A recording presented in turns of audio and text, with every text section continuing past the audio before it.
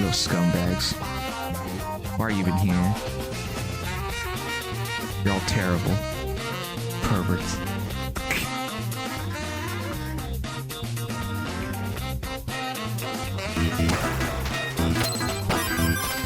Shit, I didn't get to run away. Hold on, I still got time. What the? It bugged me out the front of the train. I was trying to run to the ladder and the game just shifted forward and bugged me out the front. That's not supposed to happen. Alright. What's wrong with him? Stay back. He's got, oh, dude, look at this camera angle. Everything in this angle is blurred out except for her titties. They know what they're doing over there. God, I gotta know what company this is because I trust them now. I trust them. Screenshot Alien? I can't screenshot it right now, but...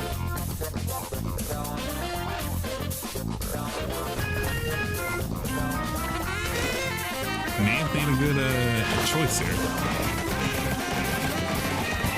Oh yeah, I'm trying out my, I got the Splatoon 3 Pro controller. I'm trying it out now. No, chat. I saw it. You should really power it up. Yeah, you remember that little bit I did, yeah. Where it has any pressure. Pretend like I am, but I'm truly upset and in anguish. Yeah, this is me. I'm Anne during a depression session. Oh, yeah, here we go. What is this nonsense? Yeah. The whole fucking do it. Yeah, that's me. Oh, he did it wrong. Black vest. It's funny because it's a vest. It's also a black.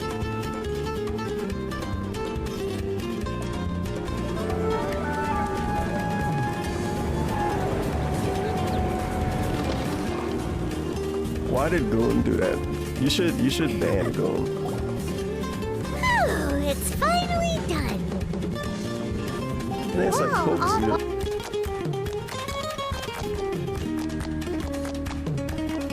Dead body. We got the third floor, and it's just started up. I swear to God. I swear. It's like, I don't know.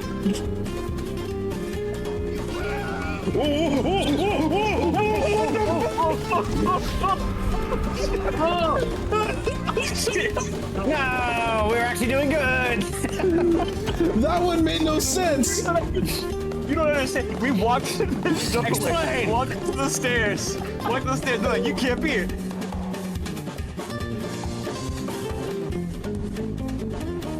Briefly, I mean, I can tell you what you did. You got bullied.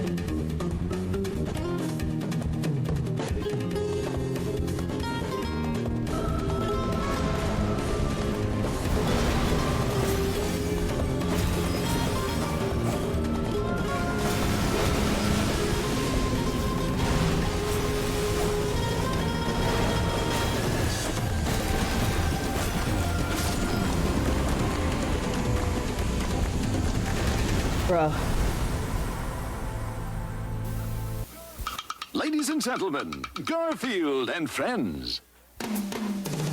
We're ready to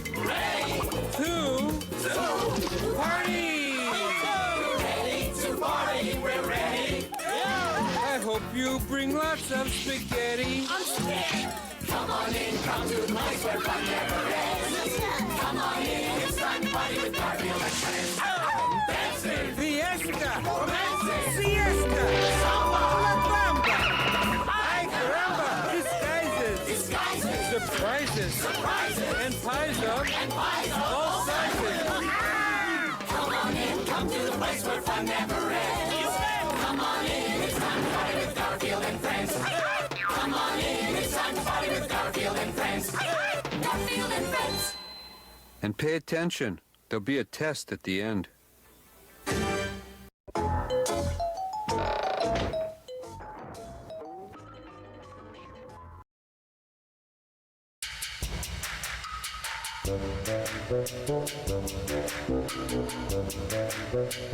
Good news is, it's a Dingus stream. The bad news is, it's just smoke and mirrors. It's actually an Arlo segment. Actually, if you think about it, both of those things are bad news. Hello, everybody! Hello, hello, hello, hello, and welcome. How do you do? Hullabaloo, and all that good stuff too. Welcome in, welcome in. Come on in, make yourself cozy. Make yourself at home, as they say. I hope this amazing Tuesday evening has found you as well as it has found me. I will be playing a game, but it's actually just a visual conduit for what I'm actually gonna do, which is I'm just gonna watch videos. I'm gonna finish up the last bits of things, those little tidbits that I have to do in this game, which mostly amount to doing side shit like the mazes, and then I'm gonna fight the super secret, super duper hard boss, and it's gonna make me go crazy, and I'm gonna cry, and I'm probably not gonna beat it. The stream's gonna end up being 12 hours long while I listen to Arlo, because Arlo put out so many videos that I'm never gonna be able to catch up on the backup playlist, and I'm still watching videos 12 hours from now. But yeah, that's what we're gonna do. We're just gonna chill out. We're just gonna unwind. We're just gonna unwind and see how much we can complete tonight. Ideally, we finish it all, and this is the last Pac-Man stream.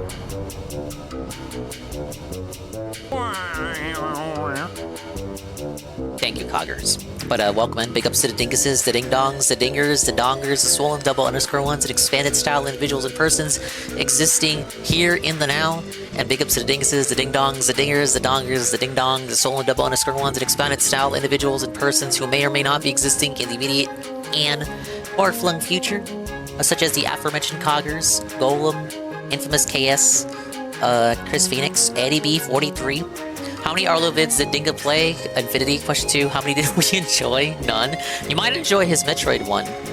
Makoto underscore simp, Nurgle. It's not late. This was supposed to be an after-hours stream. Zuki Wookie, Mr. Pun. Kinda Sav. Whoa, Sav's here. We got the celebrities in the house. Am I a ding or a dong? You're a ding-dong. Ba-bum-ba. Even Arlo didn't like it, Lamau. I mean, did you think he was gonna sweep for that? Did you think he's so fucking cratered that he would actually? Would you think people would be making fun of the guy so much that he would get upset and actually look for a way to sweep for it? Well, you're wrong. His reaction is the same reaction as everybody else's. It's lame. But he does it in kind of a roundabout way, like he just can't criticize it. It has to be like, oh, guy, you know, I'm going to stick to my guns on this, guys. I apologize if this is toxic. I don't want to be negative, but I really do. It's that kind of like, oh, I don't like this, guys. You can't just say I don't like it. You can't just say it's shit. You have to go about it a weird way, like, oh, you know, this is totally not it, guys. When even the strongest soldier can't pick up the golden broom and sweep for it, you know it's pretty bad. Alright, let me get this set up. If I have this set up the way that I want it set up, we should be good to go. Now we gotta go in order though. We gotta go in chronological order because we're so behind. So we gotta watch his reaction to the overview trailer.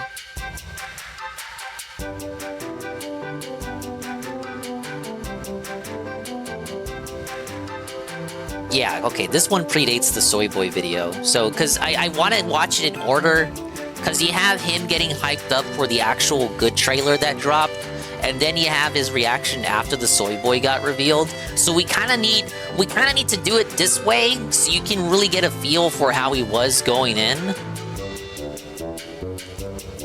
And let me get the Brave browser ready. We're gonna have to watch it this way, because I figured out I had a way. I had a way to fix this embedded video glitch that's been plaguing me as of late, but I guess Google got upset about it. They have since plugged the loophole, so I am without a way to I'm without a method to embed videos. So we just gotta pull it up the browser way with the window capture. Ains win. Can't wait to finally see who this Arlo is you always talk about. Don't get too excited. The first couple of videos I'm going to put on don't even have him on screen. He's got 2 channels, a secondary channel and then the real channel. He only shows his puppet on the real channel videos, the primary channel. If it's a secondary channel video, you will not see the Muppet. Thank you, Miss KSD, the 10-bit cheer. I'm ready for a 10-hour Arlo Suffer stream, then getting a gifted sub in 15 hours from an ambiguous VTuber. Don't you mean androgynous VTuber? A dinger special, if you will. We'll just have to hope that one is live and existing 10 hours from now. I still find it funny how Arlo made a video talking about trailers on a game he said he owns, Vampire Survivors.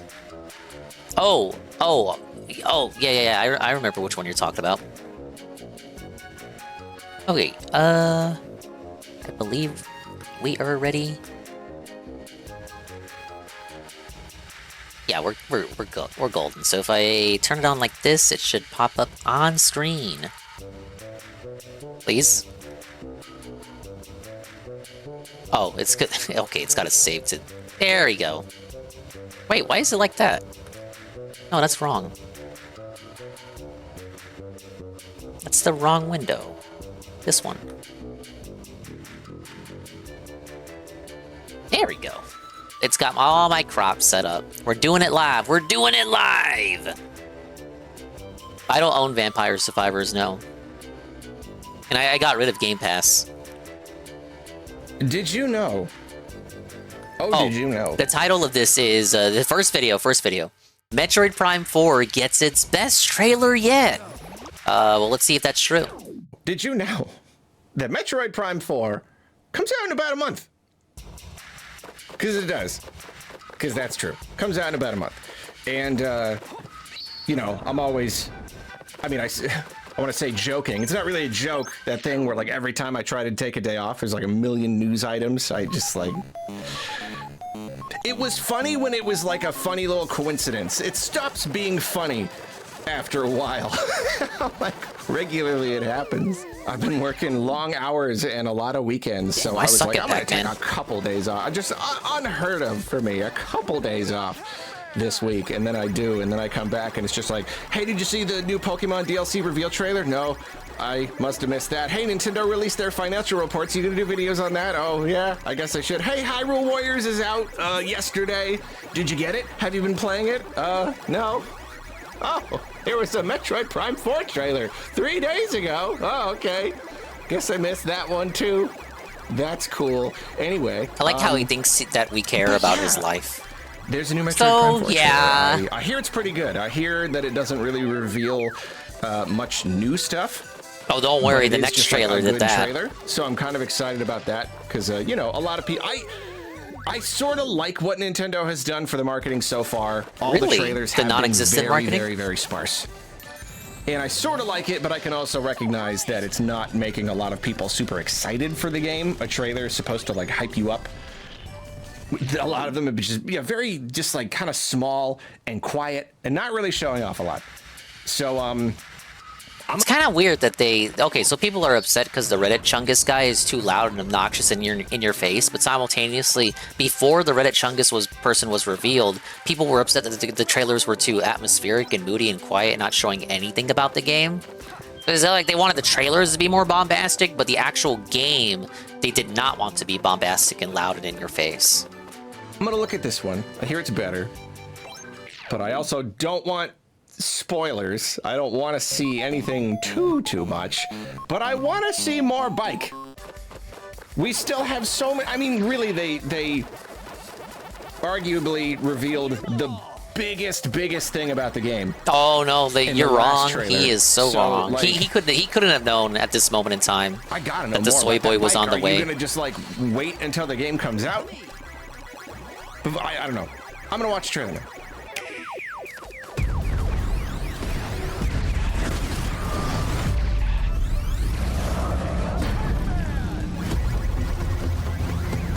This is one of those videos where we watch him react. So it's all stuff we've seen before. Oh, there's some cool shots. Why can't he just watch it off screen and then give us his thoughts after? And just make that the video? Oh, I love all the hand stuff, the hand animation stuff. The hand stuff. Beam.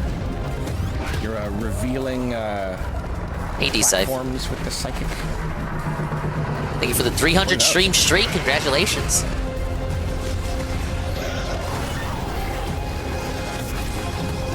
Oh, wait, he says, oh, we know why Nintendo did the Metroid Prime 4 trailers the way they did now. Yeah, yeah, it was almost like they didn't want you to know about the Reddit soy boy quirk Chungus.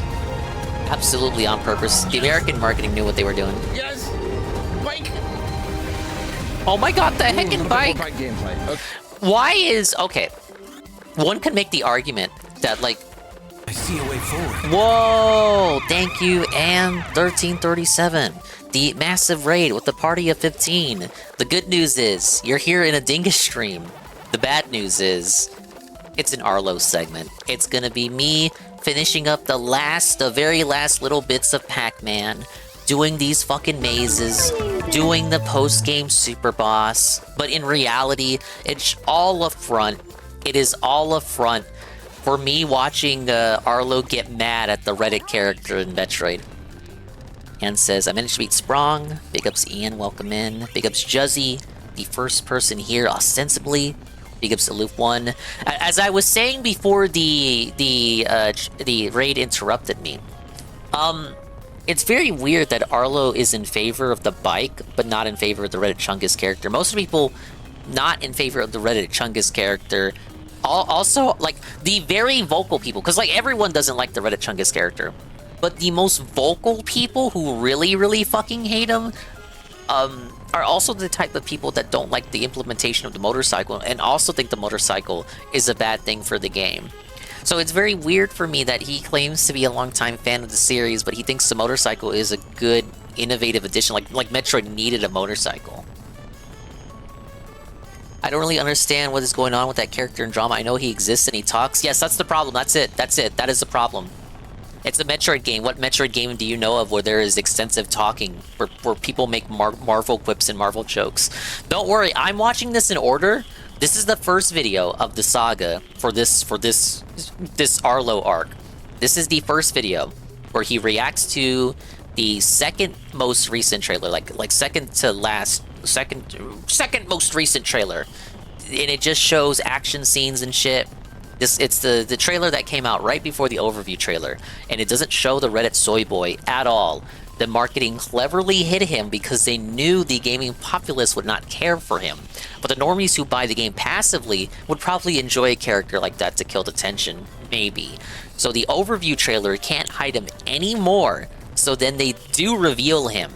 Now, we get Arlo's reaction to that after this video, but I have to watch it chronologically so we know his mindset going in. He's very excited right now. He loves the motorcycle. He's one of the few longtime fans that actually thinks the motorcycle is a great addition.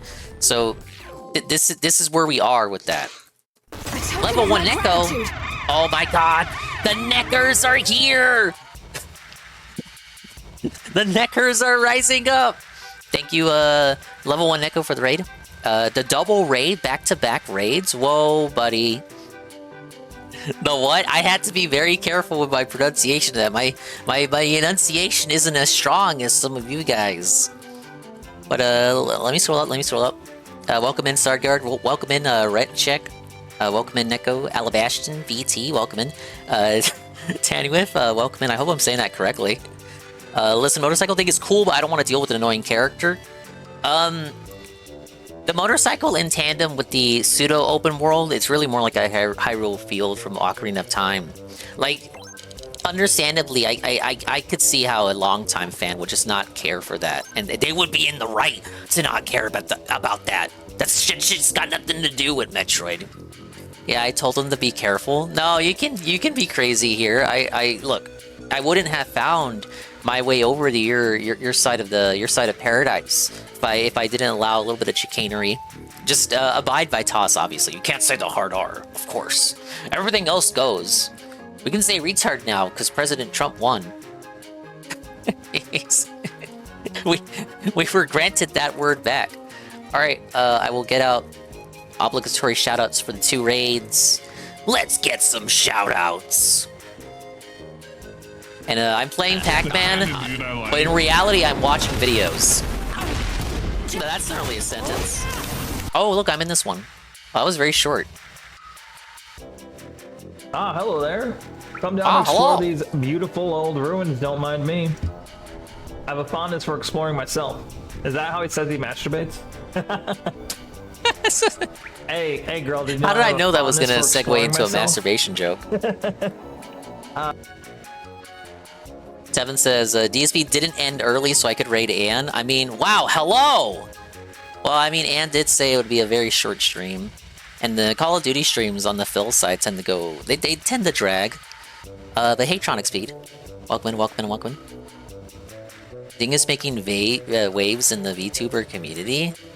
Oh no, not really. The upcoming Game Awards Game of the Year, Pac-Man World 2.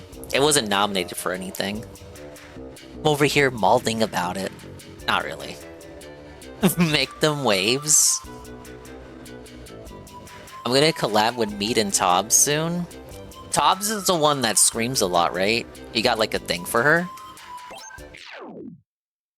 Anyway, yeah, I'm just gonna finish up the last of Pac-Man. I should be able to complete it today, 100%. I just gotta do some dumb maze mini games. But in reality, guys, what I'm actually doing is reacting. See this in the corner, right here, right above my head? I'm just watching Arlo. I'm watching a Muppet complain about Metroid. No, he's not complaining yet. He's getting hyped. He's getting excited. He's reacting to trailers. But next video, he's going to start complaining about the Reddit Soy Boy character that they added. Alright, but thank you again. Thank you for the raid. If you got a sachet and get out of here and get like a bite or a drink or something, go stretch, go walk around for a bit. Be my guest. Don't let me hold you up. But thank you again for the raid. I'll give you a Twitch shout out too. Please follow Neko. He does React-style commentary as well, looking at the news, playing games. I met them in a Harmful Opinions chat, so you know he's Dingus approved. Hey, Chalky Milk. It's a conspiracy by Big Soy? Perhaps, perhaps. Alright, we're 3 minutes in. It's a 12-minute video. Oh boy. Okay, not much. December 4th, that's less than a month. Okay, yes. Yeah, so the trailer itself was like a minute, and he goes on about it for 9 minutes. Great. Hey, Billy. Want it so darn bad. I can't do it. I cannot do it. It's too much money. But ooh! But ooh! Oh, it's so cool. Okay, so yes, it is true. This trailer did not really reveal much new. Almost all of the opening part, it's all stuff we've seen before. It's the beginning, the firefight with the space pirates and whatever this weird place is. I love this place, it's so cool. So we got a little bit more of the desert. I really do love that editing right there with the hand animation. We're gonna talk about the editing now? I love it whenever Samus does any of that. So yeah, yes, I love the editing of the trailer. It shows her crossing the desert on her own, and it's like, ooh, the sand is too much. So I imagine that the bike is kind of be the way that you get around these big desert areas. Oh yeah, you think so? Like you think so? This, you know, this You're gonna use the place bike is to like get the around? Climate controlled inside, and it's this like barren wasteland on the outside. I love this little bit. That little bit right there with the little. It's a very like early game scripted kind of thing. You're creeping through the opening area, and the little thing crawls by. It's really cool. Very moody. So yeah, so we know we have like the whip thing. The whip thing. Oh, the I'm whip noticing thing. here that the little like weapon selector, you've got missiles, and then there's just a fire symbol. So I don't know if that's just like a plasma beam kind of thing.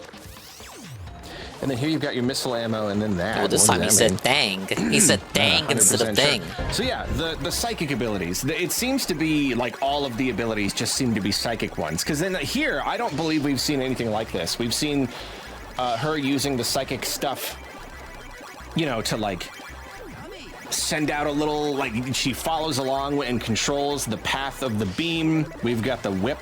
Here, it seems to just kind of be revealing invisible platforms, which makes sense because Metroid has utilized invisible platforms for basically forever.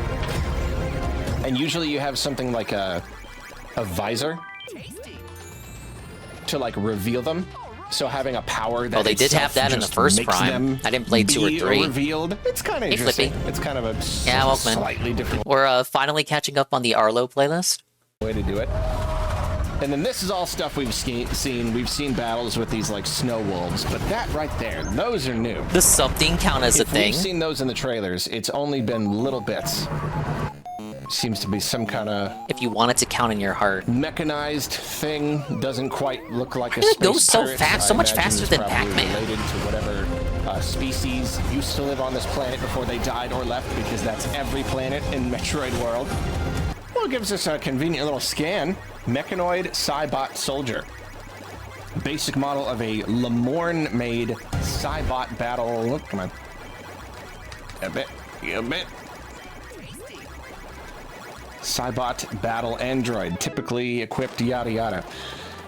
So yes, whatever people live here or lived here, definitely lived here. There are no inhabited planets in this world. Everyone's dead.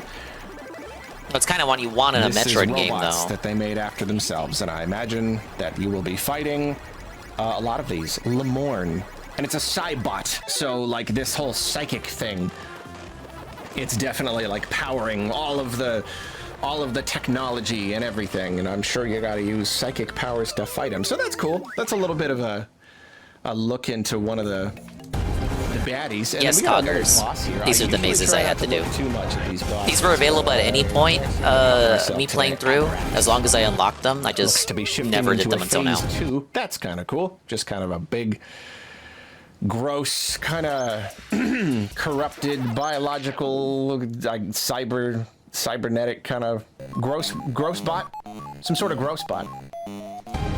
Looks cool. Can't wait to fight it. And then we got more of these 6-limbed aliens. I do like how they incorporate level gimmicks from the main game. Like that's a neat idea. I think since Prime 3. They're like, we gotta reuse these models. And then the cool shot of the bike. It's so neat. So a little bit more of this, a little bit more of that desert gameplay. It's really not looking like a ton. And I mean, even from the first trailer, I don't know. It's never seemed likely to me that this was gonna be like the main thing that you do. You know, it's not an open world Metroid. It really does just kind of look like these are... It's something to do between places. Well, anyone with a brain could have told you that. On these, like, it's not an open world game. It's probably gonna be like... It's fucking Metroid. How would that work? You turn Metroid into Breath of the Wild? AGPM. That could be a trick, though. You know, there could be an invisible wall, like, or like a big invisible wall, just like Spyro. Right there. I don't really know. But yeah, some basic combat. It's really just firing these homing shots. Shows a cool tower in the background. So I'm excited. It still is weird, the whole motorcycle free roam angle, but I don't know. Yeah, you can even see it back there. They make it every Nintendo game. Game World, even Nintendo's would revolt. Even I would revolt. Could you even fathom a thing? Landscape with points of interest between it. So yeah, we don't know how much it's all going to tie together. But, yeah, that is a thing.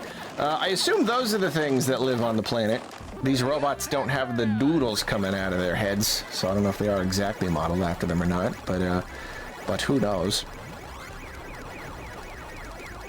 So yeah, that's basically it. It looks really cool. It really does, and I mean, illustrious commentary, Arlo. Thank you. So many unanswered questions.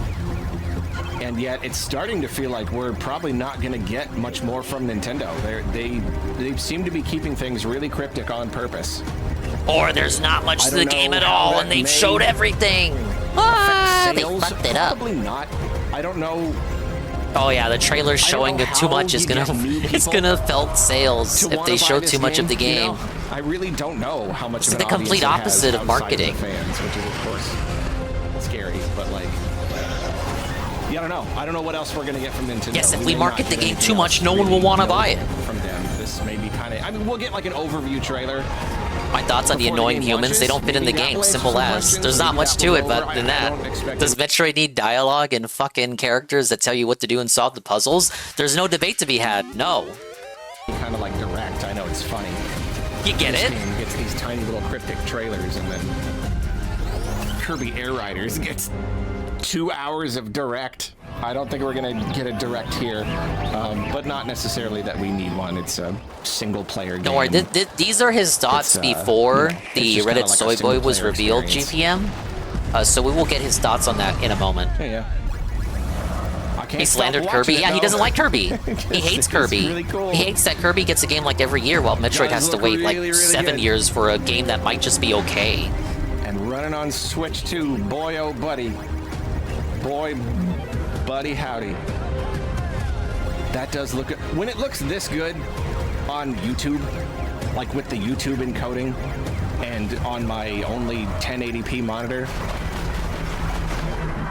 you know it's gonna look good. Oh, running natively on the TV. Did he just imply he only has one 1080p monitor? I really can't wait. I can't wait to scan. What does he do with all the YouTube money? All over again.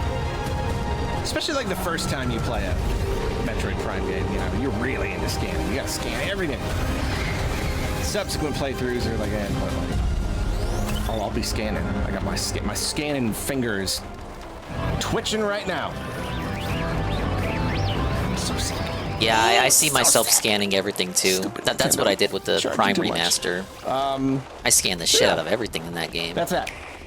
Thank you for watching this video on the Metroid Prime 4 game. Alright, that's the first video. He liked it. He did not like it after the Soy Boy was revealed. Which would be for another week and some change. But let's open that one. This is the infamous video. I'm gonna be honest, I already saw it. I saw this off stream. He was so devastated by this that he simply titled the video, "This is a Nightmare."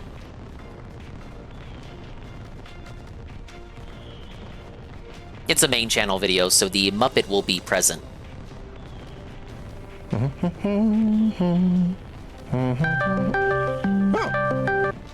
Hey, buddy, what's up?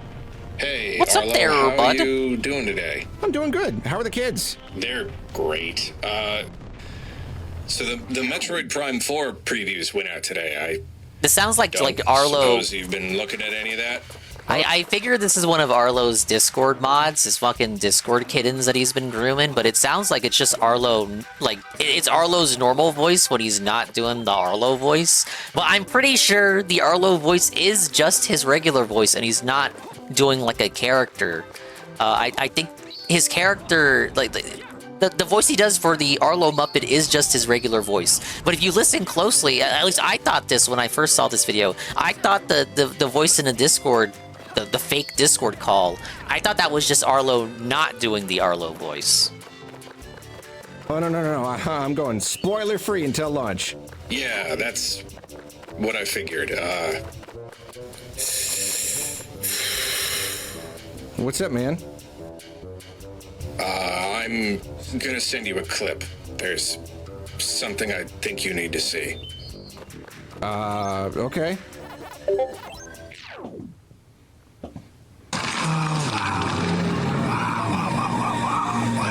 What a mess.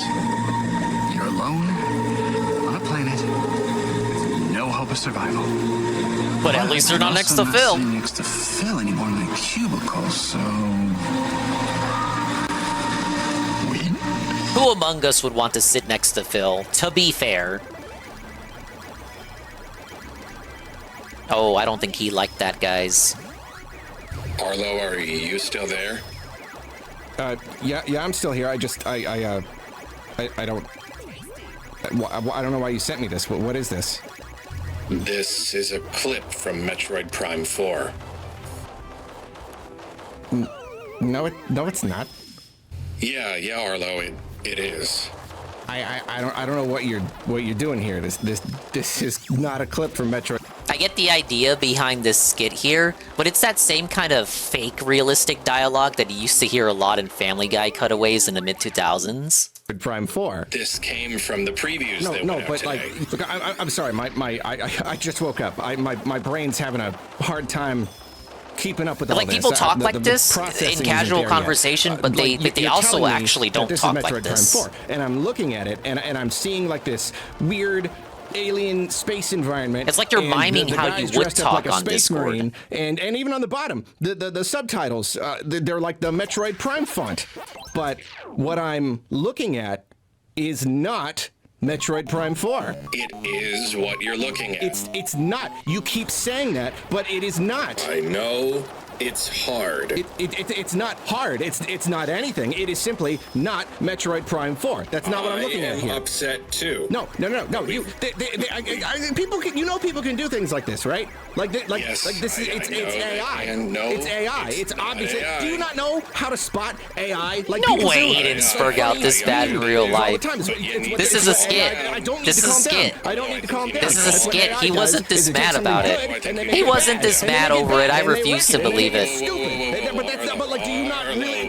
People can do this easily. Look, It is buddy. clear. It is. I have eyes. buddy. You have eyes. Look, I have look, eyes, and it is yes, crystal yes, clear to I me do that have some eyes. 12-year-old kid typed this No, into it seems Sora that way, for the but meme. that's For the not meme. what You happened. don't know what a meme I is? do This know is what simply a the meme future is, that we are and living you in, and I don't know why you're need making to such a big know deal what a out of it. meme I do is. not I need to know lower what a my voice. meme I do is, not need to Arlo. lower my voice. The world, It is you you. It is treat you that this has the like problem here. I rational don't understand. adults. I don't understand. Upset. Metroid Prime 4 is only a couple I weeks get away you. from coming, so I don't know why you would throw something like this at me. No. You understand. You don't understand. You don't get it. We were so close to release too. We were so close. We were like right at the finish line. My channel turned 11 today. That's a nice punchline though. Did you know that? I don't think that's a bit either. I think 11 years. it actually today. was. It actually was 11 years on that day. And out of those 11 Capitalization. years, I have spent 8.5 waiting for Metroid Prime 4. That's a long time. That's a lot of my life. Yeah, but you Waiting weren't. That wasn't the only thing you were for this doing in game. all that time. And we were so darn close to the finish line. We were so close. Everything up until now has looked All right, the real pretty video much starts here. Perfect. It's everything I've seen of this game is everything that I could want a Metroid Prime 4 to be. But today You wanted the you wanted a embargo pseudo lifted open on world. preview footage, so lots of You wanted a media motorcycle? outlets are posting their early impressions of the game, and it seems there is something that all of the marketing material has been leaving out. Literally Seemingly all of the on marketing. Purpose. Apparently, this game Hey, Cypher. has quippy characters. Yeah. Metroid game. It has a with, quippy character. Quippy characters. Apparently, the very beginning of the game has a very quippy character. I'm showing some clips here that I pulled from the video that Logan over on IGN did. He's a cool guy. I got to talk to him at PAX a bunch. Really nice. But his preview talks about this, and apparently, like pretty much right at the beginning of the game, there is a guy that Samus has to rescue. It's the guy. And he He's a makes nerd. a bunch of like little funny quips and follows you around and tells you what to do and reminds you about stuff and constantly just kind of like doesn't ever stop talking or making jokes or making little like He's like the head in God of like War Ragnarok. modern, like not like modern references. He's but like little Atreus. clips that are definitely modern ones. The big bad M word comes to mind. No, Mongoloid? not Metroid, but Mario? It's the kind of thing that you I was expect close. to hear in a Marvel movie, and of course this kind of dialogue has kind of Well, this game's been in production for years. penetrated much. of Probably the got industry, greenlit both when that in shit was film, still television, popular. and now video It doesn't make it games. right though. I personally am not a fan of this kind of thing. The No thing one is. You're not special. This kind of character, like literally the entire point He's not gonna die. of this kind of character, wherever they... This character will not get killed off. He will live until the end. If the others die, he will still survive. Put it, is to relieve tension. It's to relieve tension. And modern like games and movies and things, they have this... Yeah, that's the kicker, Golem. Not even the game journos like it. Even the game journos understand a character like this is a problem. So it personally for me, if I was asked the developers anything, it'd be like how did this character get past like so many stages of like quality assurance and development without anybody saying anything about him?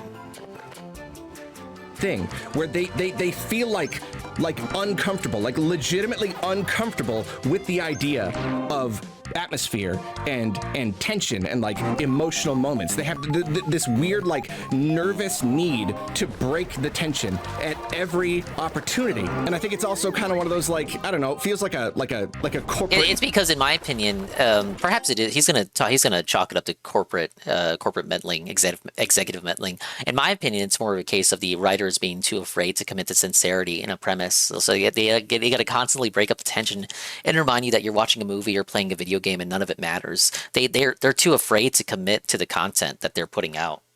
They're afraid of you getting immersed, because if you get too immersed, then anybody else looking at you getting immersed into a world will just call you a nerd, a dork. Hey, Astro. I listen to the Dingus try to reason with a dented Muppet. People have been demanding for Arlo catch-up for a week. I give you what you want. Wow. And now I'm the villain. I'm the one. Meddling thing sometimes, it's like we need to make the game more approachable, more better suited to a wider audience, and kids. Who and asked? everybody, they all love this kind of like quip. Golem specifically was waiting for me to watch this.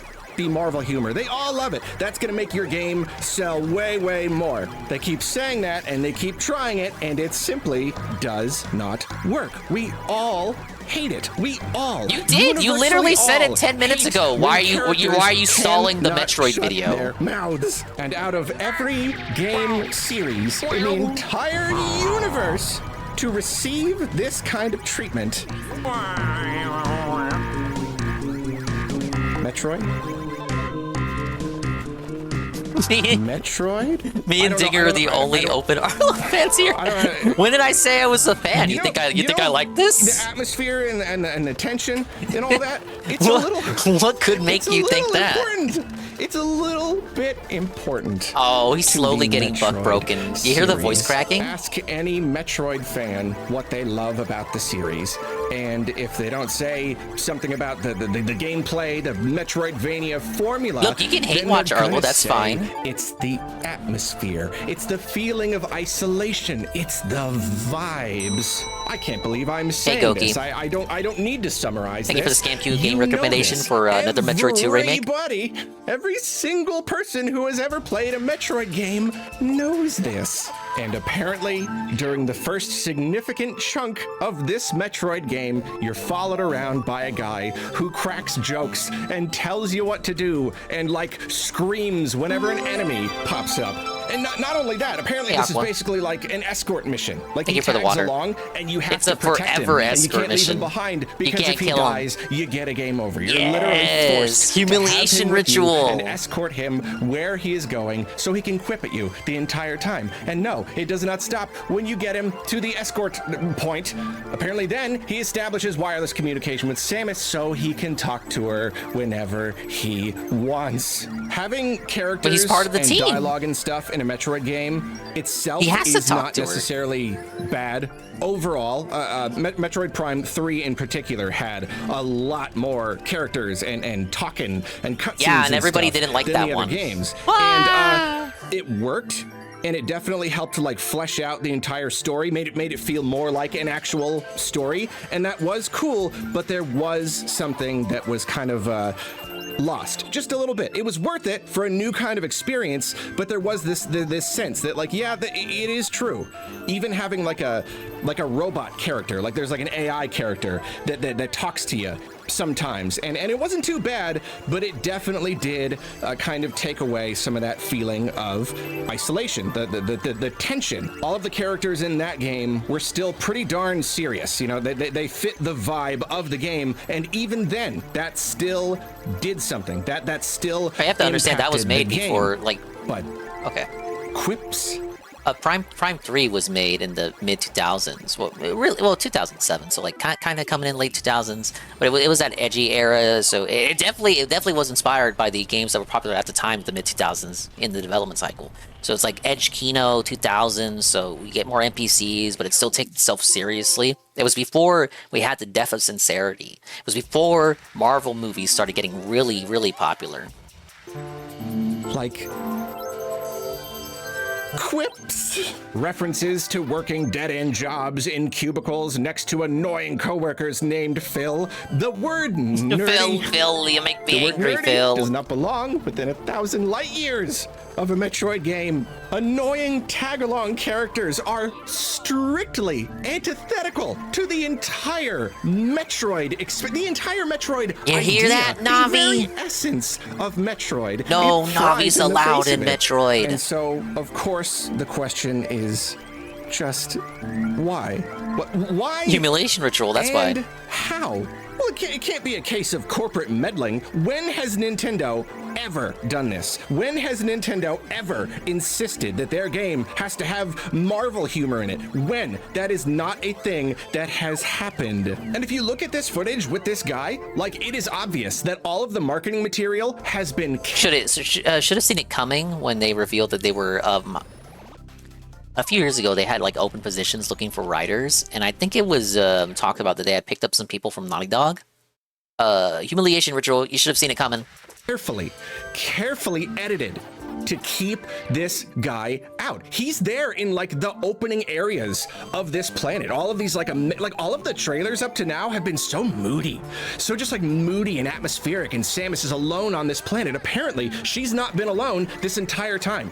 Every single They've just been chilling off screen. Just off screen. Yep. In between shots of these cutscenes. He's been there, and they have been meticulously keeping him out, almost as though they know.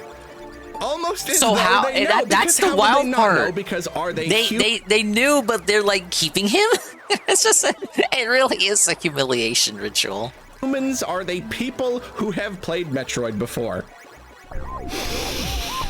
Like they know enough to know that he shouldn't intrude on the marketing. But why is he still in the game? I recognize AJ that Frosty. I am feeling and acting emotional right now. Just a little bit. I try not to get emotional. Other and I Mackenzie. certainly don't want to judge something too early. I have not played the game for myself. I do not know for sure how this is going to go down, how it may or may not affect the atmosphere, and I don't technically know how much of the game is like this. I am not feeling particularly confident for two reasons. One, as Logan points out in his video, there's like log entries for 5 other Federation characters, suggesting that we're probably going to be rescuing and interacting with a whole entire cast of characters, and maybe all of them. I saw 4 in the just kinda trailer. talk to us whenever they want. I don't know, but it seems to likely be the case. Also, even if this really was just the beginning of the game, it was like just this guy, just what we've seen right here, and It still shouldn't be in the and game. nothing else happens for the whole rest of the game. Well, that's still a problem. Think about like have you played Metroid Prime, like the first one? Imagine if you landed on Talon 4 and this guy was there. How would that have impacted the overall experience? Do you think badly? Do you think he would have improved it? The atmosphere moving forward? Take like the best really serious dramatic movie His presence certainly would have made the imagine Prime in 1 the better. opening 2 minutes there's like a Dumb and Dumber bathroom scene, you know, just like, and it's the only point in the entire movie where that happens, but like, what does that do? What does that do to the experience? And then, of course, what does that say about the people creating this art? What does that say about the people who made it? I don't want to start. No, that's a good point. That's a good point, Arlo. People want to talk about art. Oh my God, AI is replacing humans. When you give humans the power to create, and this is what they give you, this is what they created. They created this guy with a smile, and they wanted you to like him. What does that say about the Really people makes you think. who made it? I don't want to start jumping to conclusions here. I don't want to start throwing out accusations. I was gonna grab his fucking torch. But remember how a few years ago, Nintendo started hiring a whole bunch of like AAA game industry veterans from like all of from Sony, a guy who worked on God of War and someone who worked on Tomb Raider and God all this of War, stuff. And Tomb Raider, it all checks out. God of War, got hiring people from God of War. Where did the head guy come from? Where did Atreus come from? They came from God of War. To me, that you meant like, canceled your pre-order over this? AAA sauce. That just means like better graphics and cutscenes and more action. I've seen 3 of the other NPCs, 2 guys and 1 girl. I saw the overview trailer, so I know one's a black guy, one's the nerd, and one's a lady. And I saw like a robot dude, but I didn't know if he counted as a Federation trooper. Those are the ones I count. So I counted 4. But you're telling me, but then I heard Arlo say 5, and now you're saying 6. Just like a more technically amazing game, but with AAA veterans working on this game, you know, now we're seeing this. What is this? This is a very AAA kind of thing to happen to a game. Are these two things related? I don't know, but it sure gets me thinking. When they introduced the bike, the Samus cycle, I thought it was cool. And I definitely recognize now he doesn't like the bike. Now he doesn't like the bike. Big open desert areas, like that is a new thing. This is why I'm glad I watched the first video. Listen to him in the first video. He was so excited about the prospect of the bike and being able to explore that pseudo open world. Now that the Soy Boy's been revealed, it's causing him to look at the bike in a new light and realize that with the addition of all these people that are being hired by Nintendo, these former AAA developers, it's like, I think he's gonna swerve it and segue it into, and like, oh my God, they're gonna become just like Sony, for real. For Metroid that could potentially have an impact on the atmosphere and the feeling of claustrophobia and isolation and all that stuff. And like, oh, you're just gonna turn Samus into like a cool sci-fi like bike ride? Like that's not really Samus, right? But like, I'm open to the idea. You saw I a recognize screenshot that it could go somewhere not good. It could have a negative impact on the game. But I'm willing to give it the benefit of the doubt. I'm willing to keep an open mind and just now. Hear how he describes it now. Benefit of the doubt. I'm willing to, you know, accept it with an open mind. But like the last video, he was hyped for the motorcycle. You heard him. Be like, it's probably just a cool thing. It's probably gonna be okay. But apparently that was a sign. That was a herald. That was a red flag. A bad omen. I can't say for sure if this is gonna like ruin the game for me or anything. And by all accounts, the rest of the game is great. All of the other untainted atmosphere and the mechanics and everything, like it all does sound perfectly Metroid Prime. Maybe it'll still be okay. I totally want to keep an open mind. I want to go into it expecting that it could still be great. I just don't see how it could. You know, I don't like just seeing. Here's the thing: if the game still ends up being great, it will have been in spite of these characters, not because of them. What I just saw, I can't All right, now the grind to imagine a scenario where that could be the way that it is, and things could still be okay. And the game could still have the kind of feel that I live for, the reason I play these games. Maybe a lot of people will be fine with this kind of thing. And, no, they won't be. You can you are go not in alone. And turn down the volume on voiceover, so you just see the subtitles. That probably helps a little, but then of course, then you're not hearing any of the dialogue from any of the we need a dedicated mute Mackenzie, buddy. And like it's a Switch 1 game, so maybe someone will make a mod. Read it, and they're still following you around. So Mute I don't know. Mackenzie But, like, mod. I'm sure Maybe for most people it'll be okay. I really don't know. For me though, I am particularly sensitive to this kind of thing. I am particularly annoyed by characters who do not shut up. I have a particular love for getting sucked into a game, getting totally immersed and just integrating my very soul into the game's atmosphere, and stuff like this just shatters the immersion for me. It is very, very easy for that illusion to break, and when it does have a very, very strong negative impact on my experience. At this point, we'll just have to wait and see. At the same time, like, I get it, but bro, it's just a game. You don't have to go postal over it. It's just that we were so close. We were so close, and it's Metroid. It's okay though. It's okay. Posting the kitty I'm okay. to calm him down. It's gonna be okay. Just gotta calm down. Everything is fine. Everything is fine. I'm just gonna go and Nah, this is soy angry Arlo. This is Reddit rage. And then I'll be okay. This isn't like how he used to be. It's almost like he's overacting. Like, he doesn't like it, but I don't believe that he doesn't like it as much as he's portraying it here. Actually, yes. Thank you, Miracle.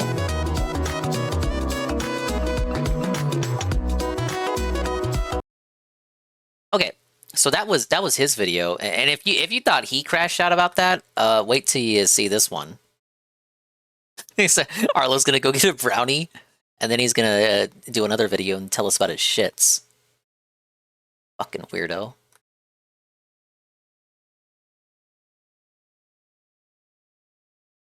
Okay, this one is entitled, but it's not an Arlo video. Metroid Prime 4 will be worse than you could imagine. This one might be so angry, it might make you start sweeping for the guy. We'll see.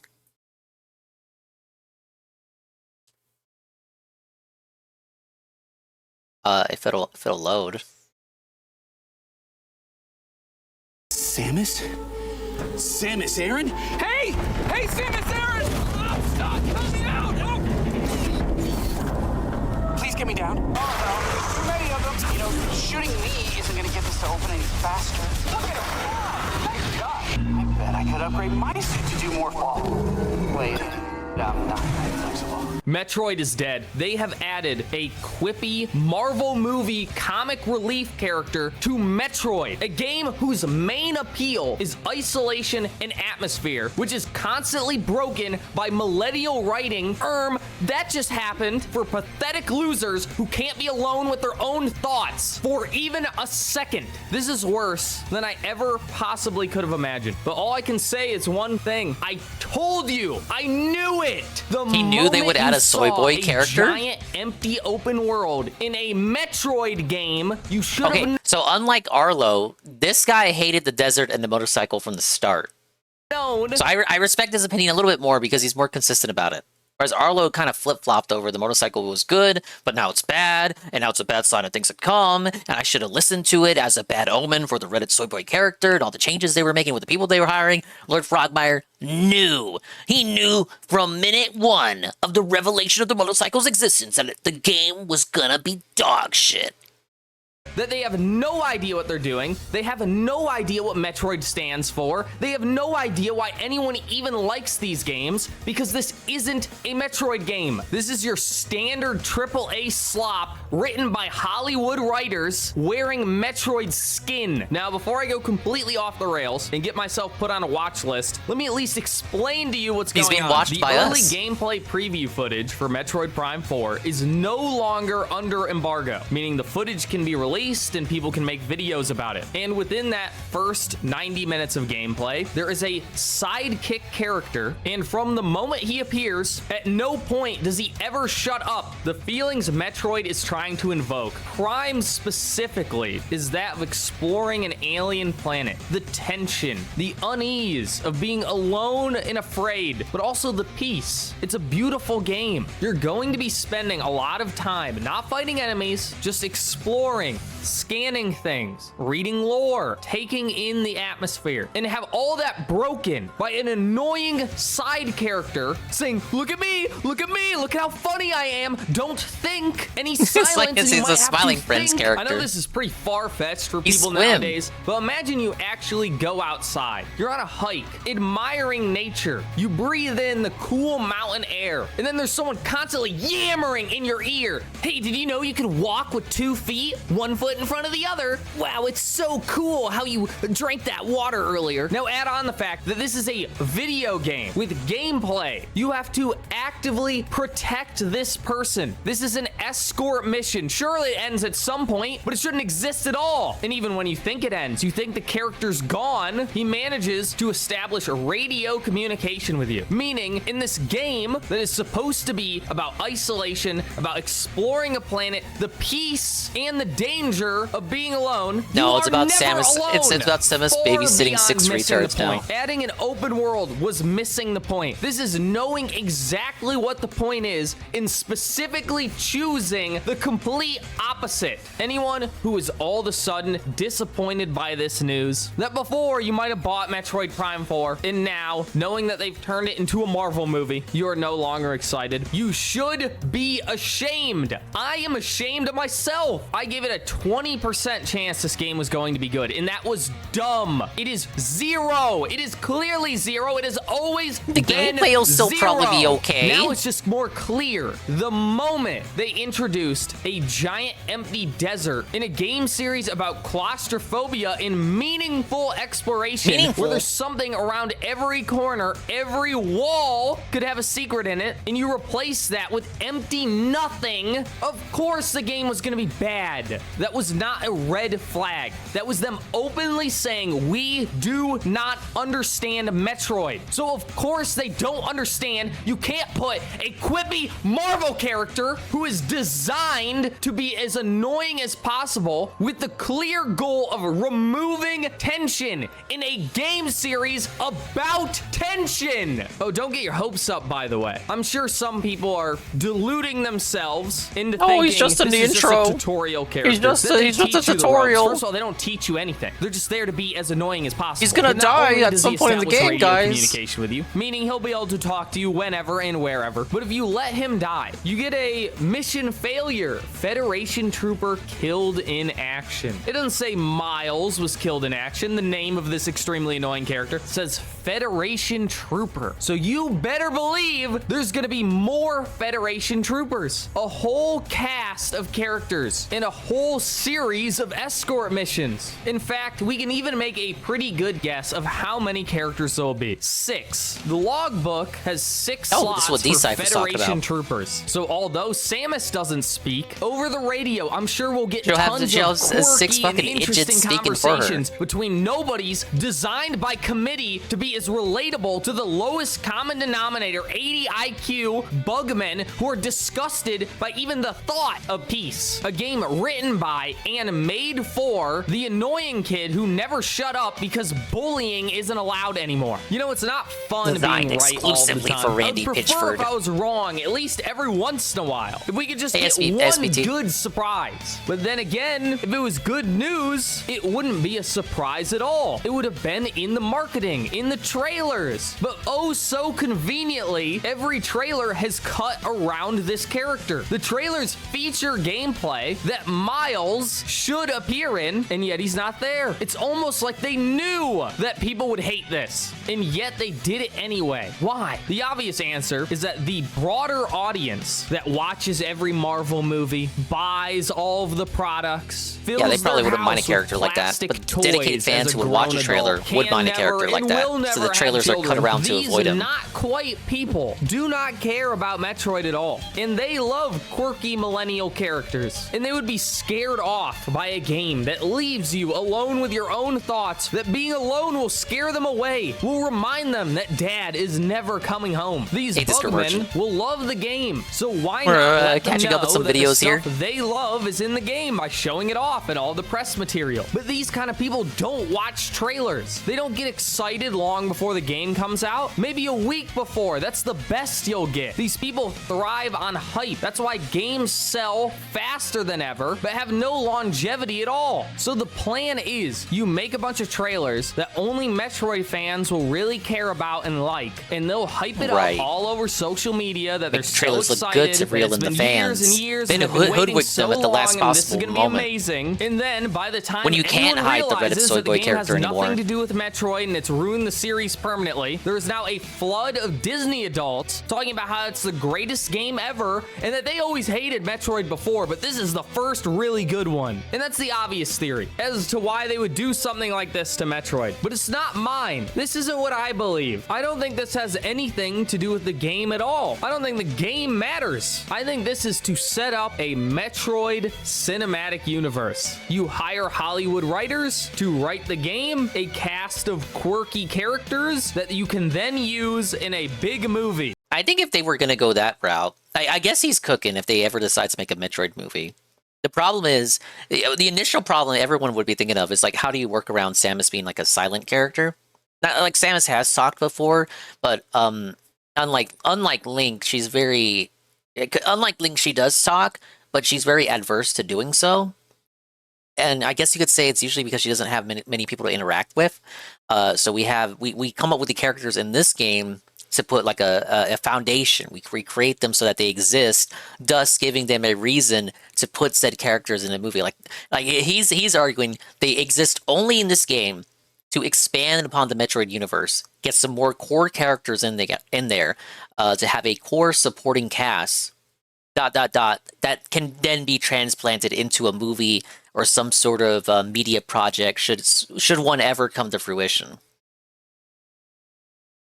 This is already where it just feels a little nefarious, or perhaps don't attribute to malice what can be better attributed to stupidity and ignorance.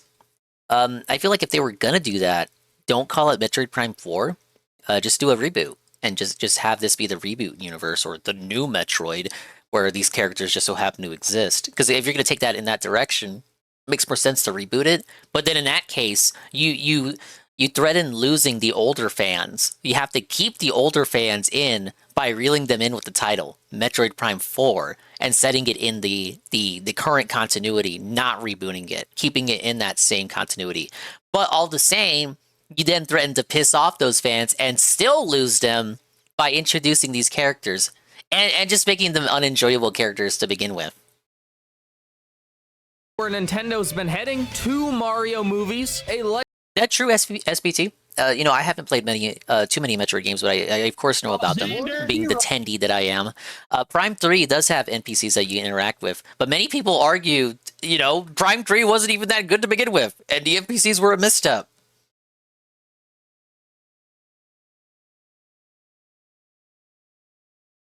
Sending you a cool dingus.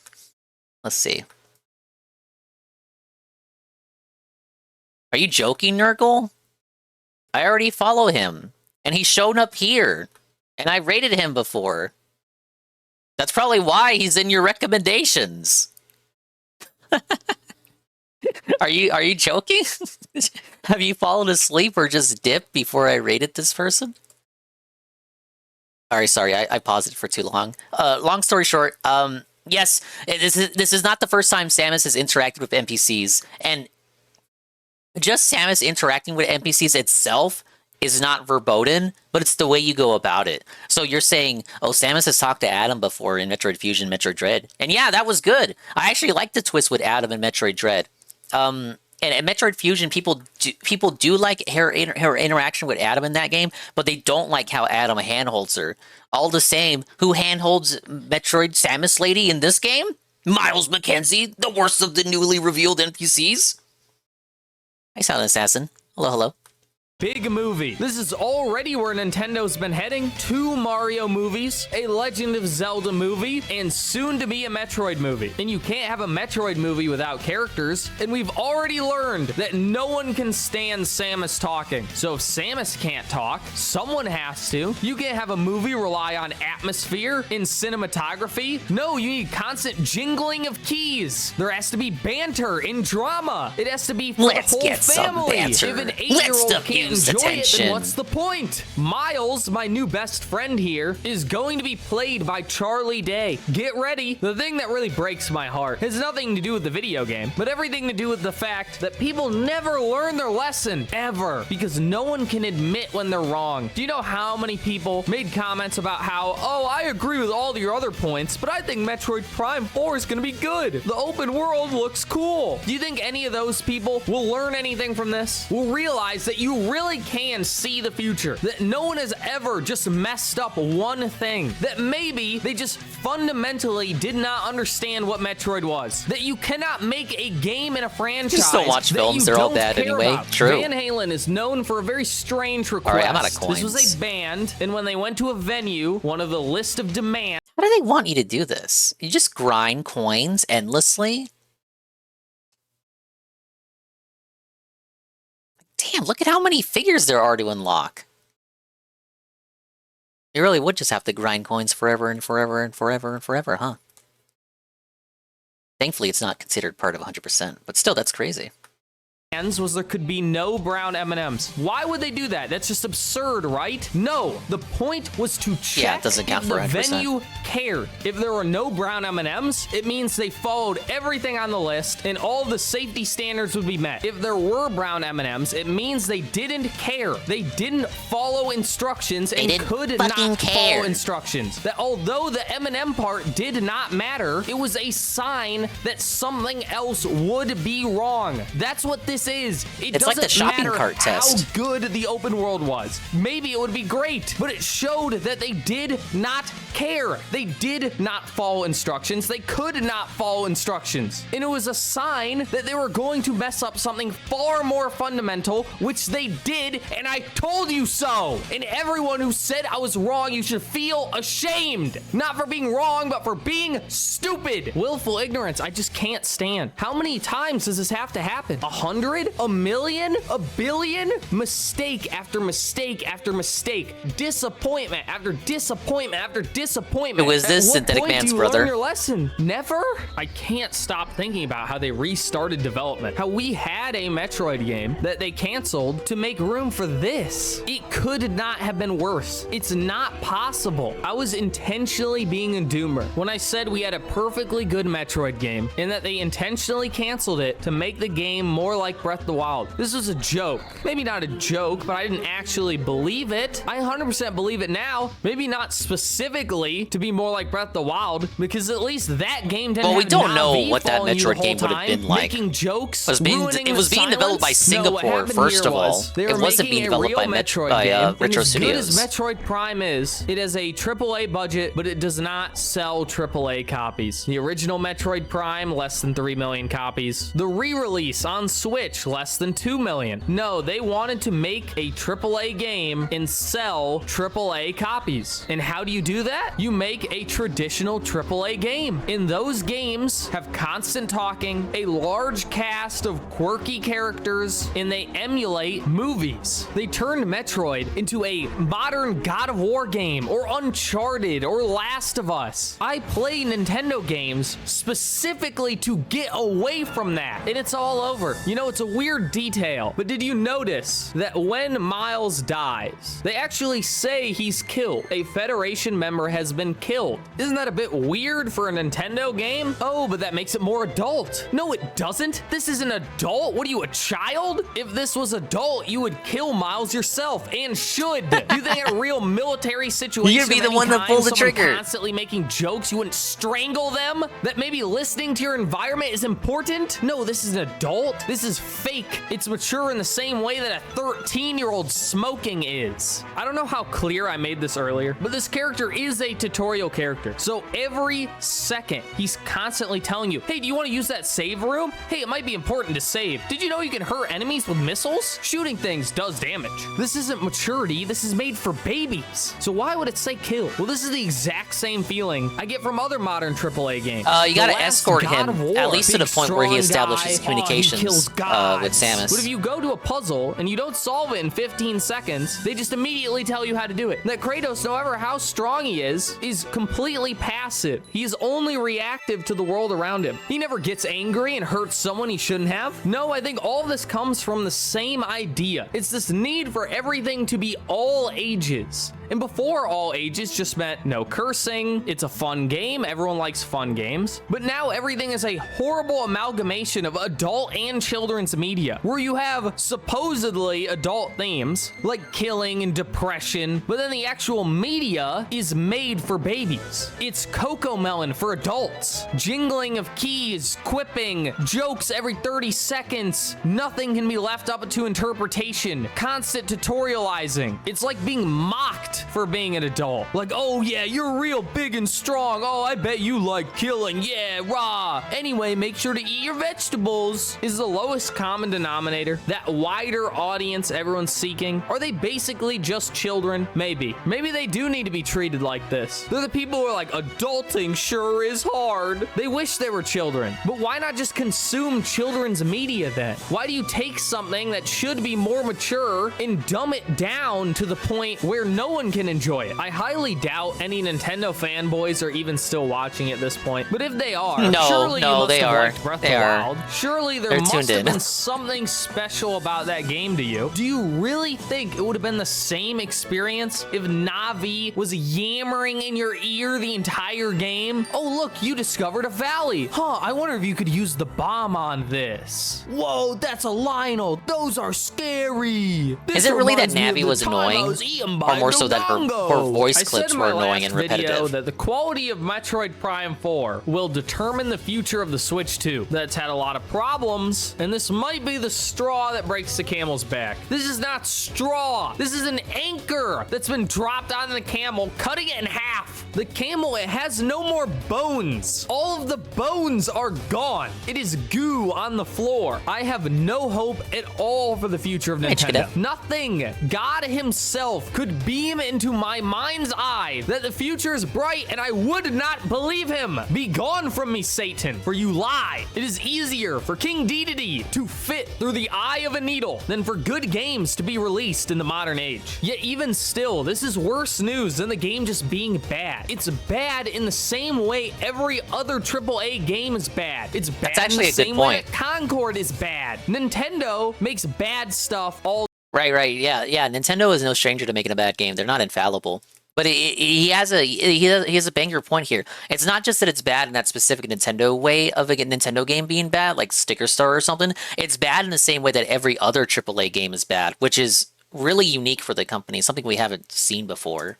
All the time. I hate to say it, they've done it many times, so, but look, never the game like will probably this. Be okay. They've never been bad in the same way that everyone else is bad. This marks the end of an era. Nintendo is now just like every other developer. There is no distinction between them and Sony. It's all just the same slop. I'm not even saying they'll never make a good game again, but they'll never make a game that's special again. Not unless the company completely restructures. The president is replaced by someone who actually makes video games.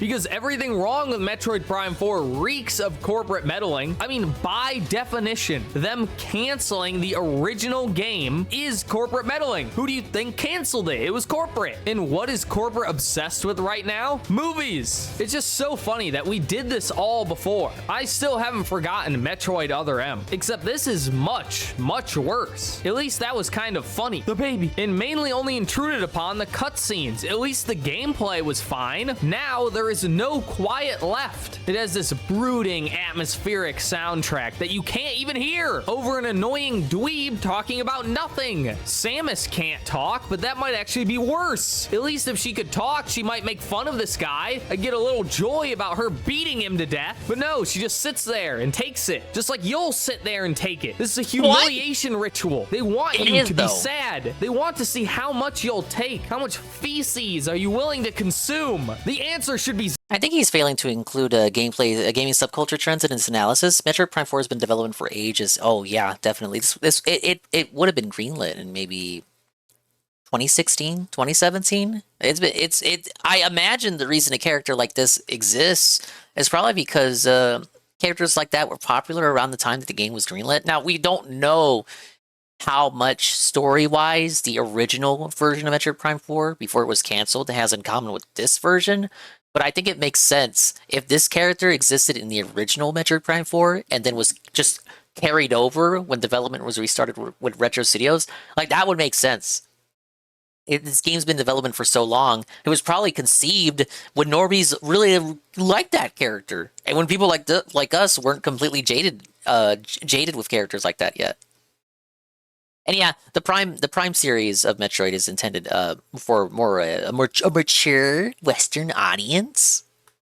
0, but we know it's not 0. It's not even close to 0. Just look at Pokemon. Yeah, people keep getting worse and selling became better. exhausted. Pokemon Sword and Shield is the worst Pokemon game, and it's the best-selling game since Red and Blue. Quality has never been equal to sales. They're not even related. I keep seeing Nintendo fans being like, "Who cares? The game will sell well anyway." Why is that a good thing? That's a bad thing. You should feel ashamed. Ashamed that you and the people who buy these games are both considered human. It's not my definition of the word, but it's most people's. Why would you be happy, excited even, for a company you claim to love to be rewarded for something you know is bad? The more they get rewarded for doing the wrong thing, the more they're gonna do it. It's like a child. They should be beaten. I don't know if I made it very clear, but obviously, do not, for the love of God, buy this game. Now, I'm still gonna play it and make a video about it, but there are other ways of playing things without having to buy them, because this is a Switch 1 game. You know, like borrowing from a friend. I just have to know how bad it gets. Somehow, every time, my expectations have been destroyed. I don't know how it can be done this time, though. I don't know what worse than I could imagine even is at this point. What I'm thinking of is like a 0 out of 10. But maybe we'll find the illustrious -1 out of 10. I think the only thing that's saving me from a trip to Greenland is that Kirby comes out before then. And Kirby is made by Sakurai. And if there's any lesson to be learned here, you should only ever be excited for a game that you've seen an incredible amount of footage of, so there is nothing for them to hide, and is made by a true visionary. I couldn't name a single person working on Metroid Prime 4. Not one. And I really don't want to know them now. Honestly, the only good thing that could happen is that everyone who's even thought about the name Metroid Prime 4 gets fired and blacklisted permanently. Now, obviously, that would never happen, but it should. Zoomer baby rage, but he's right. He's speaking truth to power. Going to defend this now. I say that as if I don't already know. They're gonna be like, I never liked Metroid. It's scary. It's boring. What, you hate fun? Well, no, it's fun? Immersion. I miss immersion. To lose yourself in the world. I can't immerse myself in a game. He's right. Where every 5 He's right, seconds though. I have He's to right. Don't be so annoyed by him that you start capping for the game. Those Chozo sure were smart. I think the only appropriate response to this news Thank you, is Infamous, for the fire shining and Kirby. brimstone. May God punish these heathens for their existence. Don't worry, guys. Anyway, Kirby is Nintendo's coming. So bad, Kirby is coming. Garbage. Bye. Kirby is on the way. Kirby is gonna save the Switch 2. Kirby's gonna save the Switch 2, guys. Shroom says he's right. Frogmire is cooking. Punk's crash out is valid. It's a valid crash out. Listen, thing is, I know Nintendo games have navies. I know this, but why did this one have to be such a quirk chungus? It could have been literally anybody. But they specifically chose a quirk chungus, Shroom. You know why? You know why? Because Metroid Prime is made by Westerners! Westerners! Ah!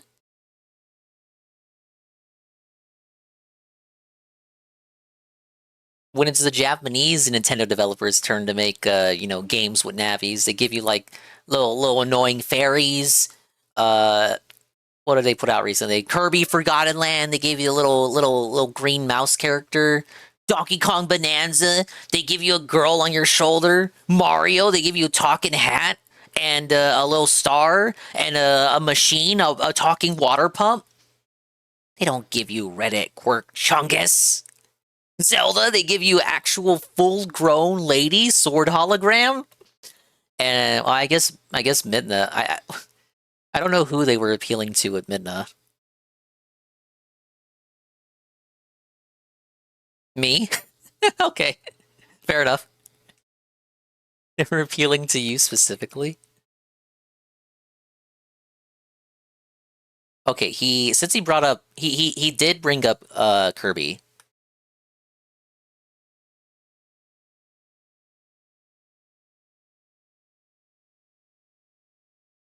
See if I can find this one. Okay, yeah, Sakurai is the last great developer at Nintendo. Oh yeah, you're right. Yeah, you're right. Yeah, Midna has that second form. Too bad she couldn't have that second form throughout the whole game.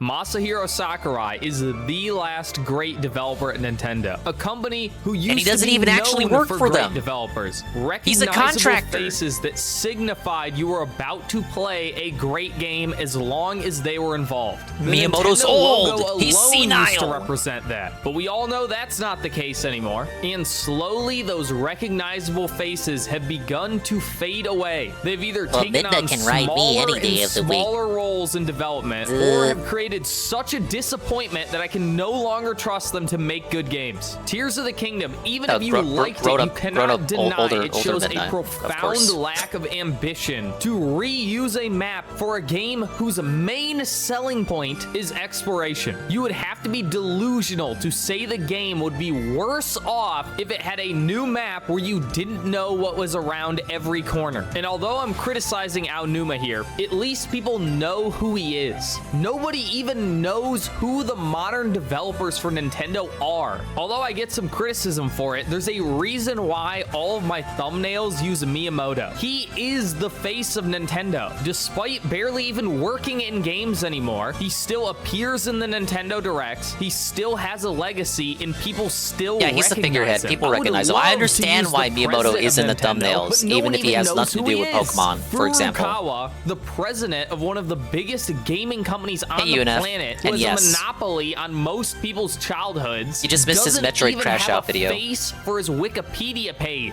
There's a reason people use faceless suit as an insult, because without a face, there is no responsibility. When Nintendo acquires an illegal patent, or Joy-Cons drift, or they release $20 pointless DLC that was cut from the main game, who are you going to blame? Not Furukawa, even though he is probably the most responsible, and it's because no one knows who he is. And it shows deliberate cowardice, because you can always just blame Nintendo, but we are humans. We know it is people who are making these decisions. And if you don't have autism, people are recognized by their face. So if you have to put a face to the company who is doing the bad things, you're stuck with Miyamoto. But it goes It's actually a both weirdly ways. autistic, When but the also company does incredibly something valid good, way you of wanna put a explaining why face to Miyamoto that, gets so all that this the shit. Next time that person makes something, I don't you'll have be any there issue with because this you know it explanation, will to be be great. honest. This concept is what Nintendo was built off of. Oh, Miyamoto's directing this? Of course it's going to be good. Aonuma's directing this? Of course it's going to be good. Sakurai made this? Of course it's going to be good. And it's now that we finally get to the point of the video, with Nintendo stocks at an all-time low, where you can't go anywhere without hearing how bad Nintendo is. Here comes Sakurai, here to save the day, with an hour and 45 minutes talking about his new game and how excited he is for it and just how good it's going to be, and I can't help but believe him. And others seem to agree. You have people saying you're a bad person for owning a Switch 2. That is morally reprehensible to own a video game console, saying that, I don't know, this Kirby thing looks pretty cool. And the secret all along was love. It always has been, and it always will be love. And that is why there is no face of Nintendo. For Furukawa to be the face of Nintendo, he would have to face us in a direct and talk about how excited he is about new Nintendo games. Something he cannot do. These businessmen are snakes. Is that something but I they're can not watch good on enough stream? liars to fake love. Well, I guess it's You Aqua cannot Teen. What fake is it? Can't be too excitement bad. For an hour and 45 minutes, an unprecedented amount of time. He had probably to not. ask specifically for this. Oh, it's He said, AI, okay. Nintendo, listen to me. Thank I you for worked in telling the me. Smash mines for 5,000 years. You will give me my baby game that won't sell at all because the first one didn't. You'll give me as much money as I need to make it, and I want a 45-minute direct. And they said, okay, Sakurai, you did a lot for us, so fine. And he's like, you know what?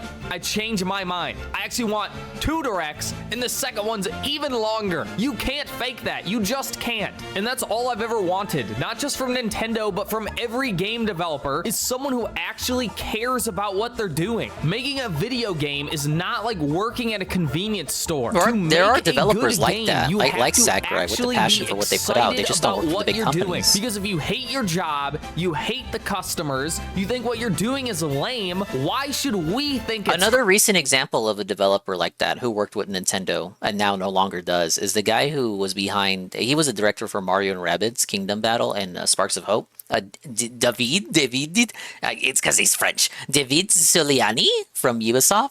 He's no longer with the company now, but he was really passionate about that game. Even if that game didn't gel with everybody, he really put heart and soul and passion behind the project. It's a shame that he's no longer with them now. So who knows if we'll ever get another Mario and Rabbids game. Cool. Why should we be excited to play it? There's a reason no one came out to tell us how excited they were about the Donkey Kong DLC and all these cool things about it. No, we got a generic advertisement because there was no love there. There's no love in DLC. In fact, it came from the man himself. I can't believe they let him say this, Donkey did the marketing for that DLC for Nintendo. There will be no continuation. There will be no DLC. There is no live service. And why? Because he put everything he possibly could into the game, which is what a video game should be. You should do your best. Is that absurd? Is that insane to say you should do your best every time? That I hate DLC because I know it's cut content every time. I simply don't buy it. It's just white noise. Honestly, I kind of agree with you. Then either delay the game or make a sequel. I'm tired of it. I don't want DLC anymore. That's half-baked content that should have been in the main game. He's prone to derailing himself and jumping from bullet point to bullet point. To forget that Switch 1 games used to receive free updates over time, which should signal to you that the game was blatantly unfinished and then they finished it over time through updates, but it's okay because it was free. Now they're doing the exact same thing, releasing unfinished games, except why make it free when people will pay for it? It's the same system, but more anti-consumer. But not Sakurai. Sakurai straight up tells you, nope, everything I possibly could put in the game is in the game. And this is why it's so important to put a face to a game. Because when a developer says something like that's that, what he wants, UNF. Trust. Where Sakurai's next game, he wants these games to have a face to them. DLC later, not this one. If this has DLC, then he's a liar. Bonanza has a director. Why are we not treated to the director? Why does the director not tell us about the game? Was not cut content. Personally, and then he put everything he possibly could in. And that's not just based on this statement. It's based on action, what he actually produces. Sakurai games are known for having absurd so I can scream at them, yes. Smash Bros. So he can attribute his malice to someone specifically instead of just Miyamoto. That is insane. You know for a fact that the DLC characters weren't cut from the game because they couldn't possibly have put more in. Compare that to Legend ZA, which feels like an unfinished game at launch. Has barely any content at all. A single underground area, a city where you can't go in the buildings. It's not just that DLC's unacceptable. It's that making an unfinished game and then upselling you the finished product is unacceptable. Or at least it should be. Instead, it's I won't sleep for this. It's unacceptable that the code for all Pokemon isn't in these newer games. There is nothing we wanted to but I've ranted about it that we a ton of times in the past. And although he made that DLC comment at the end, he proved this point at the very start of the second direct, where he brings up Top Ride. And if you don't know, the original Kirby Air Ride had 3 modes, one of which was a top-down racing mode that basically nobody played or cared about. It was mildly amusing to mess with sometimes. And Sakurai even acknowledges this. He says, if we didn't put in the game, I don't think most people would care. But they put it in anyway. They did it anyway. And why? Why would they do this? Why would they put all of this effort into remaking, revamping, improving a mode that no one cared about. I mean, I checked the chart. I asked the businessman. They said it's a waste of money. You won't get a return on investment. Will this really improve sales? The focus group even said that 99% of players wouldn't care. Yeah, but what about the 1%? What about the people who didn't even know they wanted it? What about the people who never even got to try it in the first place? What about the fact that a sequel should be bigger and better than the original? What about pride? What about knowing you did the most you could possibly do? That's what I mean by love, about truly caring about what you're making. It's ignoring all logic, ignoring things like return on investment or a proper use of time, just doing what you know in your heart is right. That wouldn't it be cool if we brought back every mode? And actually, there's even more modes, and we'll have achievements, that thing that no other Nintendo game does. And guess what? Those achievements will unlock things. That's the carryover from the rest of Sakurai's games. Remember unlockables? Old games used to give you something for your achievements. New cosmetics, new characters, new other All Sakurai games have a something checklist to system. reward the player for engaging with the game, giving you more content, more reason to play. And this system has been entirely absent from modern games, not for accessibility, not because only 20% of players may ever unlock it. It's because they would much rather sell that cosmetic to you than you receive it for free in the game for playing the game. When you receive a reward, that behavior is being encouraged. So when you get an achievement in a game and you're rewarded with more content, you're incentivized to keep improving and playing the game, which sounds really cool for the player, but for those faceless suits, wouldn't it make far more sense to reward the player with more content by spending money, incentivizing them to spend money? I mean, the game even has an in-game currency and a shop where you can buy cosmetics. Come on, Sakurai, just make it so that you could buy that in-game currency with real money. But no, he made a complete game that he wanted to be good. So you earn the currency by playing the game and having fun. And this is the most psychotic part. You can be the one selling the cosmetics. You can customize your ride and then sell it on the marketplace to earn in-game currency, which you can then use to buy other people's customized rides. I just keep imagining Sakurai having a random good idea and being like, Nintendo, I need an extra $10 million so I can add a real marketplace to my baby Kirby game. That's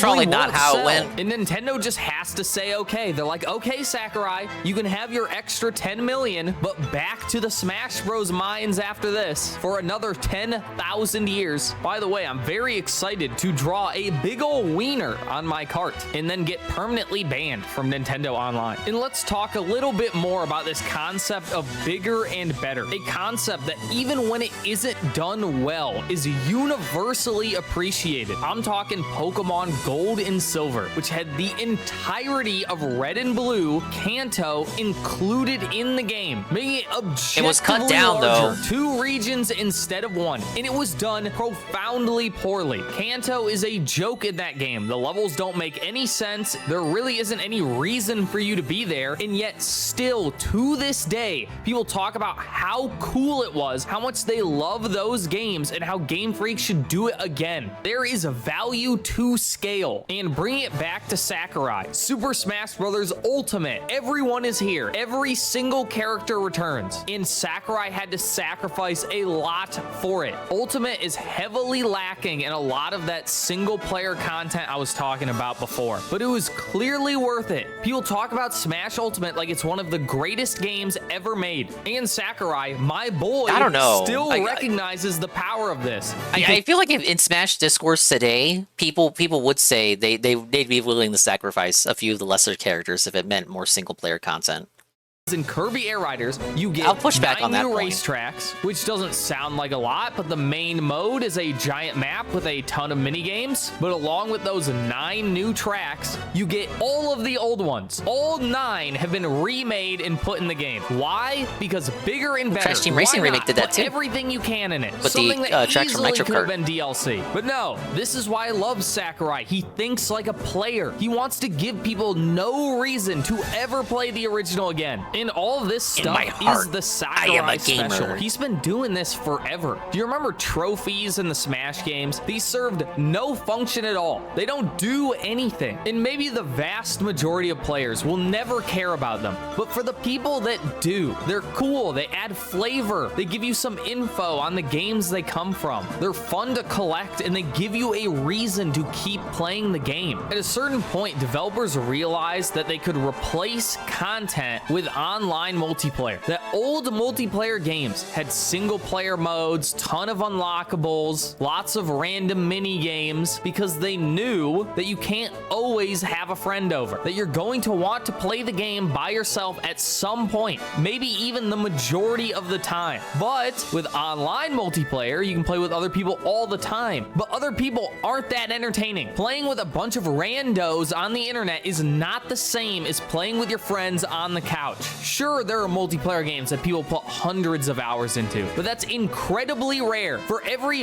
one multiplayer game like Fortnite that goes crazy, there's 100 that no one plays. And even the games like Fortnite that do succeed, those games have insane amounts of content constantly. A slow never not drip getting feed content. of new maps, I want to talk new about people in the weapons, mines. People new making Fortnite are in some mechanics fucking to keep mines. ADHD fueled zoomies entertained. And I would much rather have a big hearty single player, tons of achievements, tons of unlockables, many different modes, and a story mode, which we'll talk about later, than have a ranked mode that Smash Today, people would just bitch about their character not getting in, replacing a DLC character that they don't like, or too many sword characters. Yeah, I going back to my earlier point, I feel like the Smash community would absolutely sacrifice every Fire Emblem character, and perhaps every sword character overall, or maybe even Link, if it meant getting more single-player content for Ultimate.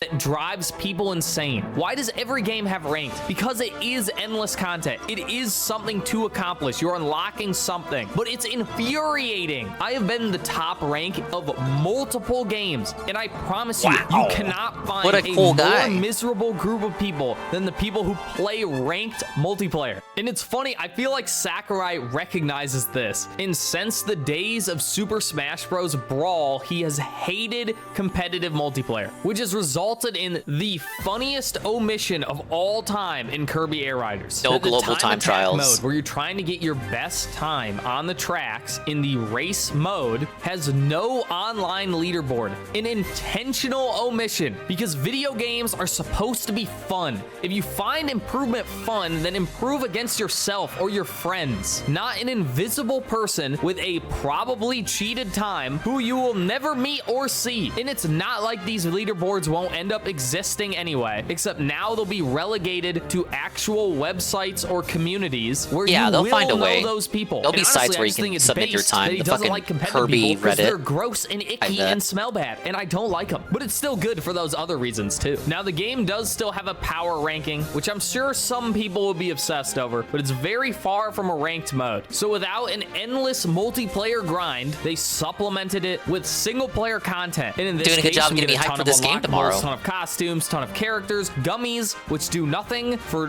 they just exist for some reason. I love Sakurai. Tons of achievements. They're supposed to be but the most analog to importantly of all trophies for is this the game, story the mode. gummies. The Subspace Emissary, the story mode for Super Smash Bros. Brawl, might be the greatest bit of the thing sticker created and by spirit any system in there, human too, ever. And with those. unfortunately, this concept was abandoned for the dumbest possible reason. We never got another Subspace Emissary because people were watching the cutscenes on YouTube. Yes, That is really, Sakurai's that's actual why. explanation. Now, who knows how actually true that is? Maybe it has more so to do with it was a lot of work, but that's the reason we were given. That Sakurai thought people weren't actually playing the mode and were just watching all the cutscenes on YouTube, which is obviously absurd. People are re-watching the cutscenes because they were so cool. So Smash 4, we got they probably- basically come nothing. on. They Smash probably did Ultimate, just look we up the got cutscenes World without of playing the Light, game. which was not good. It Fucking had Pro Staffia one piece Gaming. of story at the very end, Fucking and Beard one Bear. piece of story in the very beginning. In the actual gameplay, not the greatest. But finally, we're coming home. I can see it. A real story mode with cool cutscenes, including my little ball guy. And normally, I'm the kind of guy who hates cutscenes. He's the guy. I hate anything that stops me from playing the game. But Subspace Emissary was the greatest thing ever. They were short what am I scenes playing? that existed only to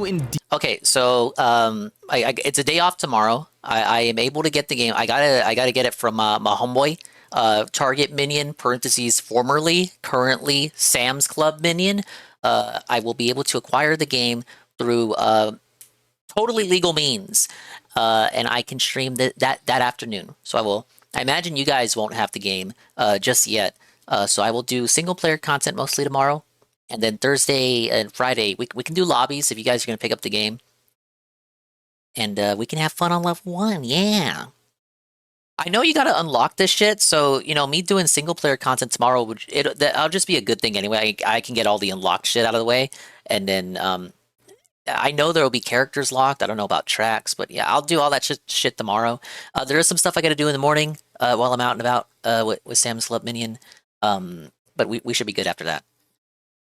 So stop on by if you want to see gameplay of the new Switch 2 exclusive, because Phil's not going to give it to you.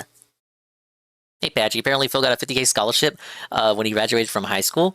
Yeah, but wasn't it that the Basketball Americans wouldn't let him use it? Steer you toward the characters and show you interactions between characters that you already love and would never get to see interact other. Dude, Marth being so cool in his cutscene, nobody knew who the fuck he was at this point.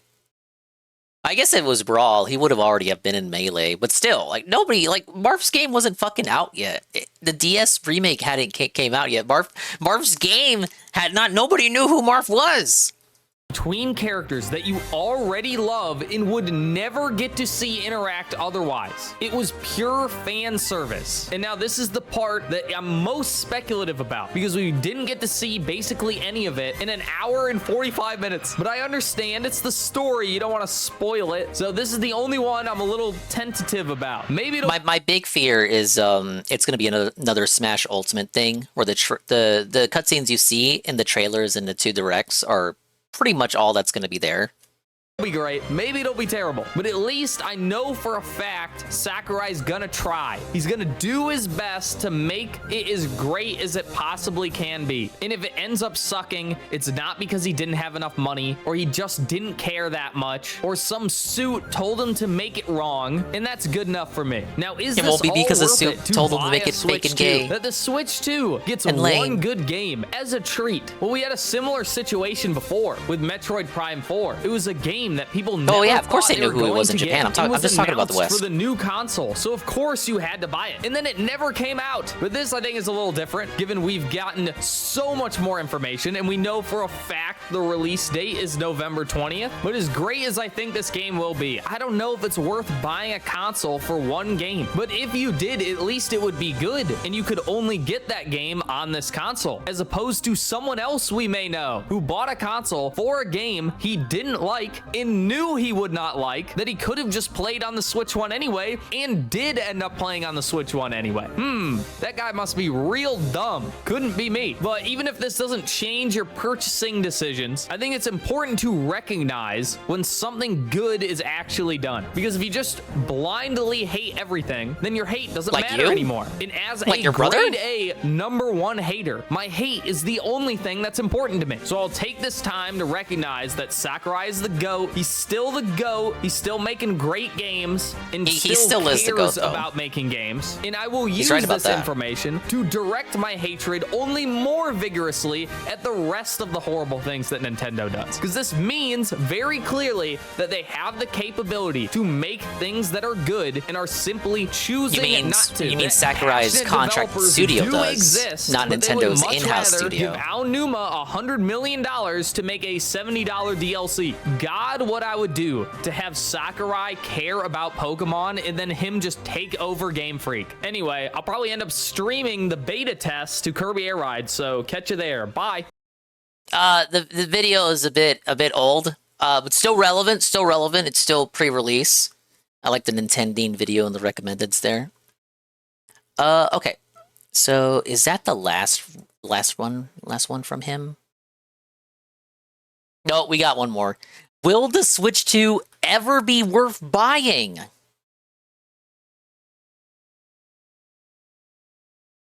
Well, I can't answer that question. I bought it day one.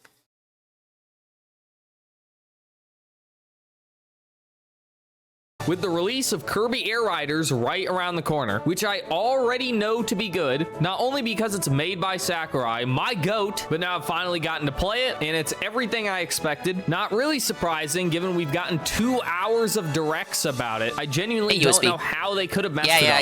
I got my, well, I'll be able to get my copy tomorrow. Age of Imprisonment released, and I played that too. It's fun. In fact, I'm having a lot of fun. The original Hyrule Warriors is one of my favorite games ever, so this also isn't that surprising. I just wish it had nothing to do with Tears of the Kingdom. I mean, the first game, the entire Zelda series, for everyone to enjoy. Now we have a game whose sole influence is Zelda. The reason why it's based off, the reason why these newer Hyrule Warriors aren't just like fan service slop is because the original Hyrule Warriors didn't sell particularly well. I think it sold 1 million. It cleared 1 million at least. Whereas Age of Calamity is literally the highest selling Muso of all time. It's the best selling Muso ever.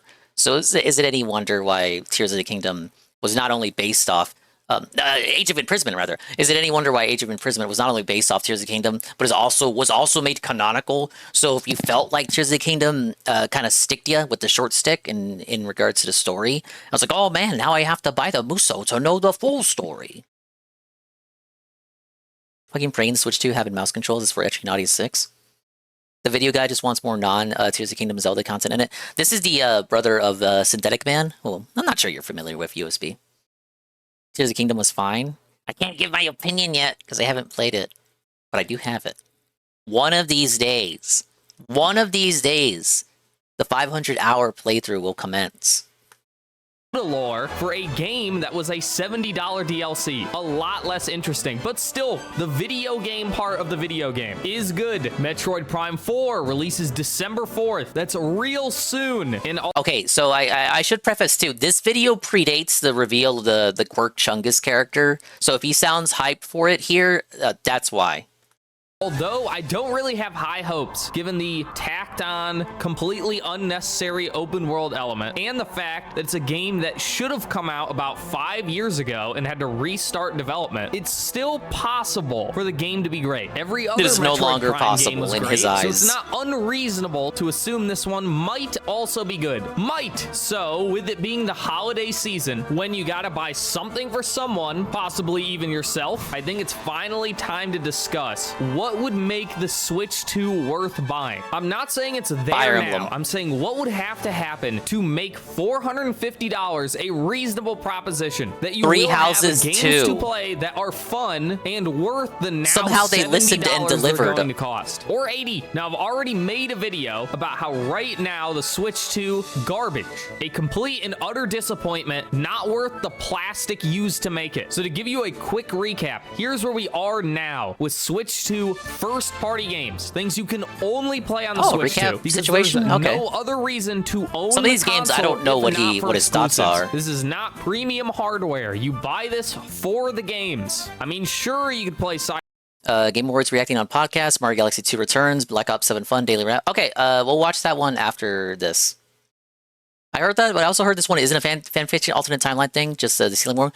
Yes, correct. So Age of Calamity, the one that was released on Switch, Switch 1, 2020, that one is a fan fiction ending. They actually, I'm surprised, they hurt the Westerners. It was mostly Westerners upset about the fan fiction non-canon ending, because people even accused it of it being like false marketing, where you're led to believe that it's going to be explaining the past in the Breath of the Wild timeline, and it does, but like the very beginning, with the little robot character that they were shilling at the time. As soon as he appears, it's basically a new timeline and ends with a happy ending. So that's non-canon. People felt misled. They accused Nintendo of like misleading marketing. So with the marketing for this new one, not only did they reinforce that it was canon and canonical, they also tried to stay true to the questions, the lingering questions with Tears of the Kingdom. And they didn't go too wild with it. There is some crazy stuff in the game. Like I saw Alpha Elite play it and Shrim Dukem play it. But they do stay within the boundaries of Tears of the Kingdom, and they don't do any of the wackier shit in Age of Calamity, where it like the shit Age of Calamity does is wackier, but the stuff that game gets away with then makes it so that it can't be canon compliant with Breath of the Wild. So this one stays within the boundaries of Tears of the Kingdom, But then that opens a whole new jar of worms about like, well, now that it has to be canon, it can't do anything too crazy because it has to be compliant with Tears of the Kingdom's canon. Cyberpunk 2077 on your Switch 2 and have Extreme the times. worst experience possible with that game. Maybe if you already own the console, it's not that weird. But if you buy a Switch 2 for third-party games, you are psychotic. You're spending $450 to play something in the worst way possible, objectively. So first-party games, we have Mario Kart World, $80 disappointment, less content than Mario Kart 8, a completely empty, pointless open world, and online that does not I think it's unfair function to compare it to properly. Mario Next, Kart you 8 have Deluxe Nintendo post Switch DLC. Welcome Tour, a $10 playable manual that would be free on any other Nintendo console. Incredible. That part is How about true. Drag X Drive, the Jade wheelchair game? basketball game. It's you play woke. with mouse controls, multiplayer only, no single player element, meaning the game is probably already dead. So even if it was good, which I mean, Respectable thing about this one is that it was developed by a small team of only 20 people. So it is cool to see that Nintendo is still willing to have small development teams like that, you know, just to get little projects out of the way. I wish we could go back to 3DS era where you had like smaller 3DS games that were like 10 to 20 bucks come out, and those games would exist to kind of fill in the gaps between the major releases. We don't really see that anymore. just look at it. It doesn't really. Can we get like Pushmo back? Well, what happened to Dylan's Rolling Western? Oh wait, the developer shut down, and after they stopped making Dylan games, they were just sent to the Kirby support studio mines.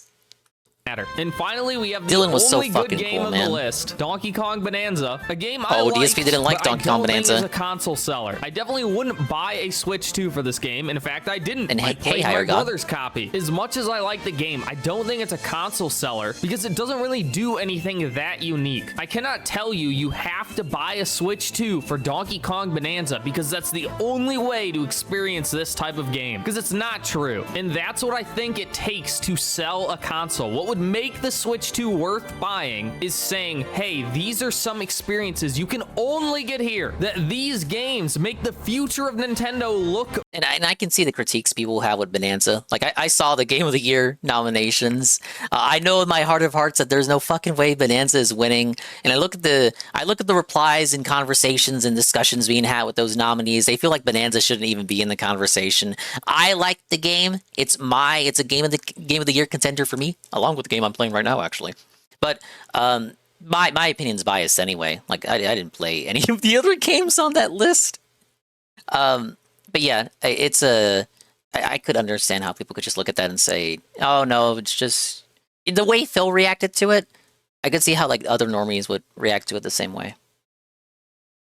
Bright. And I know you don't want to fork over $450 because we're all poor. I get it. But if you have the money, this is the place to spend it. So with all that out of the way, make sure to like, comment, subscribe, hype, and let's talk about how possibly I might not have to feel so bad about spending $450 on garbage. And just to get it out of the way, because I know people are going to mention it, I don't care about any of the Switch 2 upgrades. Not a single one is worth buying a console over. In fact, I don't think they're worth buying it all. New games costing $70, I don't approve, but whatever, it's fine. Old games shouldn't even be full price, let alone more than full price, with tacked on worthless content to make stupid people feel like they're not wasting their money. Doesn't work on me. I don't care. The main appeal anyway is having the games run better, which a game should run I had properly fun with the Mario on Party the upgrade. console it came out for. Though If I it do didn't, wonder it's why that new probably Bowser bad. mode only Legend has 6 ZA, minigames, horrible game, 3 made a of which whole I video couldn't about play. it. Runs fine on the Switch 1. So it's really only Scarlet and Violet. And are you gonna buy a whole console just to play Scarlet and Violet? I don't think so. Or at least you shouldn't. Now, I've already alluded to the fact that I have bought a Switch 2. I own the console. I'm a horrible person, I know. All the things I've said, and I bought it anyway. Well, for me, this is the Kirby machine. I've said it before, and I'll say it again. Sakurai is my goat, and Kirby Air Riders is quite literally everything I could have possibly asked for. So there you go. Conclusion to the video. Switch Switch 2 worth buying? Cause Kirby? I'm glad we had this talk.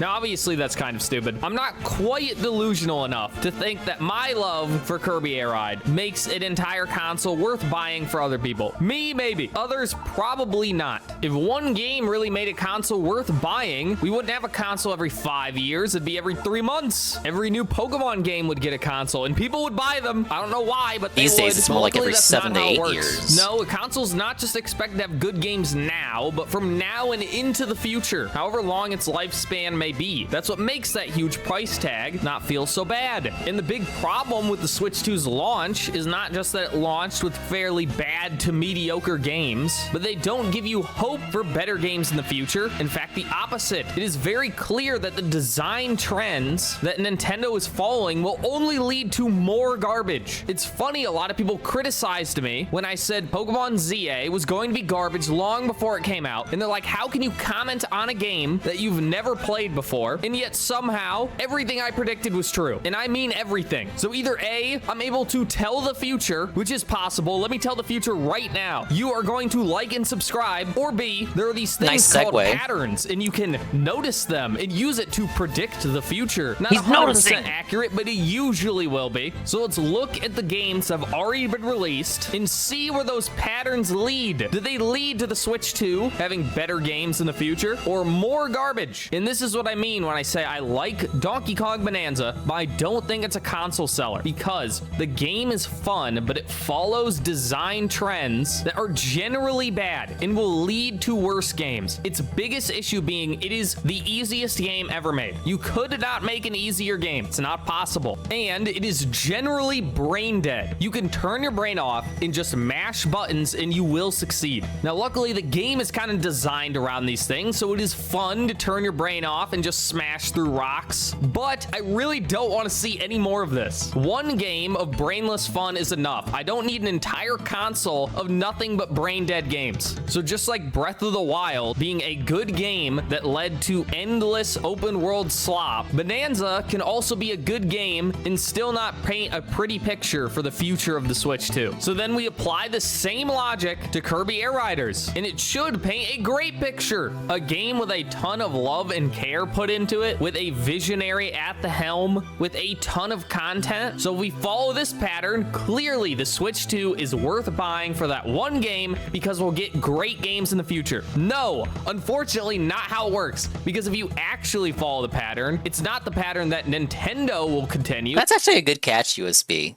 He really liked Hyrule Warriors, the very first one,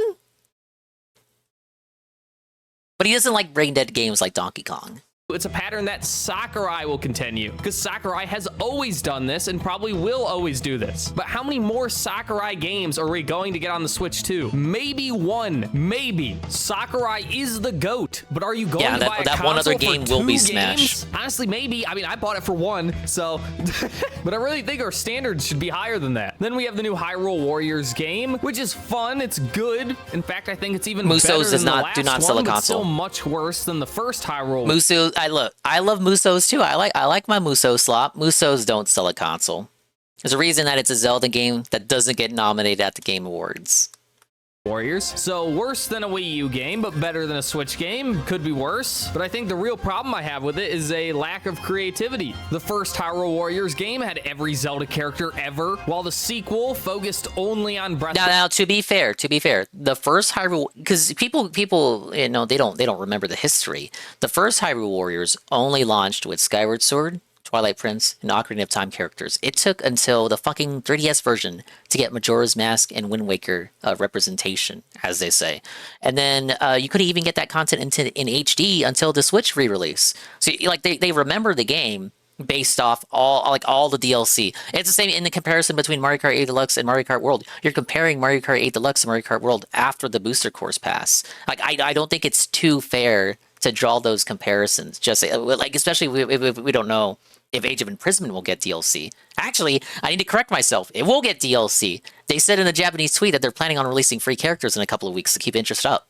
And I guarantee you those characters will probably be like Sonya and who else? That fucking wide character that they revealed, the chambermaid.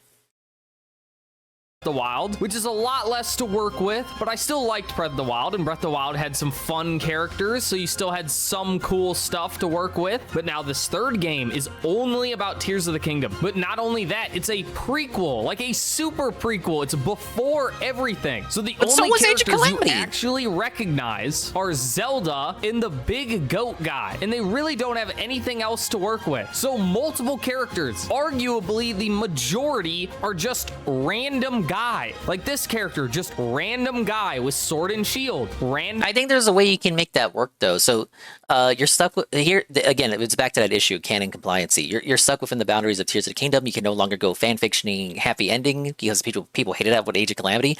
But you can still make OCs, and they did. They made OCs for Age of Imprisonment. So okay, I can't get too crazy with the canon characters now. Let's make some OCs instead to fill the void. Also, because they need to make characters, because there's not too many characters to work with. Age of Calamity had to do that time travel bullshit to let you take control of the modern day champions and have them like stand alongside their predecessors, just to pad out the roster for that game. You can't do that in this one because now it's supposed to be canon compliant. So fuck it, just make up a bunch of OCs.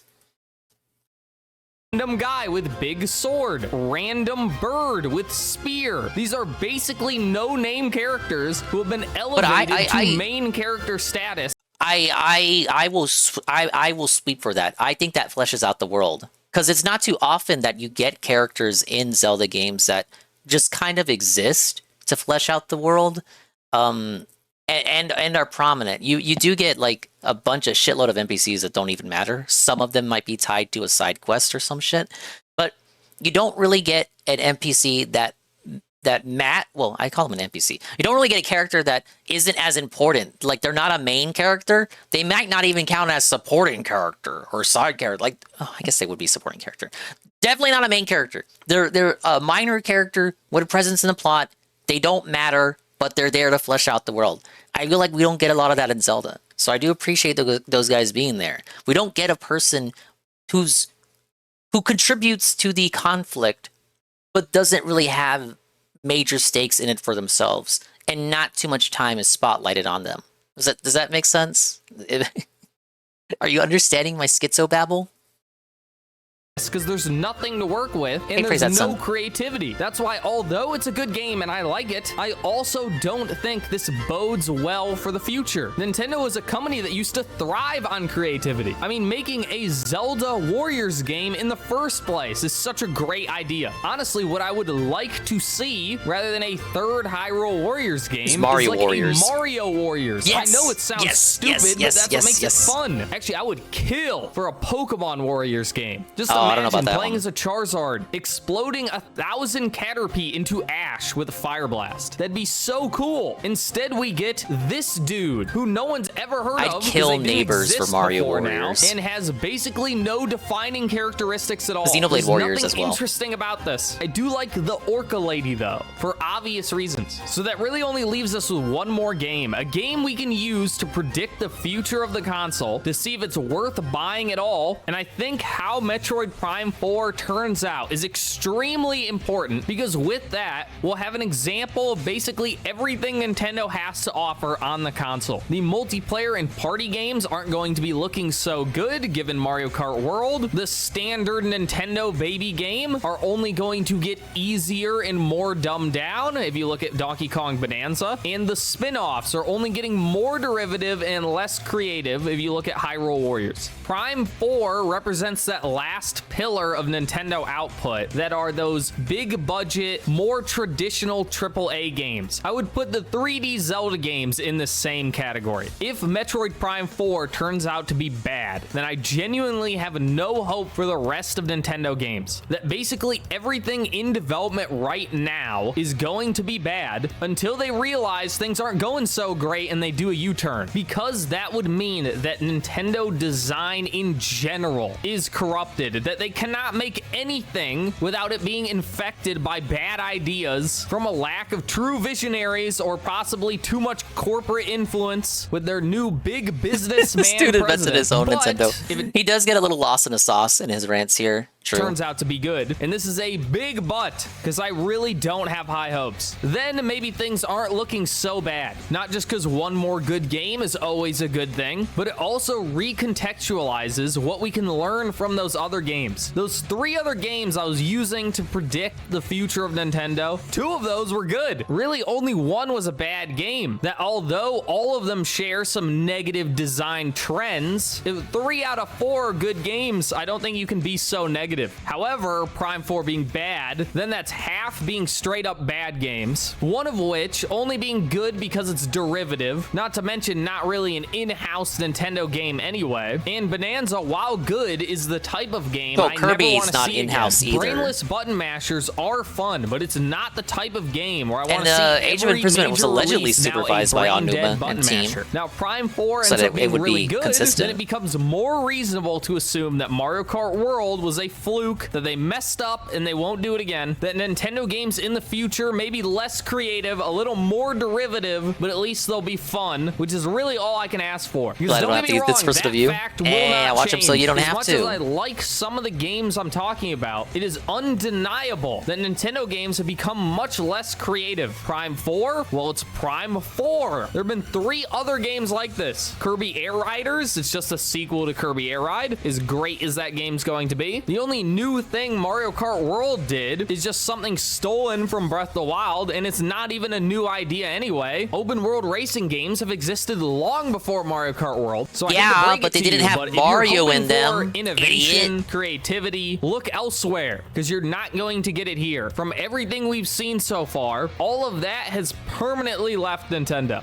But if all you really care about are good games, there is some hope that things can be turned around and the future could be bright. But I think all of it really hinges on Metroid Prime 4. Now, the question we're supposed to be answering is what would have to happen for the Switch 2 to be worth buying? And unless Fire Kirby Emblem. Air Ride is one of your favorite games, I would say it's Metroid Prime 4 being good. And maybe that's being a little bit too generous, but dude, the bar is so low right now. I think it'd be at least reasonable to say that there is something to look forward to. The bar Not is a just that good there'll be Mario good games Party. now, but the console will improve in the future. The bar is a good Mario Party where the games don't take 4 fucking hours with your friends. That maybe we could get a good Mario or a good Zelda. Then we might be talking. Then we might have a piece of hardware on our hands and not a Kirby machine. Some of the more level-headed among you might just say, why not just wait? In fact, you could wait as long as you want. You could wait until the Switch 3 and then take the totality of the Switch 2 and be like, okay, is it worth it now? That doesn't really work though. In reality, I mean, you could just wait forever till the end of time. You could wait just till the very moment right before you're about to Player die and battles then a pick Metal the Frog, very and it's best tough to console jump. among those and then buy that. But then you might miss out on all those experiences you could have had. Silly example anyway. The more important decision why you kind of want to do this sooner rather than later is basically every Nintendo console will be cracked. And how this tends to work is the earlier models Superstars are too, more no Loki prone spaces. to having True. vulnerabilities. So if you Truth want nuke. to have a cracked console, which I don't know why you wouldn't, suddenly those $70 games are $0 games, although I would never approve of that. It's just a possibility. You're going to need an early model, which really only gives you about a year to make your decision, which is why I like to play these prediction games, because really you could just be Damn, like, he all right, really I'll wait overthought till a this, game I really ending want here. comes out, and then when it comes out, I'll buy the You need console. to buy it Or now. maybe You need to have buy it some now, kind even if of it sucks because they're making arbitrary hacks. like 3 good games, or maybe it has to be a yes. Mario game. That doesn't really work if you can't wait. And this isn't the only reason you might not be able to Even wait. if it's Again, trash, you need it to is buy it now, 'cause Christmas it's an early time, model. which is You'll be when able to you're hack going to it. be spending this kind of money anyway, which is really about seeing if it's better off spending money on the Switch 2 or on a PS5 for GTA 6, which will never come out. Can you believe that got delayed again? As a legitimate favor between me and you, what value does the Switch 2 have right now? If you enjoy the same things you did when you were 8, Donkey Kong Bonanza's a good time. If you've already played the original Hyrule Warriors and you want a little more that's a little worse, the new game is a good time. But if you haven't played the original, you're way better off playing that, and you don't have to buy a new console for it. I'm not 14, Thing is, I don't think so the I'm not original gonna got a call it Switch 2 masterpiece, upgrade. but it's up there. It's real At least it won't good. have any And slowdown. Kirby Air Riders, you already know is going to be good. Sakurai, my goat. But the game is almost definitely not for everyone. So if it looks interesting to you, go for it. If not, probably not a good idea. So if all 3 of those things apply to you, honestly, I think it might be a good idea to buy it now. I mean, the PS5 took Buy it years now, to buy it now, have 3 buy it now, games buy it worth now. playing. Definitely could be worse. But if 3 games is not not worth buying surprised a he's recommending console it. over, which was definitely the expectation 10 years ago. Probably not the world we live in anymore, though. Then I would wait for Prime 4. And if Prime 4 is better than I expect it to be, because I really don't expect it to be good, then I think at the very least the future looks bright. Bright enough to buy an overpriced tablet masquerading as a game console. Since I'm kind of putting the weight of the entire future of Nintendo, not really the entire future, but the immediate future, on Prime 4, what is the actual likelihood I think it'll be good? Now, I've already said it's low, but how low? Well, basically any game that's been in development this long turns out to be bad. Not a good sign. I think the only hope in that regard is that I'm it very shocked he said restarted buy it. development. Also not a good sign, by the way. But with that in mind, this will have been a long development cycle, but not an unreasonable one. On top of that, though, we have the now open world, which best case scenario is an extremely pointless hub area of empty nonsense that will hopefully not ruin the game. Or it might just be a side area. Think Ratchet and Clank. It had a giant open desert where you collect garbage, and it was okay. It didn't ruin the game or anything. The thing is, Ratchet and Clank is not really the example we should be using. Really, the only example we have is Mario Kart World, and we all know how that turned out. So I think I'm gonna go with a 20% chance. I say 20% chance we end up with a truly great game, and I will have egg all over my face. 50% chance this ends up just okay. Not great, probably not even good either, just passable, which definitely is not good enough. A whole generation of passable does not make the most expensive console with the most expensive games worth buying. And then for that final 30%, that's the chance the game will be truly horrible, worse than I'm even imagining, which would be really good for my channel, but would be real depressing for all the Metroid fans who will never get another 3D Metroid ever again. Now, I don't really want to leave on such a depressing note, so just for the last minute or so, I want to talk about Kirby Air Riders now that I've finally gotten to play it. And it's, well, Kirby Air Ride. It's crazy, I know. It's just as fun as the original game, plus loads of new stuff. I've seen some people complaining about it, even on my own channel, who would have guessed, which I find genuinely insane. How did you watch 2 hours worth of Direct and not realize that Kirby Air Riders is going to play like Kirby Air Ride? So of course, if you didn't like Kirby Air Ride, you're not gonna like this. To each their own, whatever, but you're definitely not a people. My definition of human is not that loose. But for us fellow humans who actually like Kirby Air Ride, City Trial, the only mode that mattered, is everything I'd hope it'd be. Big map, tons of stuff, fighting people all of the time. That was really the thing I was worried about, is that you wouldn't see the other players. I think I noticed when playing with you guys was the request for more than one map. So you're constantly passing by people and hitting them with random stuff. And the one element that I was a little timid about was the fact that the end minigame is no longer completely random. Well, it can be, but it's not always. Instead, you get 4 random choices and you get to pick one. I was worried because randomness is part of the fun. This is not a competitive game and never should be. And luckily, this doesn't ruin the game at all. It's still incredibly random. All it does is make sure you don't get completely screwed if you build a machine that's, say, for only flying, and then the end minigame is about fighting and you just instantly lose. I had assumed that you would basically just pick the minigame that your ride was best suited for, and then the randomness wouldn't really factor in at all. But how it really ends up is my first game, I made a machine that was only for flying, and none of the minigames had anything to do with flying. But I could at least play the minigame that had to do with falling, so I wouldn't be at a complete disadvantage. So I like the system. Just enough randomness to keep the game fun and unpredictable, but not enough where you get completely screwed and had just wasted your time. Other than that, everything is exactly as expected. I think the real problem is just people didn't know what to expect, which I don't know how that's even possible, but brains, they're hard to come by. Too many not quite people have convinced themselves that this is a racing game, which it's not. It's a party game. Racing is one element. It's a single possible mini game. And sure, it has a racing mode, but the primary way to play Kirby Air Ride, and always has been the primary way to play, is City Trial, which is Mario Party with a racing theme. And if that's not for you, we're not friends. I don't like you. Anyway, that's all I have to say about the demo, because I'm going to review the game at some point. Don't want to waste it all. So bye. Well, that was an abrupt ending. He's quite known for those. Alright, I gotta do this level. I did promise to wrap, so I guess I'll get to it. Let me pull up the link. Well, there you go. He says buy a Switch 2 because it will get hacked eventually, but only the early models will be able to be hacked. That's not confirmed.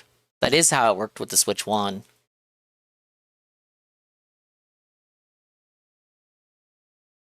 He's a lot happier. Sid would be mad that there isn't enough woke shit to whine about.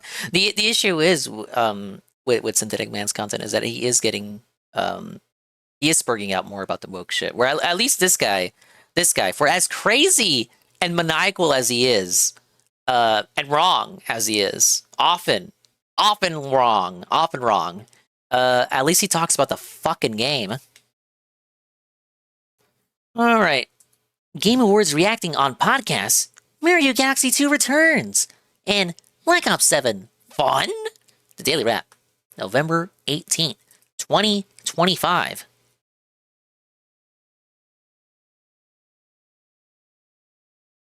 If it'll load. Good evening, everyone. Phil here, and welcome to the Daily Wrap for what was Tuesday, the 18th of November, 2025. Yet again, an awesome and fun streaming day here on DSP Gaming, so let's talk all about it, shall we? First off, today we did have a podcast, and the majority chunk of the podcast, I was reacting to the Game Awards nominations. I actually watched the 10-minute video that gave all of the Game Awards nominations. Only because the website wasn't working. It was pretty good. I think it was well received. People really seemed to like me reacting to that. Watching videos all stream. Who would do such a thing? Upcoming appearances and interviews, including Asmongold, Wings of Redemption, and more. At least Wings forgotten the information again. That I now that the Asmongold interview has been locked in. We did a major stream of Super Mario Galaxy 2, returning to the rotation because, as you guys might remember, and it hit Mario Galaxy 2 is a game that I was playing about a month ago when it first released. It had its big release on Switch 2. And I had never played Mario Galaxy 2 before, so I had started the playthrough, but then we put it on hiatus for about a month, reason being, so many new releases were coming out in a short period of time that I needed to play them. So now that those have kind of dried up, I finished a bunch of them. Some of them sadly are on hiatus because of bugs and glitches that need to be patched out. We had time to bring back Mario, and I had a great time with it. I really did. Absolute fun today on the stream. More awesome stages, multiple boss fights, good advancement in the game. I think everyone really liked it. And notably, we hit a support goal while also having pretty decent viewership. I actually remember the viewership for it not being that good. It was actually a little better today. So that was good. So overall, Mario full speed ahead, having fun with it. I still can't believe he thinks Galaxy 2 is wonkier than Galaxy 1. But it was at the end of the stream. And here we go again. Here we go again. Next time we're playing Mario Galaxy 2. I'm worried. I'm concerned. This coming Thursday. It'll be on the night stream. That makes me a little worried because the crowds for daytime and nighttime. Yeah. He thinks that the crowds for day streams and night streams are totally different. Oh my god, what if the person who supported it on the day stream doesn't show up for the night stream? It's all the same fucking people, man. It doesn't matter. Never matter. Really the same. The reason I'm doing that is because I wanted to flip the Call of Duty and Mario streams to do a major Call of Duty stream. If you're not aware, I am right at the precipice of unlocking the great stuff that I want to use. So I need to have another major stream of it. When it's Phil doing the Asmon interview next Monday, come Thursday night when I play Mario, it might not do so well. If you like Mario, please come by that Thursday stream to support it. Please show up and support. Okay? I want to keep this game in the rotation. We're more than halfway into it. In fact, we beat World 5 today, and I was told World 6 is the final world, except once you do certain things, you unlock the special world, and then there's some hidden stuff. So we're about 2/3 through the game, I would say. Oh, so for Galaxy 2, you do the post game, but not Bonanza. I see how it is. Now, right in the smack dab of the middle of the day. Here it comes. All right. I checked some stuff and come to find out, Asmongold had DM'd me on X with an update about our co-stream. If you want to know the deal on that, I made a very special video about it. It is the highlighted video on this channel, and I'm going to leave it, the highlighted video on this channel. Chill. You love how he had the stream already ready? He's got the stream ready for when they talk. Give it a look, okay? That's your update. And whenever someone asks, what's going on with that? I'm going to say, check the channel page. It's the main video. All right? Cool. Now, tonight was... Well, wait. The update is he's going to talk to him on Monday. So he just said if somebody asks about it, he'll say, just click on the channel and watch my featured video. Give me more pennies in ad revenue. Even though he could just plain as day, just plainly say it's going to happen Monday. He just wants you to watch another video to get the answer that he can give you in 2 seconds. Yeah, I saw the moment that it was announced. His fucking smug ass smirk because he thinks he knows what he's gonna get. He knows the good timeline ending that could happen from him getting exposure from Asmongold. Asmongold knows too and said as much on stream. but he sees it as a worthwhile endeavor to talk to Phil, despite knowing what Phil is obviously trying to get out of it. Just wants to laugh out of it. He just wants to laugh. Was Call of Duty Black Ops 7 returning? He just wants a little in a giggle. couple of days. A little giggle. I was hoping that we were going to get good unlocks tonight, and the good news is we did. Here's what we did tonight. The melee class unlocked. Now you get the big bonus when you get a melee kill. In addition, halfway through the stream, I unlocked the auto shotgun. Man, is it good in this game. I started to melt enemies with it. The only drawback, it has very low ammo capacity. So the trick here is to play enough with it so I think you can get the extended mag, but we don't have it yet. So tonight, I basically alternated between all melee with the knife and the auto shotgun. Super fun night. In fact, tonight was my best performing night so far in Black Ops 7. Even though, yes, there were matches where I did absolutely horribly, there was actually matches where I did really good. Now, here's the weird part about it, too. Whenever I'm trying to go all night, you didn't hit the goal. It's ridiculously hard in this game. Oh, I listened to a little bit of this in DC with Sarah. In this game. Yeah, he was spurting out. Because basically, you die so quickly. He was clip farming, is what he was doing. Or anything. So you have to be getting the drop on a group of enemies. The problem also with that is enemies frequently in this game start to spawn together. So if you get 1 to 2, the rest can kill you. So it's actually much harder to do melee in this game than I think it's been in previous games, which is crazy because at one point I remember it being insanely overpowered. Now I feel like they've kind of nerfed it sufficiently. Now, there is one upgrade I don't have yet, the cloak. The cloak allows you to be completely invisible for a short time, meaning that's how you start your run with Can you wear that cloak? So once I have that, so I don't have to look at you anymore? I'll be able to actually zip in and boom, boom, boom, get them all. But still tonight, there was some crazy stuff. For example, there was a match. I was the best player on my team. We won, but I had a negative kill death ratio because I went all knife. I want you to think about that. I want you to think about that. I was getting enough kills and kill streaks and everything to rank the highest on my team. Yet I had and a the negative best one kill on my death ratio, team. but we still won. I'm also the worst. Does that make any sense? Does that even logically make any sense? Should that have happened? No. I mean, I don't know. Is this a team game? Black Ops 7. Literal nonsense. Makes no sense. Okay? When I started using the auto shotty, and I started to learn the maps a little better, I actually started getting way more kills and played better. And I actually started getting positive kill death ratios for a big chunk of the night. So overall, I turned it around by the end of the night, and it went well. And the good news is, even though once again it was last minute, I think this is like the 3rd straight Call of Duty stream that we did this last minute, I hit the goal. So we're not 4 out of 10, but it's also a bad thing because it was last minute, right? For DSP Tries It, Five Guys Burgers and Fries. We had a great night. I hope you enjoyed the gameplay. Like I said, there's a lot of deaths at first, but then I kind of get into it. I start getting melee streaks and then the shotgun, and it really picks up and gets better the further into the night. All right, it really does. So overall today, a great day.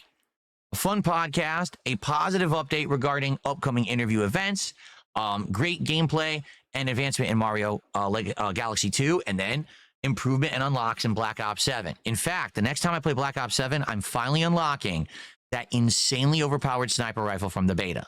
Can't wait to try it because it was so good in the beta. Okay?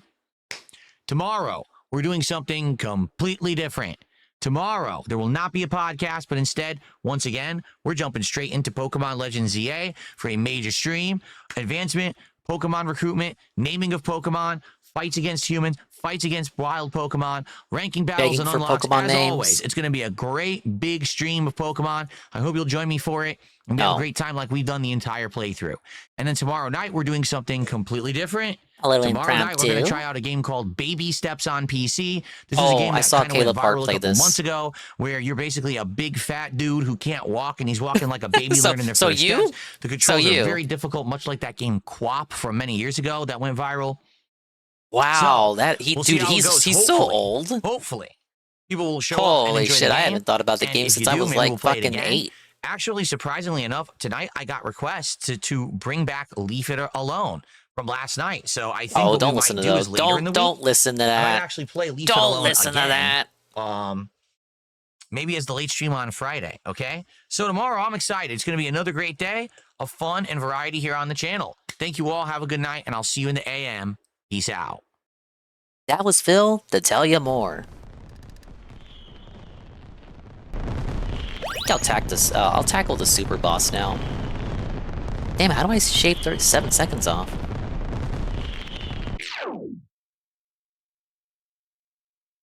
Dingus' age gets more narrowed down after that. Don't look too deep into that. I always just use random numbers. I may or may not have actually been 8 when Quap dropped. Alright, I know what the secret boss is because I had it leaked to me. But let's pretend like I don't know.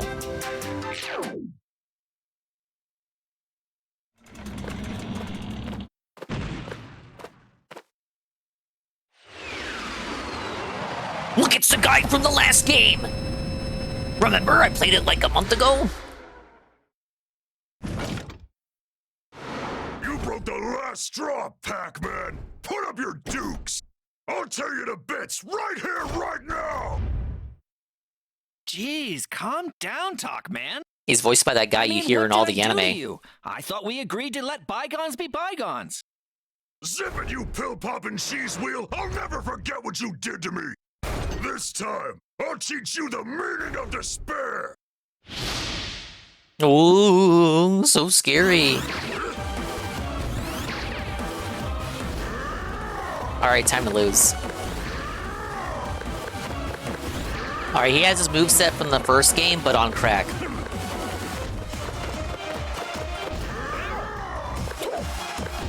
Can I just kick him? Yes, I can.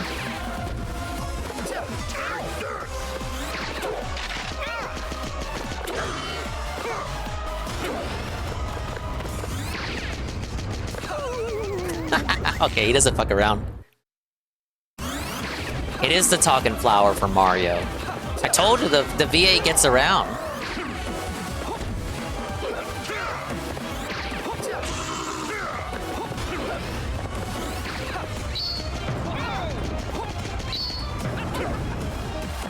Oh, you're supposed to wait till... Oh, never mind.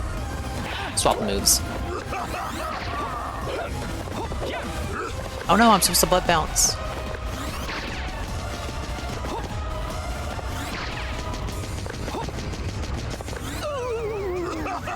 Oh, okay, it's 2.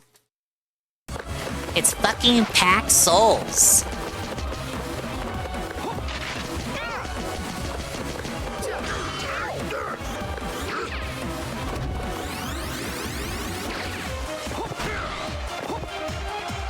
Oh, now he does the butt bounce. Wait, how'd I get hit from that?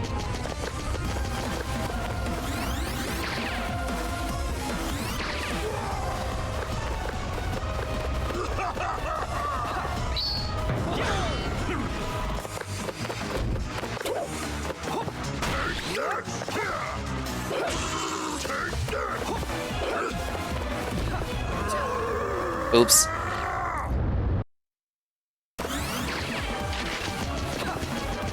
You're right, Twilight Rave. It's Patrick Sates. I think that's how you pronounce his last name. That guy. The guy, literally the guy you hear in all the anime.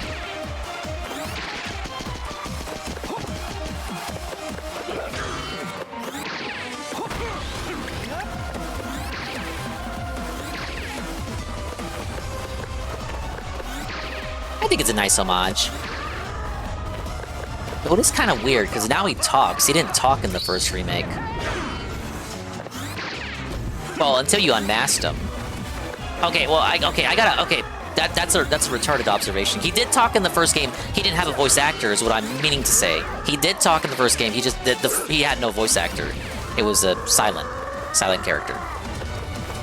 He had dialogue, just no voice actor, and now he does. You get it? Wait, isn't there one wedge? It's over there.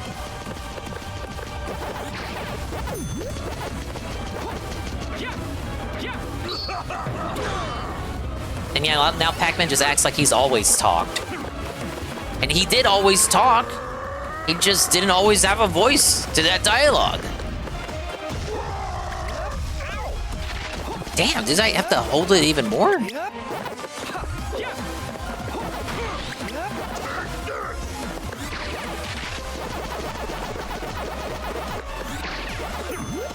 Dude, I just need some HP at this point.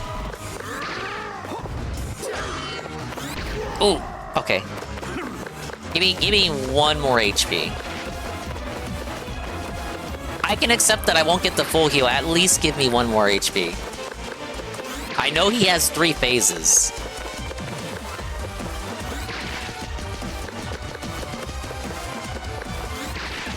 Come on, what you got? What you got? What you got? What you got? What you got? What you got? No, come on, do the super butt bounce.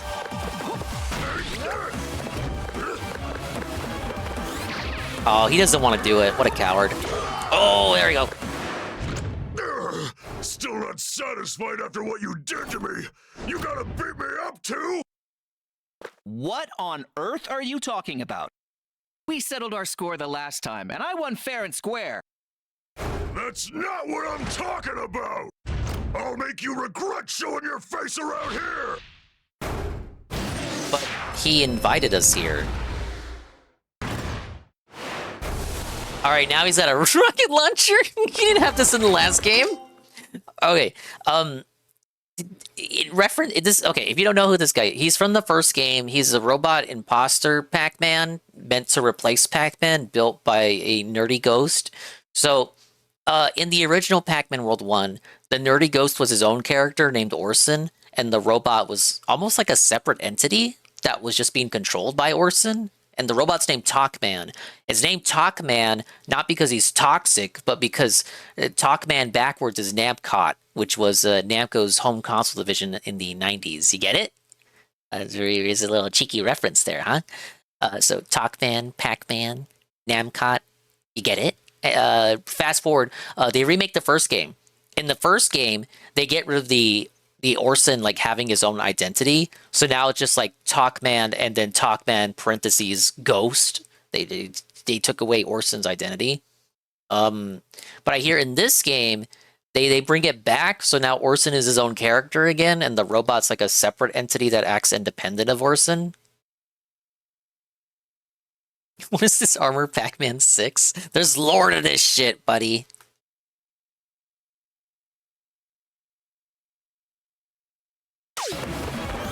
Alright, let's see what he does. Alright, he's doing some shit. Dude, I'll give you a lore drop here. He definitely didn't have a fucking rocket launcher last game.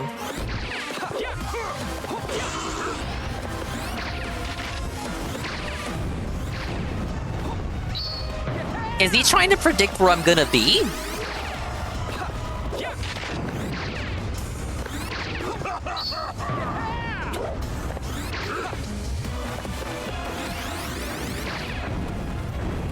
Oh, he kind of is. He's predicting where I'm gonna rev roll to.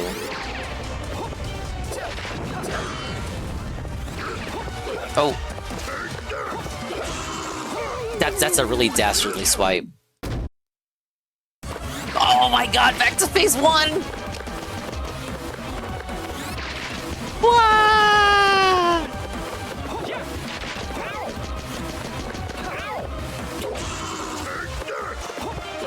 Pretty soon we're gonna reach just kill me. Just kill me. No, just kill me tier. No! He might actually take all my lives. I was prepared too! I saw someone else fight him!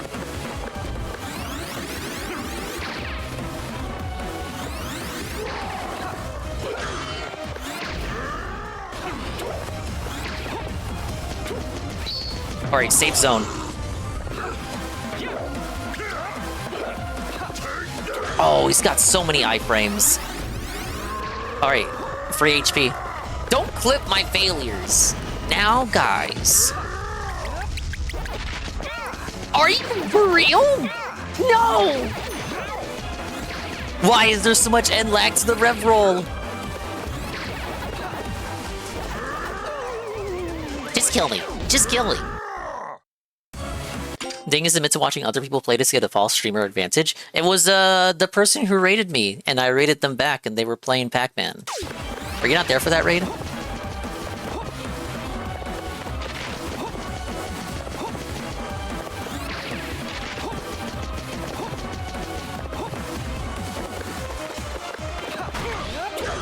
No, fuck. Oh, wow, okay. Dude, that knocked me way back.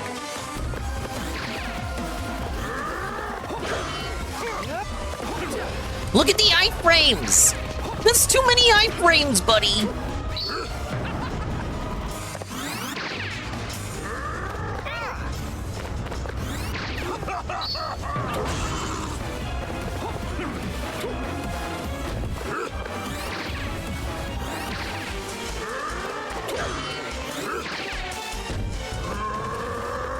Seems like the hitbox deactivates when he goes into the landing animation whenever he charges after you. Oh, fuck.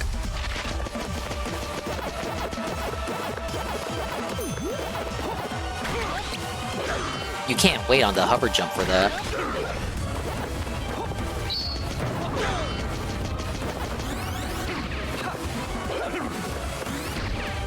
Alright, yeah, I'll take that. Give me a heal. Can we hit it? Oh, and straight into the machine gun. It's maniacal.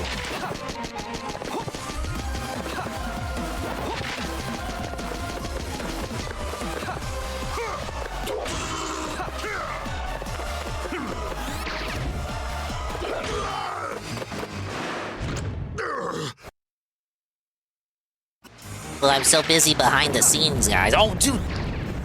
He tries to predict where I'm gonna be. No!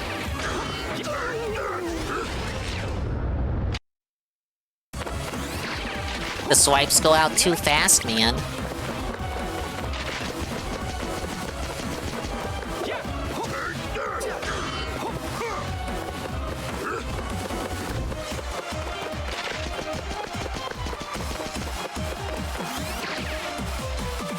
If I die a few more times, I'll keep at it and we'll put on the next video.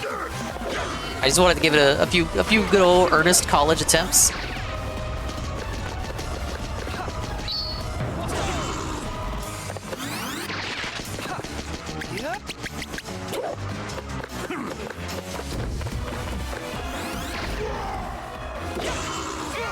Oh, dude, is that... He's got, like, revenge values?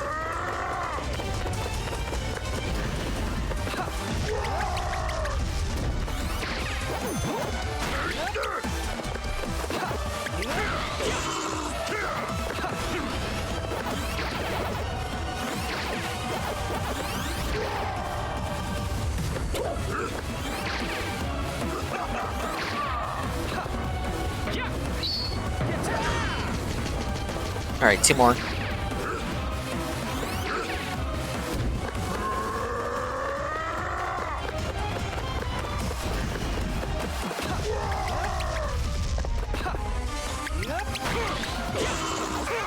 No! That was going so well. Hey, Jesse.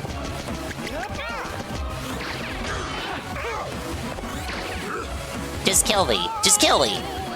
Why do my iframes last like a millisecond? His iframes last 5 seconds.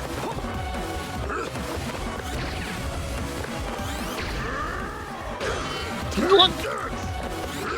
Instant claw swipe. It's like if you remotely enter his little zone, instant fucking swipe.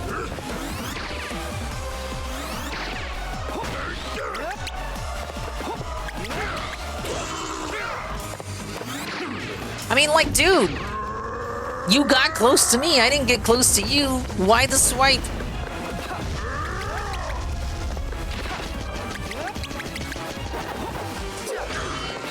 Oh my god.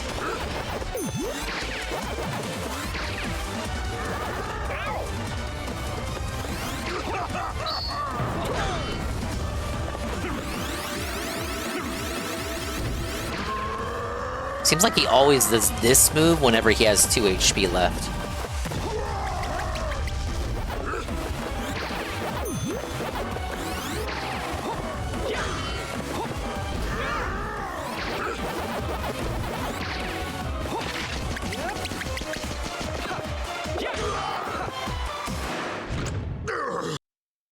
I think this is the reason I bought this game.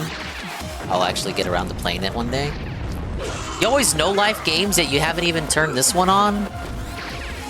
Can I get another one?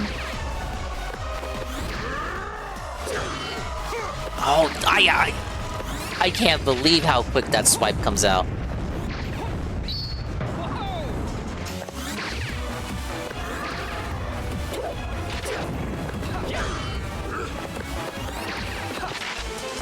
Or he went easy on me there.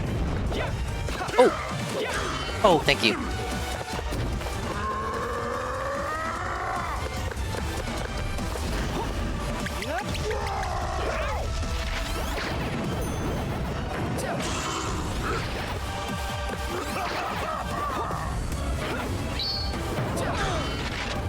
Two more. He's gonna do it again. Yeah.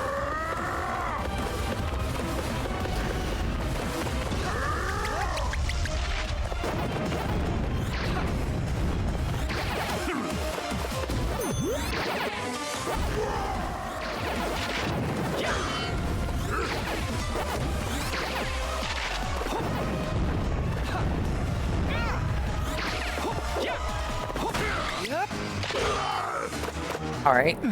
One more phase. You egomaniac! Didn't you ever stop to consider my feelings? This is gonna turn out to be a funny misunderstanding, I really don't huh? know what you mean. Oh, he doesn't remember! That's rich! But I'll remind you with a taste of my real power! You have something stronger than the rocket launcher? Oh. Well, now he's just cheating. Oh my god, he's got a battle axe. A battle axe, of course. Ooh. Only 4 HP this time.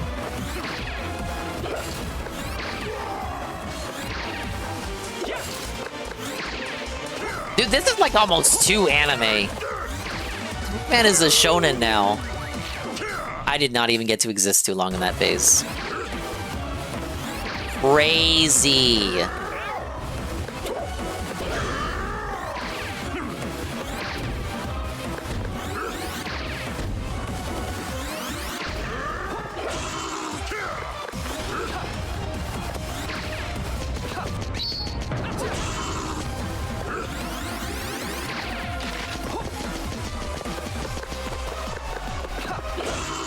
Hey, I got him on the jump.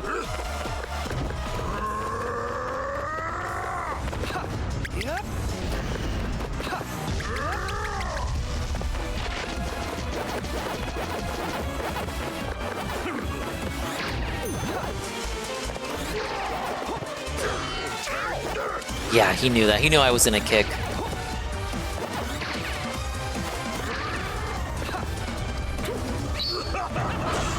Alright, now he gives me 1 more HP right here. Or no? Oh yeah, he will. Most content a platform I've ever seen. Yeah, at least relative to the original release, absolutely. It's insane. Like, did we really need a post-game rematch against the boss of the last game? No, but it's here. And they gave him voice acting. It's almost too soulful for its own good. Still not satisfied after what you did. Hey, Billy.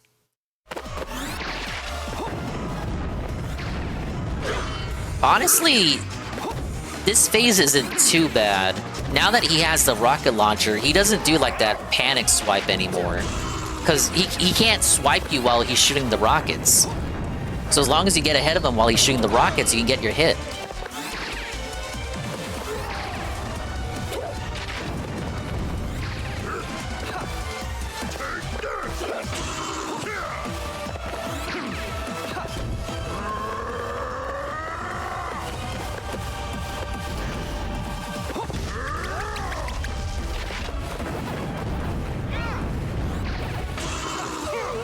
Oh, dude, I got too greedy.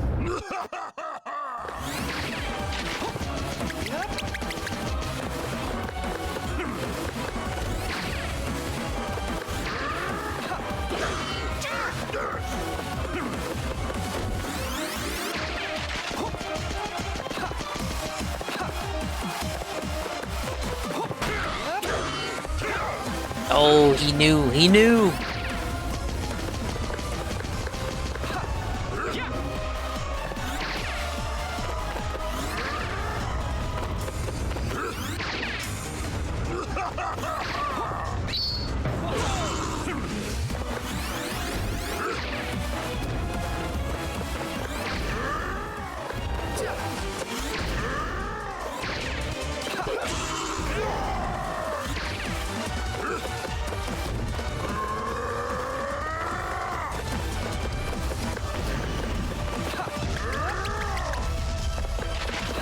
Oh, fuck. I turned around because the wedge was right behind me.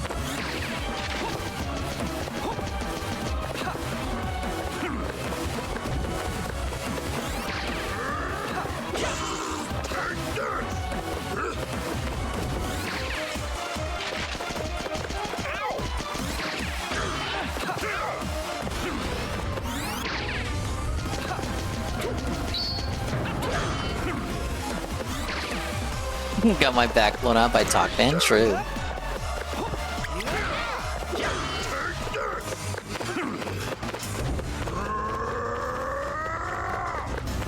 Ideally, I'd like to be at 4 HP by that second phase, but I can make 3 HP work.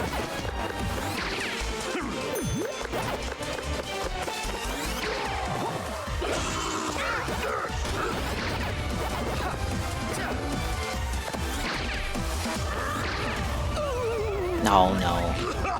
He swerved after me.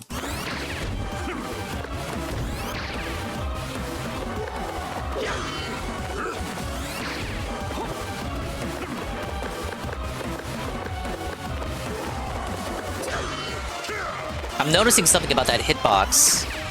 It doesn't extend all the way out to the very edge.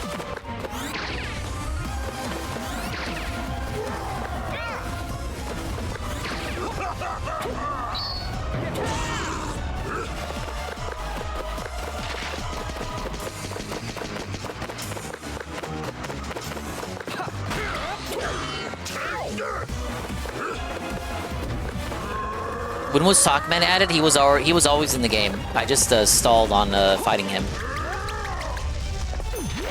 because they had to do all the other missions first to get all the outfits. But he was in the he's in the base game.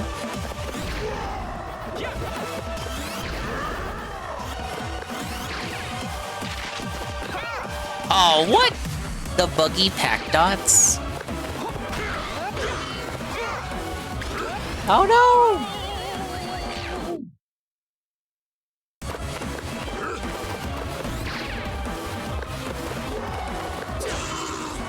Yeah, look, that's a free hit.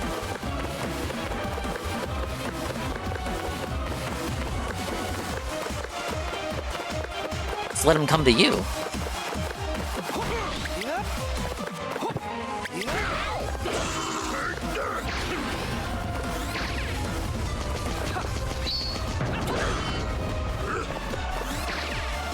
Want some lore on the Pac-Man stuff? I only know Pac-Man from his debut. This is like a fake imposter robot Pac-Man that some ghost built to replace him for his 20th anniversary. Kidnapped Pac-Man's family in order to do it. But I guess the robot has a mind of its own now. Because the ghost was supposed to be as like a separate character from the robot. The robot's got like its own personality.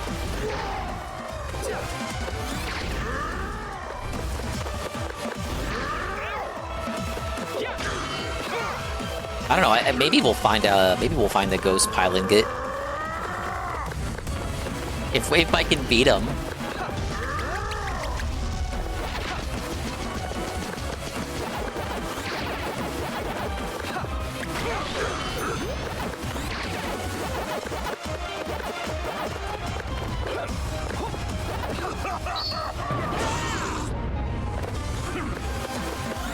Hey, Jackie. The ghost and the robot are the same. Ah, well, there you go.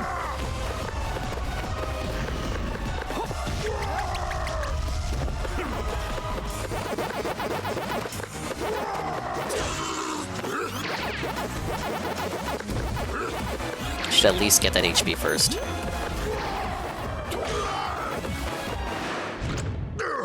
Still not so. This time for sure.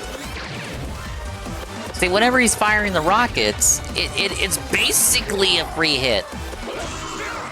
That, though, you gotta be careful with that.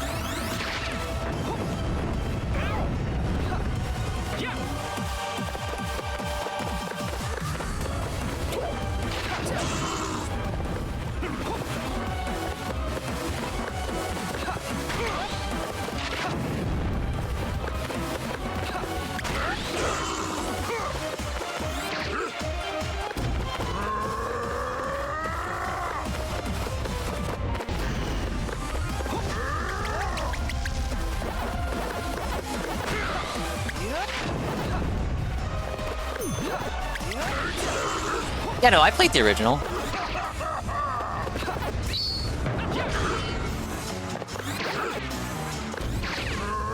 I know the lore. It just, I remember the original, well, the remake for one kind of changed it to where, like they removed the ghost's name being Orson and just turned it into Pac-Man parentheses Ghost, which I thought was lame. Came across as, like, an English moment.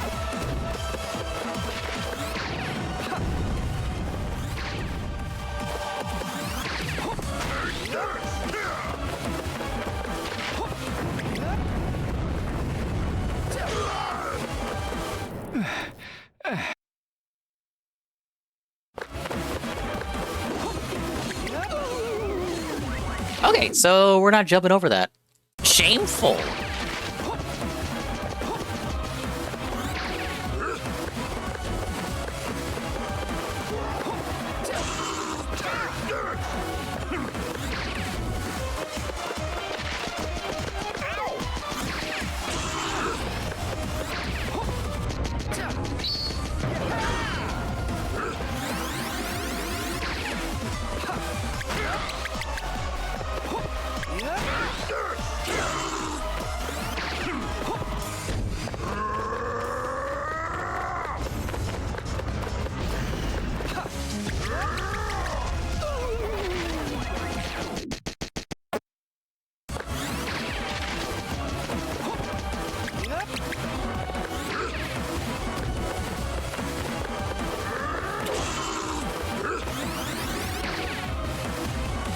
Whoa, whoa, whoa. Don't get too crazy now.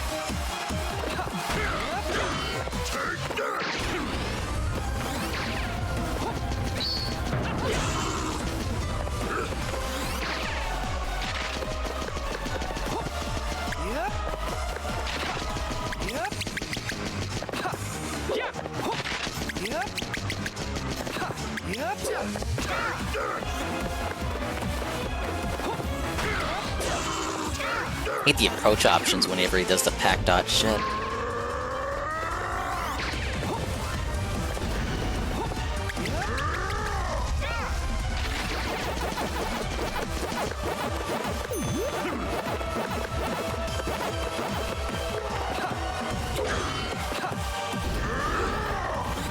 What was he doing there?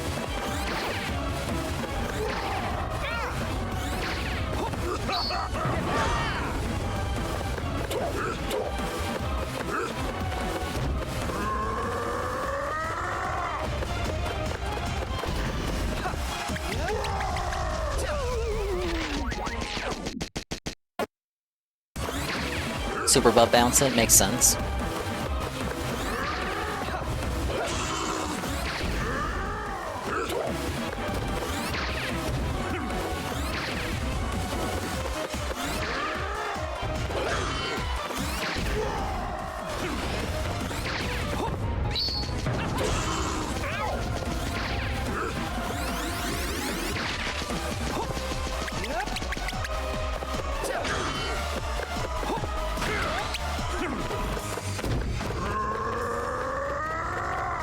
Yeah, game's only $30, praise that, son.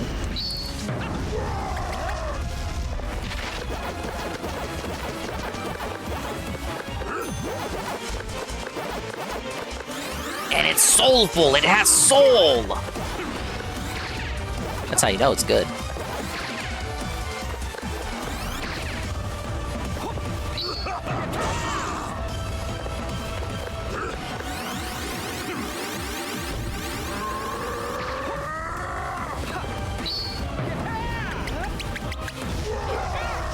I went too early.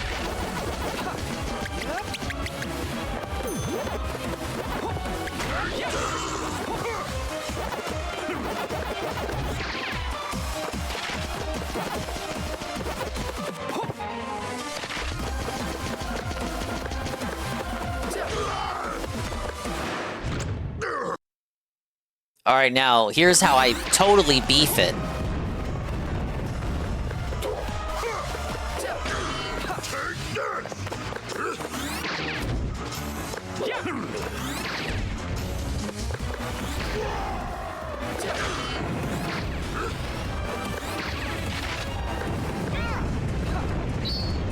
Alright, that's how we beef it. No! Oh, I hit X, but the jump didn't come out.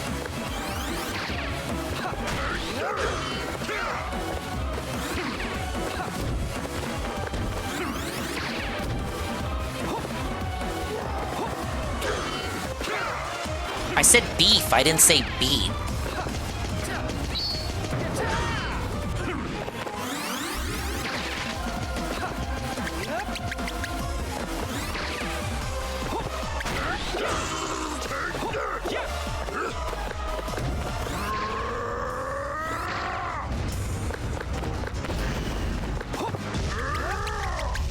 I forgot the super butt bounce.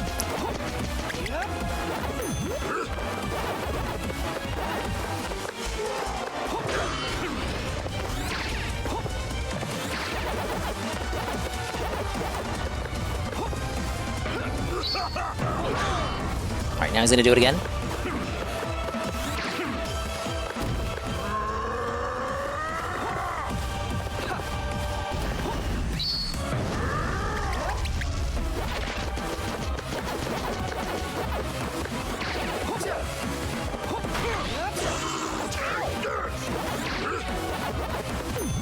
You would think his attacks are random, but there are actually like predetermined points where like he'll only do a certain move depending on, you know, what phase of the battle you're in. Still not so.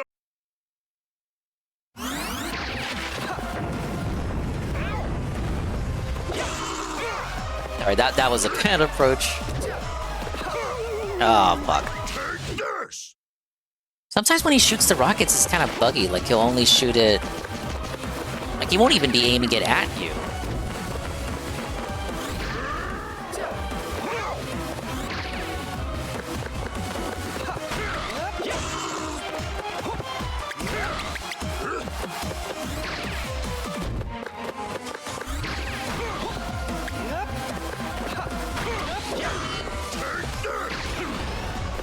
Yeah, the swipe is devastating. Like you gotta get in there and then get out.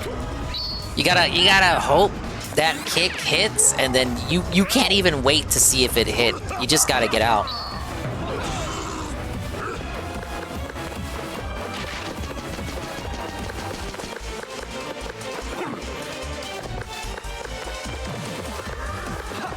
It's like the best attack that he can do. Never mind.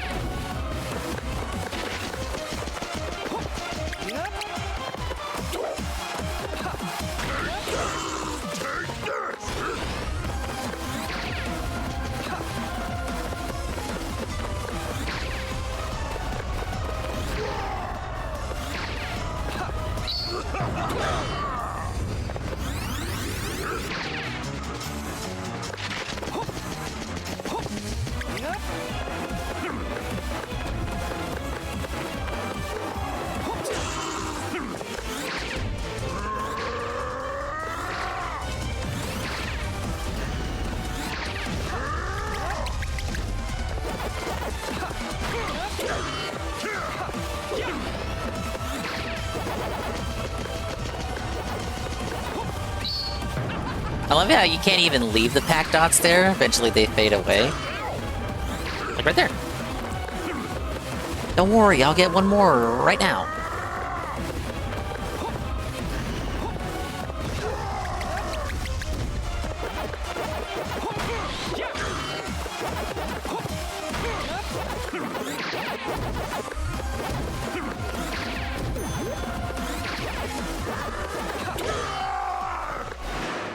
Alright. I've lost over 20 lives, according to my life count.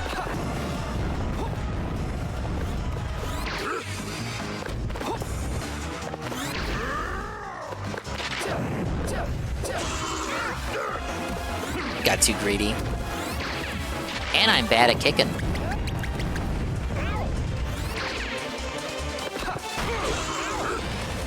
Really?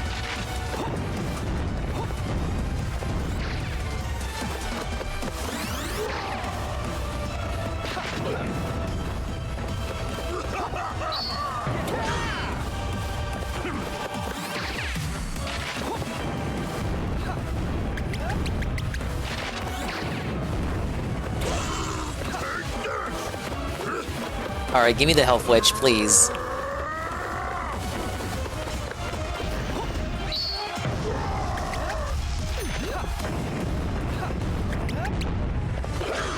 Bad.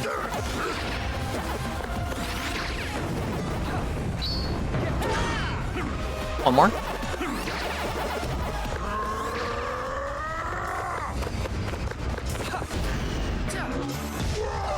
Oh, I tried for the super bounce, I didn't get it.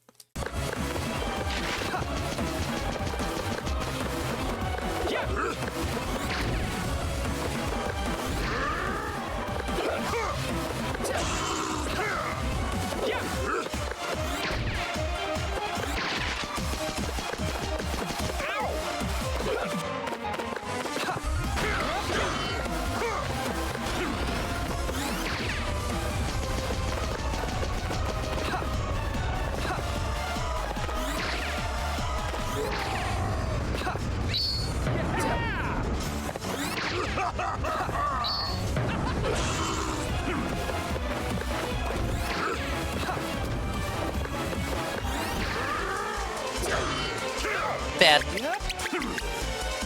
Ah!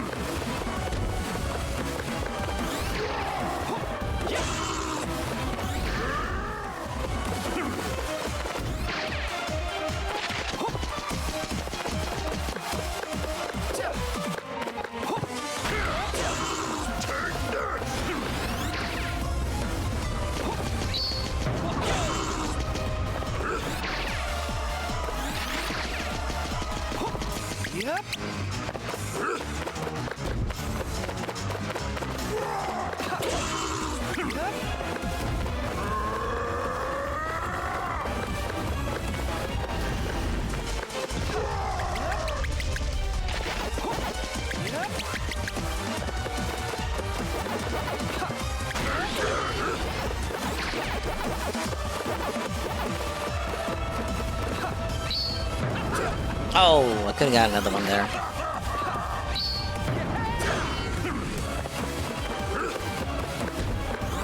We're locked in. We're going gamer mode. Gamer mode is engaging. It's engaging right now.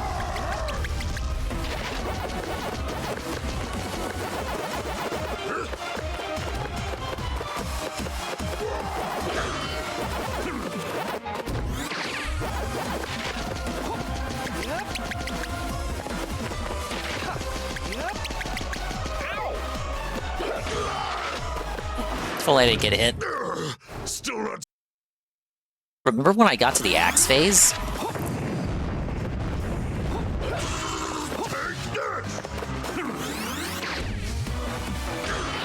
He knew!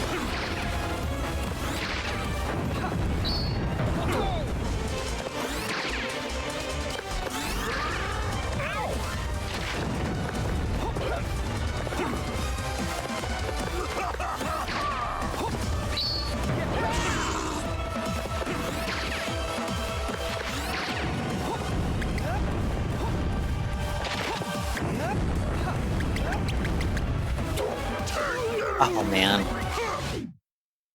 If you're approaching while he's like starting the animation, don't even bother. You should already be retreating.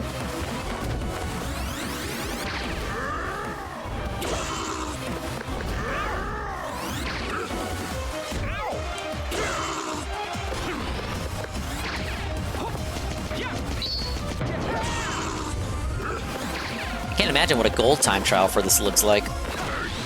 Actually, I kind of can.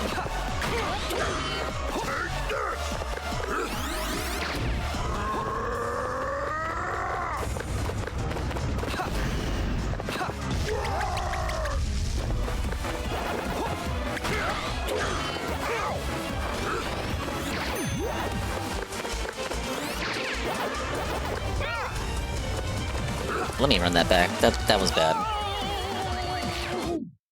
Now we're offing ourselves just to reset HP. We've totally lost it. That is assuming we had it to begin with. We didn't.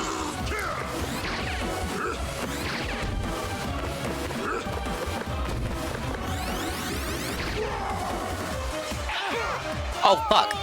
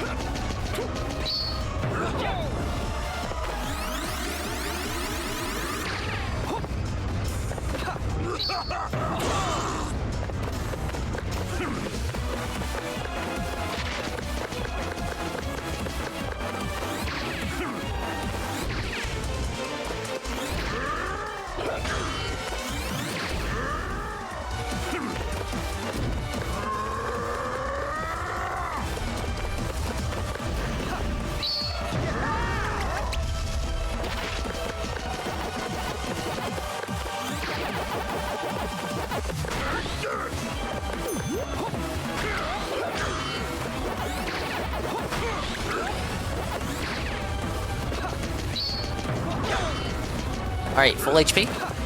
Maybe?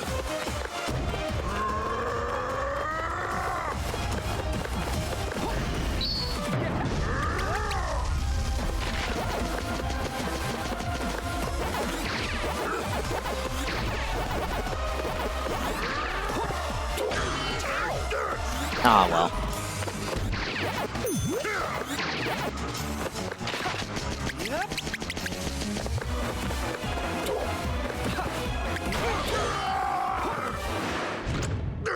At least we have 3 HP.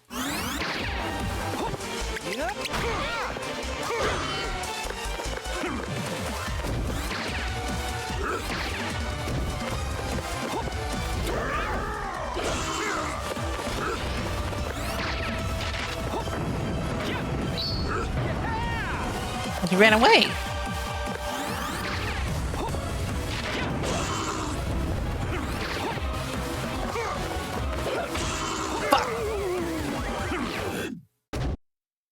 I was trying to force him to get to the wedge phase.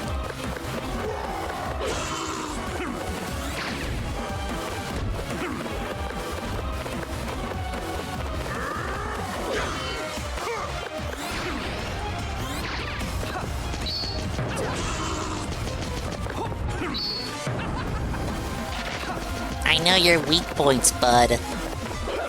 Oh, there.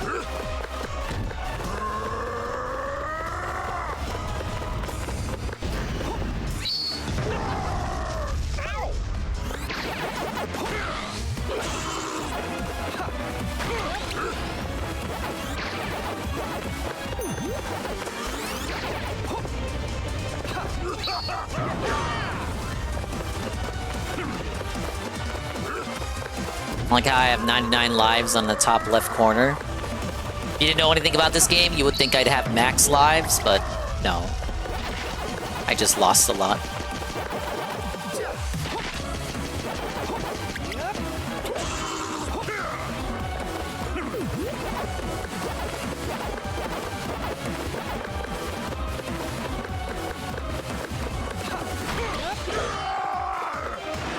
Oh, alright, pretty good. Now time to fuck it up.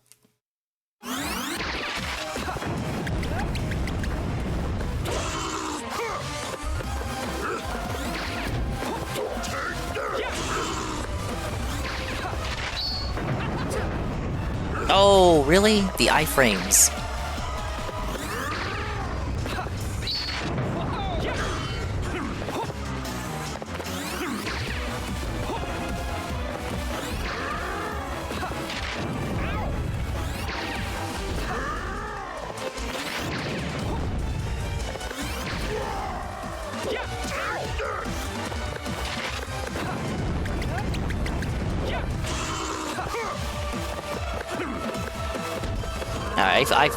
I fucked up.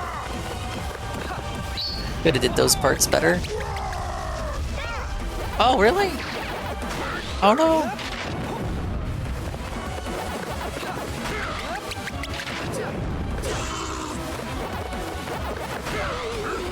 Oh. I don't know why I didn't jump.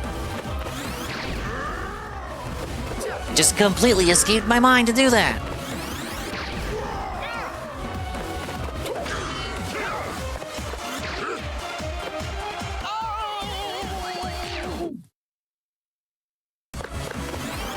More like 35 lives later.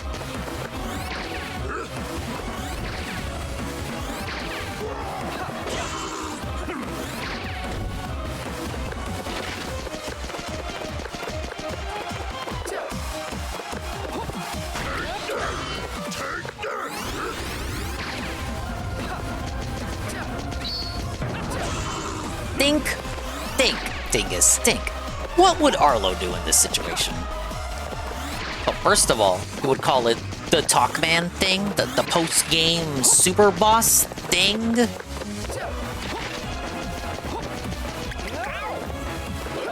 The new content thing.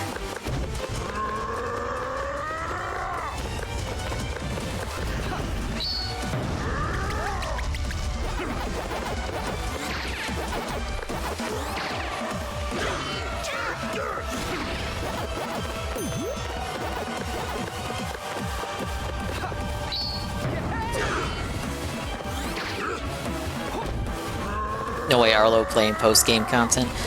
He did play this game, though. I think he did. I'm gonna LARP like he did, but I'm pretty confident that he did. He made a video on it, didn't he? No, wait, no, he didn't. He said it was good for the fans, but I didn't play it. No, he didn't play it. I'm making fan fiction in my head. He didn't play it. He did not play it.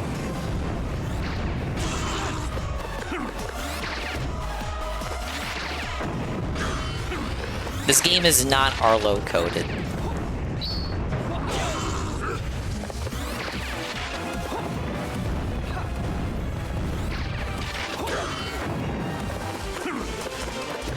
Very generous first 4 hits. However, I still got 4 more hits where that came from.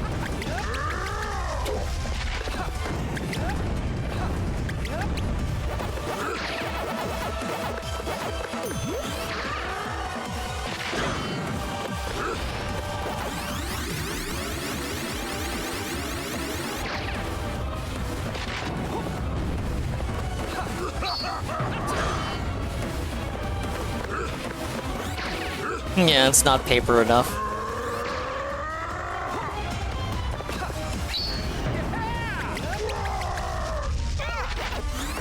If it's flat, it's not Pac-Man. No! I wanted this. I wanted the wedge.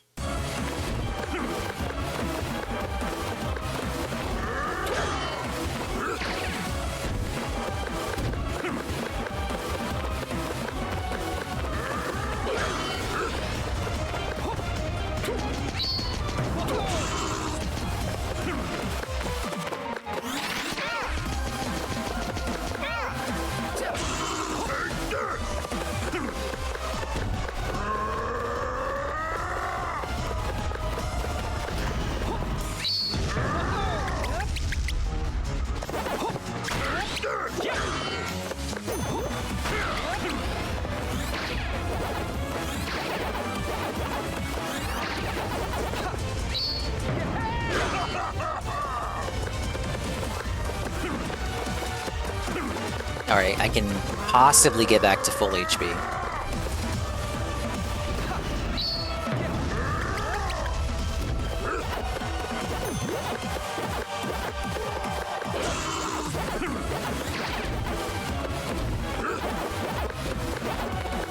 Yep. Now we fuck it up again.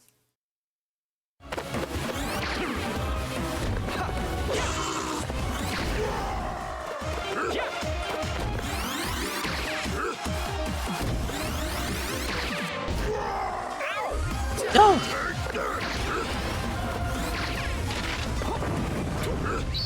Only one?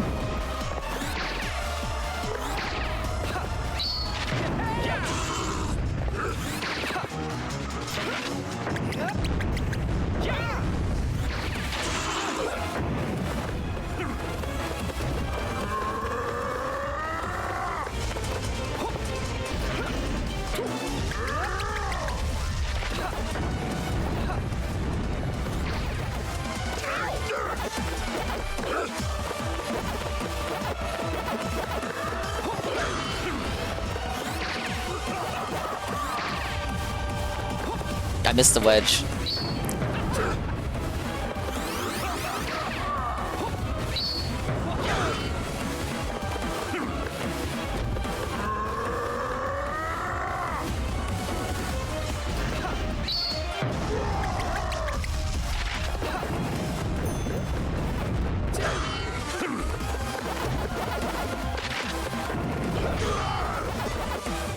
Actually back to the axe phase. Holy moly. Let's get some positivity.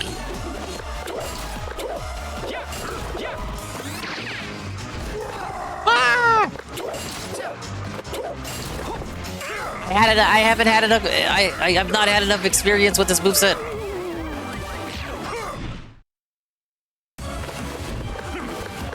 Did you master like the first two phases, or at least you know them well enough? Get to that third phase. It's like I haven't had enough attempts to understand the moves and the hitboxes.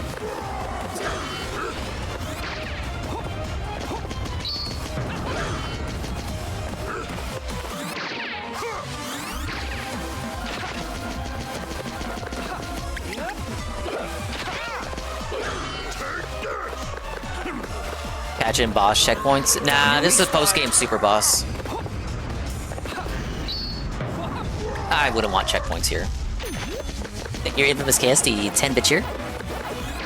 Ask and you shall receive. Let's get some positivity. You didn't have to, but thank you so much for doing that. So Dinger, he hadn't felt Talkman, more like Talk Bitch. You barely even know this guy. You just met him like 10 minutes ago. More like an hour ago. I'm just gonna rage quit and put the next video on. I thought I could felt him.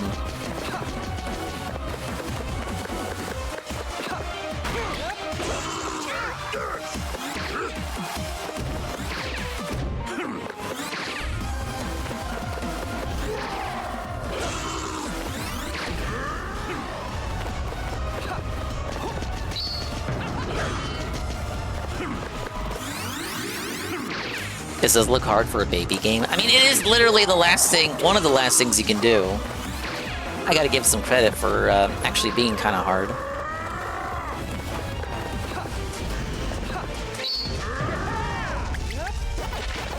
They don't make them like they used to anymore, chat.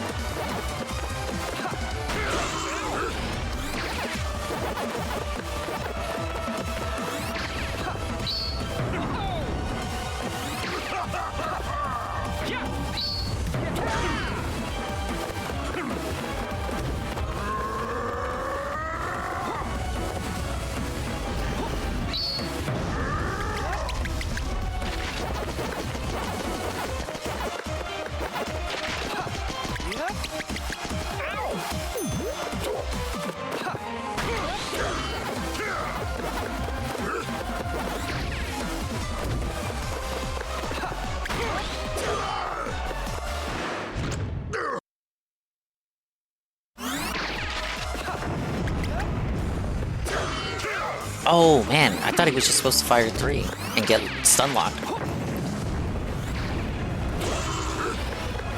Oh, see, look, that time he didn't want to swipe. Oh, bad, I could have got another one.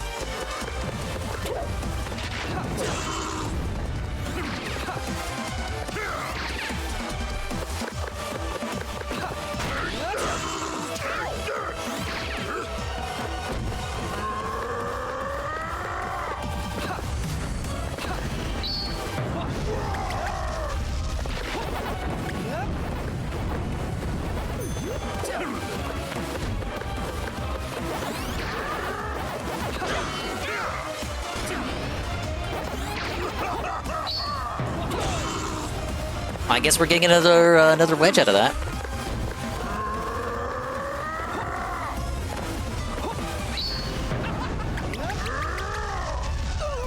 Oh, badly timed.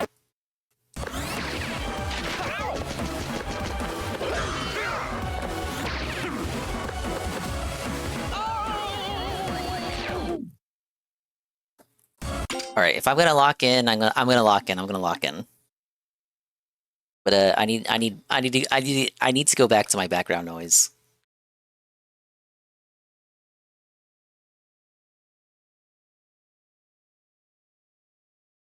Speaking of the guy. Oh my god, the way he opens out this video.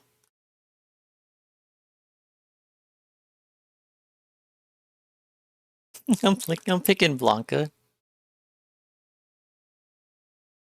Switch to Winston. The other day, Thank you, Ivan Cypher. How you doing, Dingus? I'm doing great. Thank you for asking. Fighting this post-game super boss it's the last thing I got to do in the game, and I was trying to do it without having to go crazy, having to lock in too hard. But I'm gonna have to lock in while watching something in the background so I don't go crazy. We were doing Arlo and Synthetic Man's brother earlier, but we have run out of content from Frogmire. So we're going back to Arlo. This is the first images from the Zelda movie appear. 5 minutes off of some Instagram photos. Ne'er-do-well, some naughty, naughty soul, tisk tisk, grabbed some illegal secret footage of the Legend of Zelda movie, which began filming in New Zealand recently. And, you know, you can see it right here. And this really is our first look. Yeah, that guy right there, some people point out, looks more like Link than the actor. It's really our first look. And the actors look fine to me. The Linkster, as we fans people really wanted and then a very the good Hunter shot of, individual Zelda as Zelda. That image has been circulating. I have no commentary on that. It is. And it's funny. I'm like, this is pure speculation. Don't take me seriously, but it's funny that they put this out on like Saturday or something, and then today is Monday, and then Nintendo posted their own.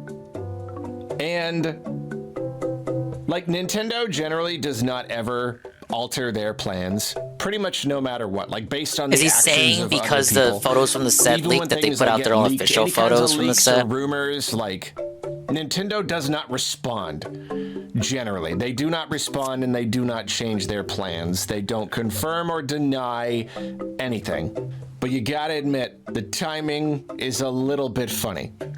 Someone leaks this video of the set, and then a couple of days later, pretty much immediately, like when, you know, it's a Monday, it's the first working business day since then, since the leak.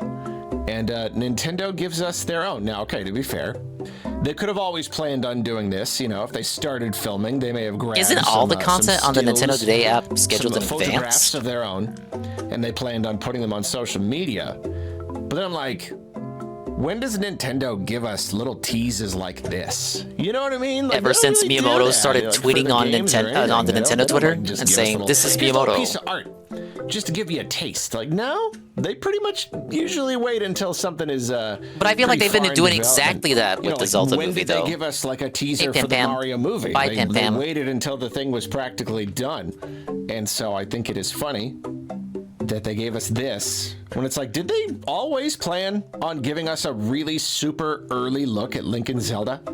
Or maybe, probably, possibly. They announced the actors and made it a big like, deal. No, nuh-uh. Said subs to skip Arlo. No, you won't. The first look that the world gets to enjoy of these characters in their element actually shooting. It's not going to be spoiled by someone on Instagram, some ne'er-do-well, some heathen on Instagram, you know, like, so they're like, no, we're gonna do it ourselves, and we're gonna put it on the Nintendo Today app. I don't know, it's possible they were always planning this. I just think that's funny, because I really didn't anticipate that they would. And even these, like, I could see these like being actual shots from the movie, but that's very it's very like pose-y, you know? That seems very like they were shooting in the area, and they were like, hey, go like sit on that hill and like do like an epic pose so we can take a picture and put it on Twitter, because this guy on Instagram is wrecking everyone's day. Whatever the case, though, Nintendo posted this on their official Twitter account. We even Gotta get better with the range on that axe throw. This is Miyamoto. You never know what kind of day it's gonna be after This is Miyamoto. Yeah, filming with. I was doing so good too, right? I do better when Arlo's in my ear. Makes you think, huh? You know, at the bottom here, he also insists that shooting is going well, and they're you know, on track for a May 7th release, so that is good. So yeah, let's get to the actual depictions of these characters. It's nothing surprising That's for sure. I think the actors look good. I like that they went with relative unknowns. Definitely Link and Zelda. I don't think these guys have been in anything else, like, have they? It's the get-ups, the depictions. It's a little bit you know, of an lets you know they amalgamation, care. which They is, did an like, actual totally to be casting expected. call. I mean, They the didn't whole just go with a entire movie celebrity is gonna be like Chris something of an Pratt. amalgamation of all the different games. Actually, the and exact styles. opposite they did You know, with the Mario her movie. clothes are a little bit more reminiscent of Breath of the Wild. His are a little bit more, you know. Now, I will say it seems like they're going for the Breath of the Wild aesthetic, but even though it's the Breath of the Wild tunic, it is in the arguably more iconic Link green. So it's just a Breath of the Wild, but green. They had only made it blue, the tunic. They only made the tunic blue in Breath of the Wild because they had it green originally, and then found that it blended too well with the grass in the game. There was just so much green in Breath of the Wild. They just swapped it to a blue tunic to get for better visibility with the player. Just kind of general. Should have been Leonardo DiCaprio, obviously. Well, that's who they modeled Link after in Ocarina of Time. Slightly more plainly than we, you know, usually see Zelda, but that's because in a video game it's very easy to adorn someone with any old, like any get-up and have them wear it any old place. Here, you know, is something a little bit more practical, which makes sense. Yeah, definitely a little bit reminiscent of the Breath of the Wild one, though. There's probably going to be a lot of Breath of the Wild DNA in the movie. I mean, really, like, you could spin this off into its own whole conversation. I've really not just like sat down and talked about the Zelda movie and how it could end up being. It really probably like, because we know dick really all about the it. time to really and truly talk about this movie that is real. Like, it's actually happening. They're making a Zelda movie this right movie now. Thing. It's coming out in like a year and a half. But yeah, I think there's a really good chance that the movie's gonna like stylistically be like more than anything a mix of Breath of the Wild and Ocarina of Time. I think that makes sense. Breath of the Wild was like the really big breakout success, you know, introduced Zelda to a whole new generation of people. Meanwhile, Ocarina's the classic. Time, you know, as I've talked about, is more. It's just very iconic. It was the first 3D one. It kind of like, I'm sure a lot of the story may end up following a lot of like Ocarina of Time stuff. It really kind of, it laid the groundwork for most of the Zelda canon. So I could see a lot of both of those games being kind of mixed into the soup. But there'll be a lot. There, obviously, it's all going to be based on kind of everything. Soup? But yeah, I mean, there isn't even really much else to say. That's great. Link Why is the video a thing? There's Zelda. Why is it a got thing? The pointy ears. There's Link. He's got the blonde hair. You know. Nice 5 minutes, huh? I do think it's kind of cool. I mean, you can't see it super well, but how the cause, you know, we get a lot of cosplay. Like, we've seen a lot of cosplay of these characters. But you know, clothing is very expensive. It can be very expensive to produce, and you know, making it look like naturally worn is kind of hard. You don't want to like wreck the really nice thing. So like usually cosplay is a lot like cleaner. So it's kind of cool seeing like a little bit more of an authentic kind of worn, maybe leather kind of get up there. That's nice. But yeah, there you go. Zelda's got a bow and arrow. Link's just kind of sitting there. It's it's perfect. The movie gets 2 extra points from him because it has Link's authentically stinky and worn clothes. Wow. Thank you, Arlo. I look, I see the Gen 1 Pokemon tier list video. I see it. I also see that it's an hour long. I also wanted to watch Synthetic Man's Outer Worlds 2 video, but that's longer than the Gen 1 tier list video. No, we won't do it. We won't do it. We got a lot of Pokemon videos to watch from him. No. I gotta look. It can't be a 5 a.m. stream. I want to do the Kirby stream. Yesterday, I streamed Pokemon. This one is the Mega Dimension is definitely some DLC for the Pokemon Legends Z-A game. Pokemon Legends ZA, like, all day. Like, I had a bunch of work to do, a bunch of topic Arlos to make, and I didn't do any of that. Busy. I just played Pokemon Legends ZA and streamed it, and the whole time everyone was like, oh, the new Mega Dimensions DLC trailer came out today. Did you see it? Nah. Later. too busy playing Pokemon. But here I am now. I will now watch the trailer. I still don't quite know what... I haven't really looked into this DLC. Oh, that's a shocker. What to expect. I've heard a couple little things. I don't know anything about it. No, I didn't watch it. No, I don't know anything about it. Dimension DLC. It's Corviknight. See what new adventures await you. Hey, look, at least Arlo knows the names of the newer Pokemon. You can't... Look, Phil didn't know that was Corviknight. Here in Lumios, a city shared by people and Pokemon, something strange is afoot. Distortions are forming all over. So they are going to do like the thing in Arceus with the distortions. Ansha appears along with Hoopa, the mischief Pokemon. I'm not saying my live commentary on trailers is any better, but there's just something about his live commentary, which is like dead air, and then the occasional very small nothing comment. I just like it's so peak.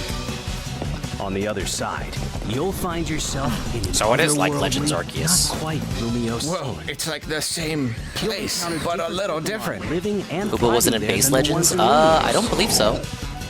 Watch out. The Dex for Legends Z-A is basically... Does it have a Mega Evolution? Wait, whoa. Okay, it's in the Dex. Hold on a second. What? Level 142? What? What? Excuse me? What does that mean? Pokemon are hyper strong. Even seasoned trainers will need to keep their guards up. Oh man, Marowak's level 1 billion. Hey, that's breaking conventions. That person had a level Levels 96. didn't go above 99 before. You'll need help from or Ansha 100 and rather. Hoopa. Ansha is a talented donut chef. She bakes berries into donuts. This gives me vibes of that one Pokemon movie with Hoopa in it. So it can open this little donut shit. And allow you to enter new pockets of hyperspace. People are saying it's a baby Use the berries Diantha. you can find in hyperspace. It seems you can make even more effective donuts. Hold on. I'm sorry. I'm supposed to just watch all the way through first, but I'm... So you gotta go in alternate Lumios and collect berries, and you use those berries to turn into donuts, and then you use the donuts to unlock new places in alternate Lumios. Okay, I think I'm keeping up. I mean, in basic crafting system, what's so confusing about that? Investigation. Karina, the successor to a line of Mega Wasn't it like the Evolution last game you were gurus. making curry? Like, what the fuck? You're making She'll join sandwiches? Team Imagine you MZ own a in sandwich tackling shop. the mysteries of hyperspace Lumios. Ooh, new megas. Here's a Pokemon with a newly discovered Mega Evolution. It's a cool one. Chimecho. Does he not know Chimecho? Shouldn't have had captions on. There we go. Copies of itself. When they resonate with each other, they can unleash. That's pretty cool. I like that. There's also Mega Baxcalibur. Whoa. Distinguished by the blade on its back. It's like Baxcalibur, but even spikier. With such a big blade, Mega Baxcalibur can smash all kinds of things. Pretty sick. He can smash like just about anything you got. Form around the city. What caused hyperspace Lumios to appear? Join your Team MZ Dude, Baxcalibur is whack. I can't even sweep for that, ironically. It's a bad design. The Pokemon Legends ZA Mega Dimension And no, DLC just because it's a kaiju, that doesn't make it okay. Tyranitar is a kaiju and he's fucking based. December. So that really is the whole thing, isn't it? Is he disappointed? Like it's not gonna be like a second part in a year or whatever. Like that's really the whole thing, right? He wants more. It's never enough.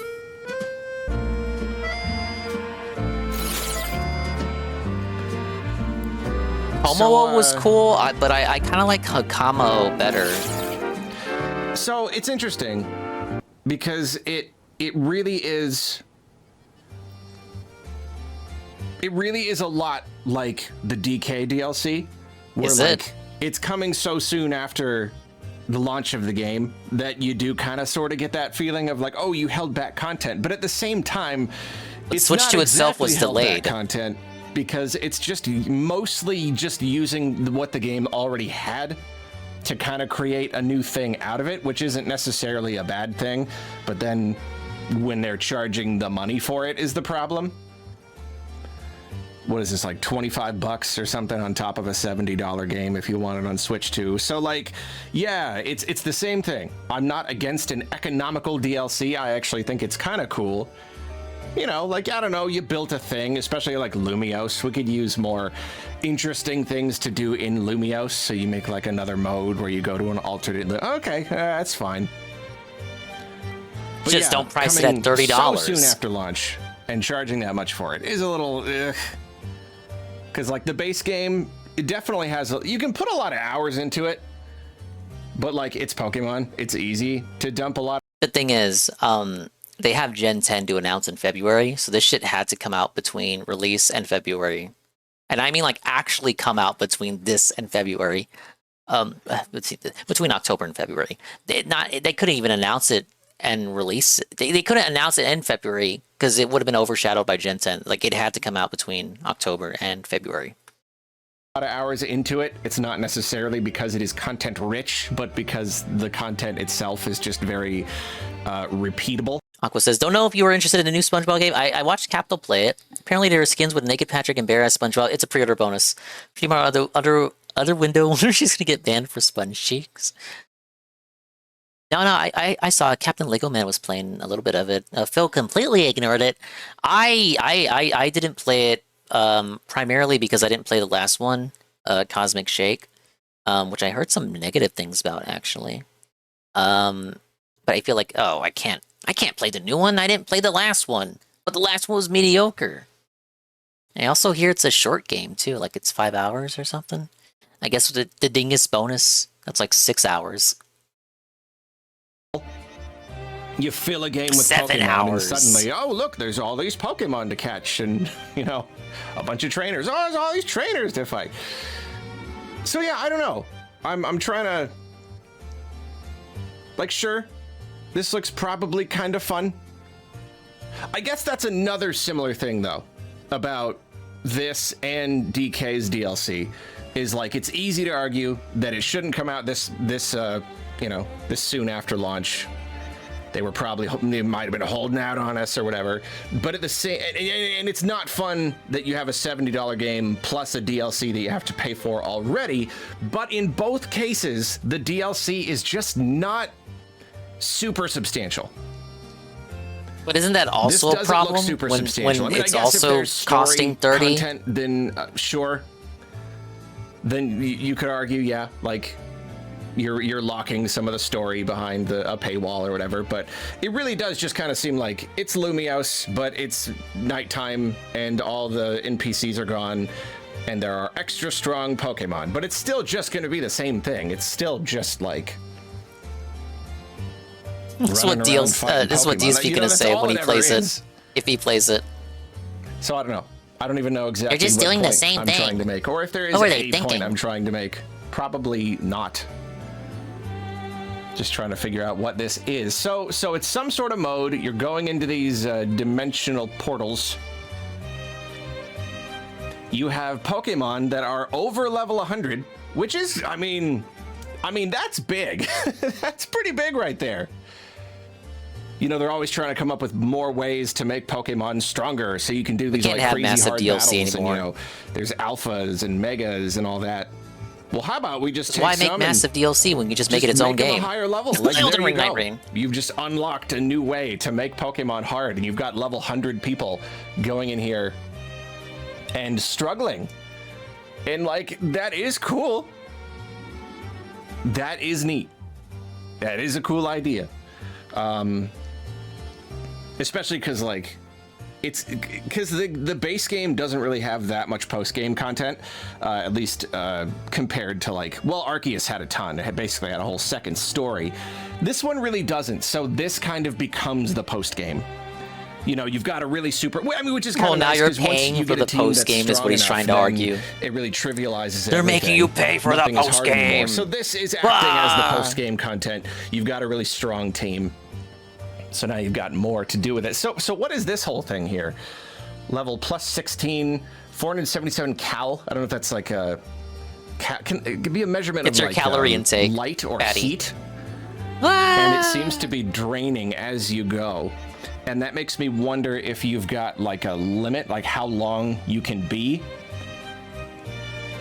in hyperspace. But over here, you've got these kind of, it's sort of like the challenge tickets in the ZA Royale in the base game. It's just like stuff, you know, stuff to do. Destroy floating Pokeballs, catch wild Pokemon to get points. And I don't know if maybe that's just more research points. But yeah, this whole Cal thing, I'm not 100% sure what that means or precisely what the goal of this mode is, apart from just more stuff to do. It's probably not much of a goal. There's probably not much, because yeah, again, it's Pokemon. It's going to be a new place with Pokemon in it. There will be Pokemon and items. You can fight them and catch them and collect them. And then then some story stuff will happen as you go. It's always the same. Survey time. Yeah, look, survey time, 2 minutes. So that makes me think you're really going in for like short bursts, which is again very similar to Donkey Kong. You have this mode where that uses the base game, but just kind of makes like a shorter thing out of it. Hyperspace Wild Zone, estimated hyperspace level 120. Select your donut. Yeah, this whole like donut system. Do you want to feed Hoopa this donut and enter hyperspace? Interesting. So yeah, it's new Pokemon, new megas and things. Hyperspace Lumiose. And that clock starts like right away. It starts ticking down very fast, like you'd be done in a couple minutes. So I assume there's some way to like keep it going, keep your keep the level up or something, but I don't know. This whole with the food, it's always the food. It's the sandwiches, it's the donuts. When's tacos? When are we getting tacos? Maybe Gen 10, and maybe that'll be it. Yeah, we got a couple new characters, new megas, which you mean is a old shame, characters? You know, Trina's an old character. Finally gets a mega of their favorite Pokemon if you're locking it behind the DLC. That's no cool. They should not do that.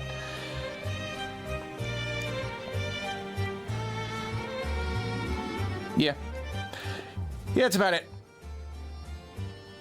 And it really is. He's out of commentary. This one thing, yeah, they're not doing the whole like. He's filling it for pennies of ad revenue. There was an revenue. idea that it would come out by February, so people were wondering if it was going to come out on like Pokemon Day, but no, December. Like that's it. It's coming out in a month, and then we will have it, and that'll be it.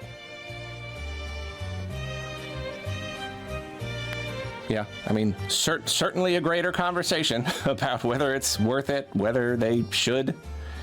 Want to make a main channel video about that big guy? I do not like this whole thing stringing along the megas. Couldn't even get my Delphoxite until like yesterday. So that's annoying.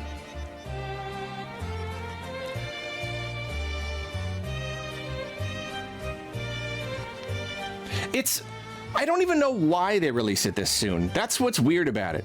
Because Generation 10 spiel rant Generation 10 in my video I did on DLC recently, where like it's like I get it. You want to put out DLC for this game. You want to put out cheap DLC that you were probably developing long before launch. I get it. You want to do that. Like just wait a bit. You're playing your hand too early.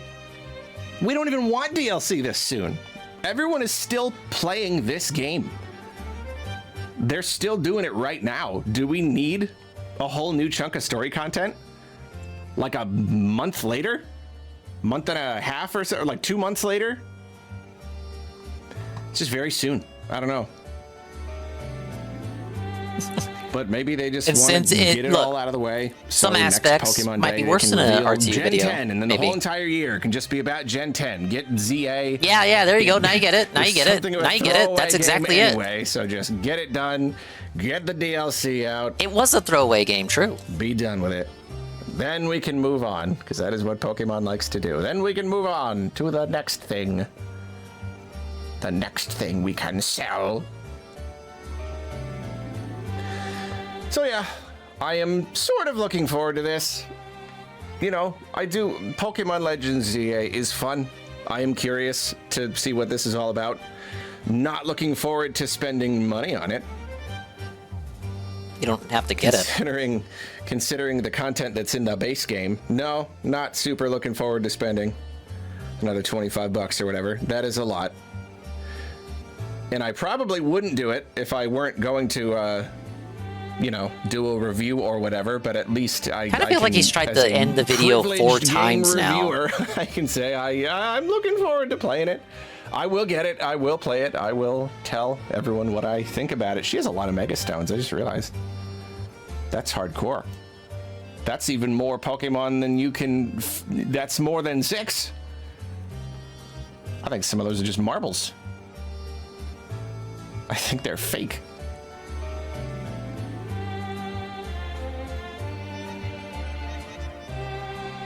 So anyway, that's that. That's the end of this video. I thank you so much for watching. I'll see you later. That was the longest 15 minutes of my life. And we're still not done. This one is him talking about game key cards, so it's a little bit more relevant.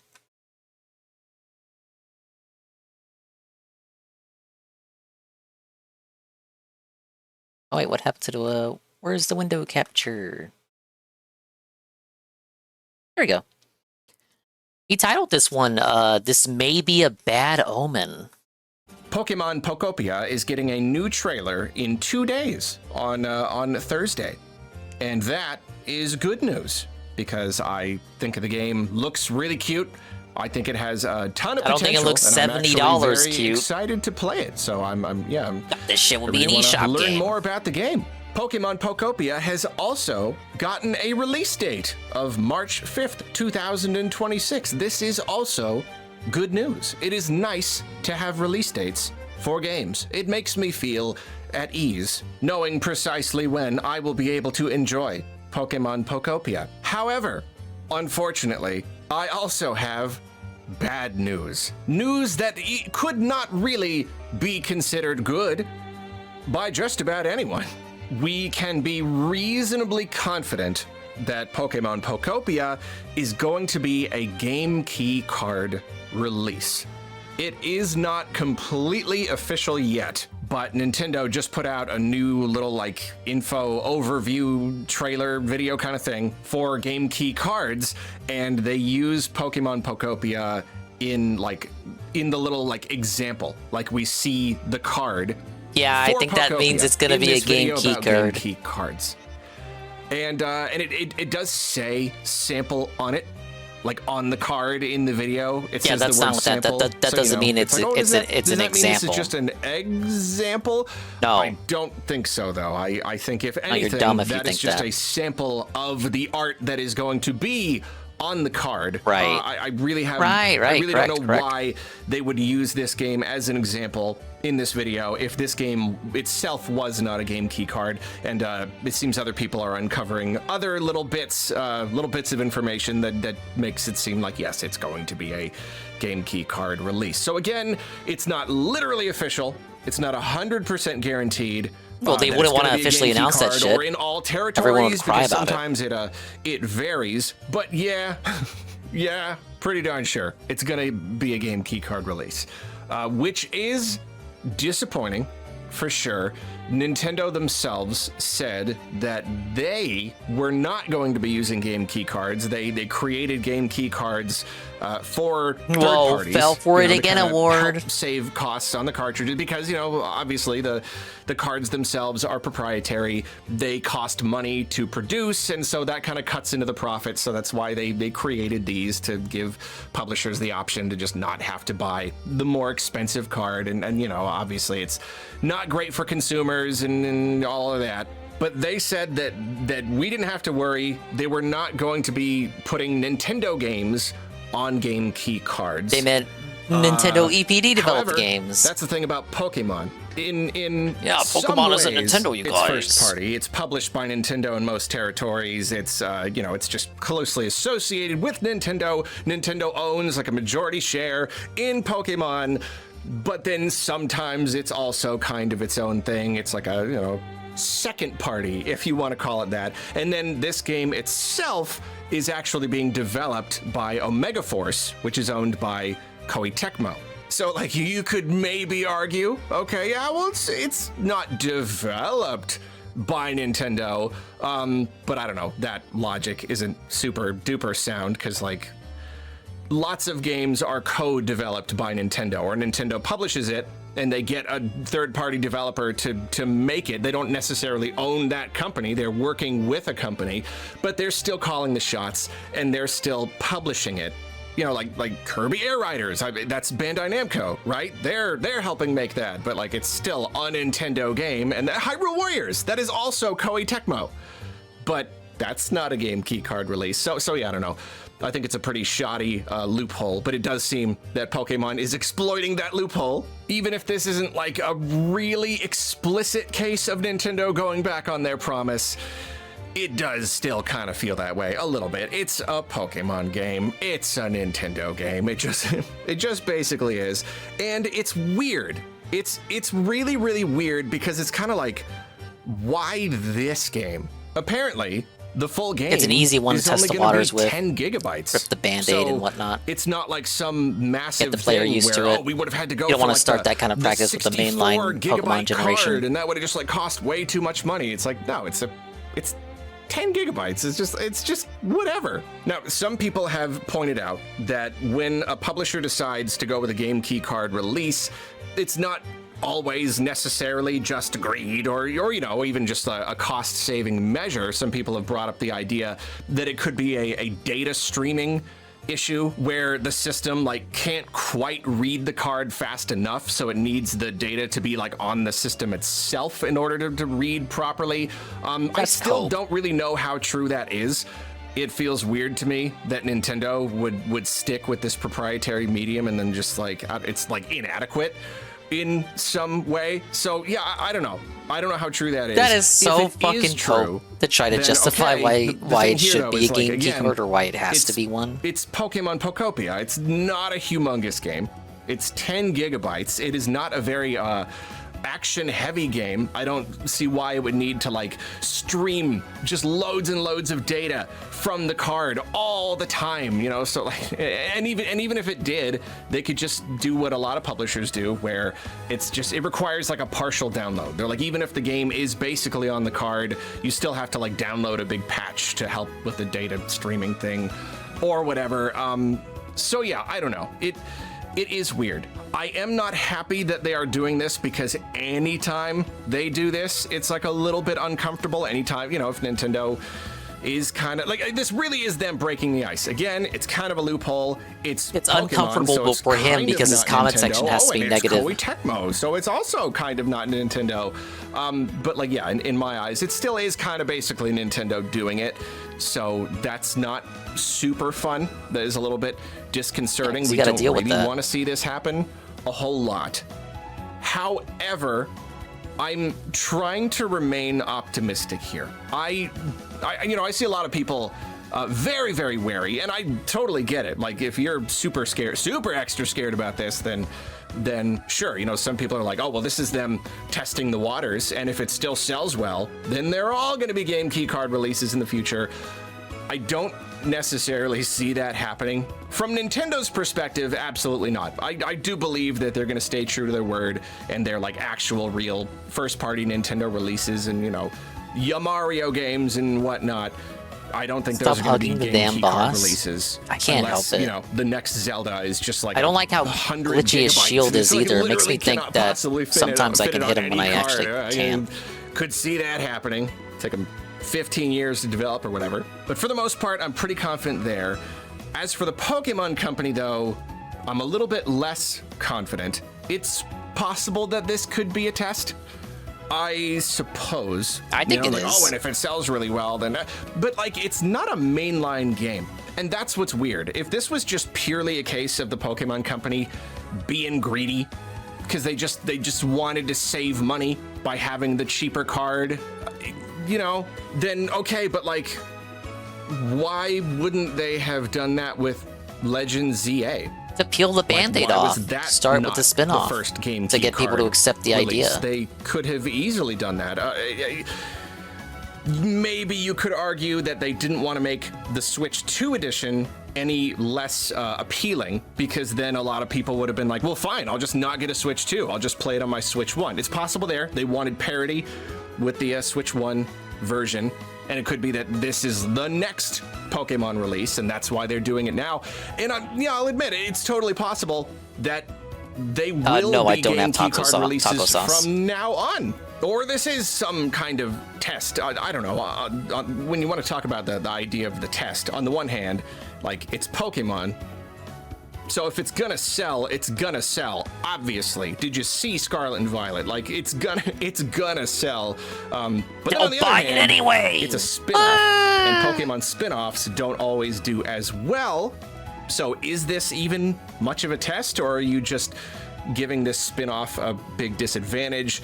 But then on the other hand, it's a spin-off, but I think it has humongous potential. I really do think that this game could sell very, very, very well. Not like a lot of the other, 1 or 2 million sales spin-offs. I think this could be another really big one. So yeah, I don't know. It could be this is the new normal, or it could be the new. Did he just say the new normal? Are you fucking for real? Because of the technology they were working with, and just something about the game. Maybe it is a data streaming issue.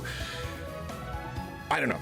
We really don't know. We don't know why precisely. I want to believe that it's more complicated than just pure greed, so they can save a few dollars per unit. I don't know. If anything, in Japan, they have been pushing the game key card thing less. Like, there are games where, like, we get the game key cards, and then in Japan, the game is on the card. So, like, if anything, I would expect it to kind of go the opposite way, Pokemon is it's Pokemon. It's Japanese. It's so big in Japan. So, like, why would they now He's start calling forcing ZA the a game key spin-off. card thing I would on the say it's Japanese audience? mainline. I really don't know. It's complicated. There's probably a It's lot like mainline to consider. now is considered For two now, different though, series. It does seem to be the case for this game, and yes, that is disappointing.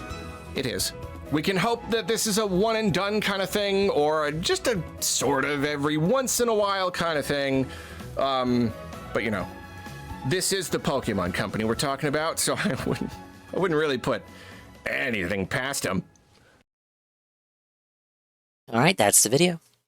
It will be the first party, sorta, kinda, if you're coping, Nintendo Switch 2 game, and it's the game they chose to go with for that.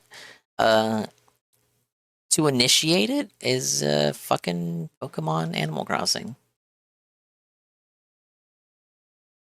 This time for sure.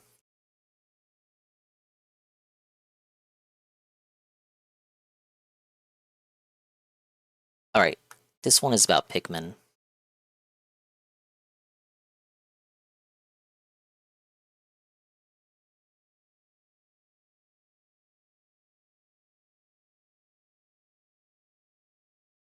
A few weeks ago, I get on this random Pikmin kick. I just suddenly, I want to play a whole bunch of Pikmin. And so, I play 1 and 3 because they're short enough. And I'm like, I really want to play through 4. I have not played 4 since my first playthrough when it first came out. I have barely touched it since. And I'm like, all right, you know what? I'll just play Olimar's Shipwreck Tale. That's what I'll do. That's like a little side story in the game. And then I'm playing that, and then by complete coincidence, that's when Nintendo announces this random, out of the blue, years later update for Pikmin 4.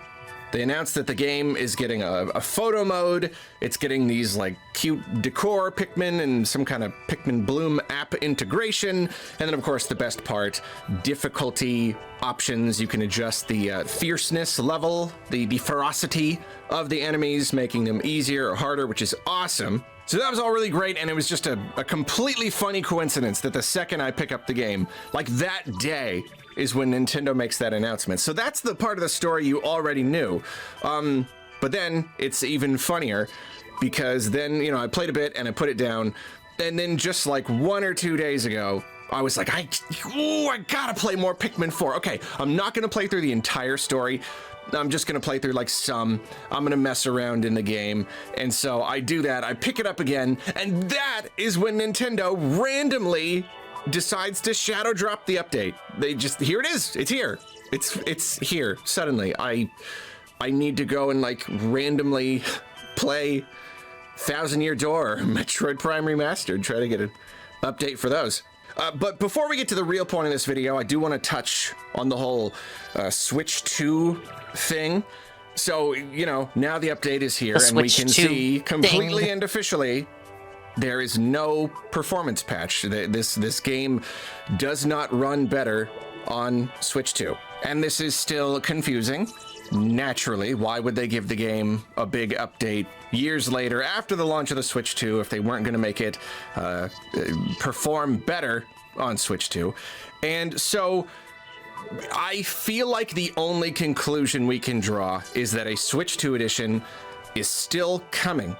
It's not a conclusion that makes complete sense, because since they announced this update, we've gotten the announcement for Animal Crossing New Horizons Switch 2 edition, and that announced the Switch 2 edition while also announcing a free update with a bunch of content for the Switch 1 version of the game. So now we're looking back at Pikmin and being like, okay, so announcing an update that's free for the Switch 1 version, that makes sense, and now there's a precedent. You can announce that at the same time as announcing a Switch 2 edition. So, like, what's going on here? If you update the game, but you don't make it run better on Switch 2, you have to be doing a Switch 2 edition, but if you're doing a Switch 2 edition, why would you not have announced it with the announcement and release of this update? It is confusing, but I do just have to imagine that it is coming.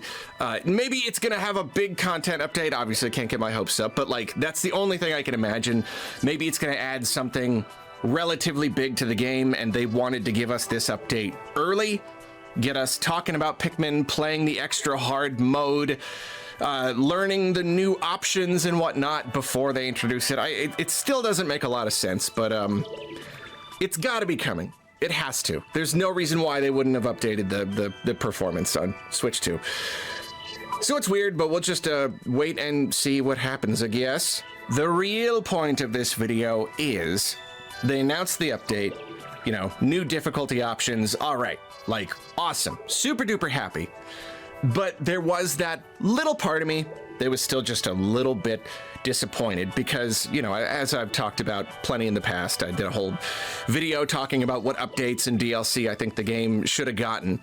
And it's a really, really, really great game, but there are just a couple of things about it that could make it just really tiny little things that can make it so much better. Namely, a new game plus, because you just get so many abilities and you take so long to acquire all the onions for all the different colors of Pikmin, and I just want the ability to start a new game with all of the abilities unlocked from the start so you can use them. Well, they did exactly that for you. You only get like at the end of the game. What's the point? So that was a really huge one I was hoping for. And then the next one, of course, is the auto lock-on. I think the auto lock-on is fine. I think there are pros and cons, but there are a lot of people who just hate it. There are plenty of people who are just like, I can't even play this game. It's just too annoying to play. So like, there's always been this really intense need for Nintendo to just let us turn it off. Like, it's as simple as that. Just let us turn it off. You will unlock the ability for so many more people to play and enjoy the game. And it didn't seem like those two things were happening when they announced this update. But now we've got the update, and guess what? They did both! They did both! They just didn't say they were gonna do it, but we got it! We got it right here! There is essentially a new game plus, and you can disable the auto lock-on. And I wonder why they didn't promote that then on the in the highest trailer. difficulty setting, the Pikmin cap is 60. I heard some people saying that it, like on the website or something, it mentioned that. I never looked into if that was like official or not. But yeah, it is not just the ferocity of the enemies. That would have been good. That would have been really, really good as a hard mode. But I'm really happy to get confirmation that it also caps your Pikmin at 60, just like it did in Pikmin 3 Deluxe. So hard mode is now even better, even harder. Love that. Really, really love that. And yeah, let's the new game plus. It's pretty much everything we could have wanted. Apparently, it even lets you skip the tutorial. Like the first day of the game is kind of slow. You know, it's a lot of like tutorial and dialogue and stuff. You can just skip that whole thing and start on day 2. And when you start a new file and you roll over all of your data from the previous save, it's everything I could want. You keep all of your gear, you just all of your upgrades. The pup skills are not unlocked, but you get all of the drive points that you can. So basically, you get to just repurchase all of them, which sounds like a little bit annoying. If you had unlocked all of them, you just got to re-unlock them again. But I guess Nintendo did that just in case you hadn't unlocked them all and you wanted to decide which ones to prioritize, kind of, you know, re-roll, respec, or whatever. But yeah, so you have all of your gear, all of your pup skills, and you even get to keep all of your onions. All of the various colored onions. Oh, man. But you do not keep... I am exhausted. I'm sleepy. I'm tired. I'm not even talking anymore. Thank you for the raid, Sasha. Big ups. Welcome in. And, Seer Circle, welcome in, CMAS. Too bad for you. Oh, man. I'm just watching videos while trying to bash my head against this wall for this post-game boss that I'm trying to do. My face isn't on. My face is essentially not on for this stream now. Raid means plus 1 hour stream. No, it doesn't. I wanted to go until this dude was knocked out. And I started with 120 something lives. I am at 69 lives. Nice. Let's get a shout out.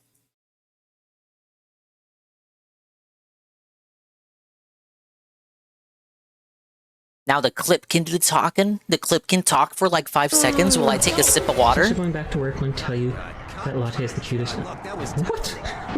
Why are you telling me this? Cheers, I guess? Only because this isn't costing me anything. Thank you for the shout out. You're welcome. Yeah, please give Sasha a follow if you haven't already for positive gaming content. I think he's still playing Aliens right now. What are you doing tonight?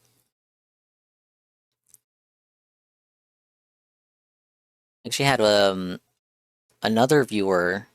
He DM'd me today and he was like, I found an amazing stream. I am totally 100% serious. This happened on this very VOD. You can go and rewind the VOD earlier.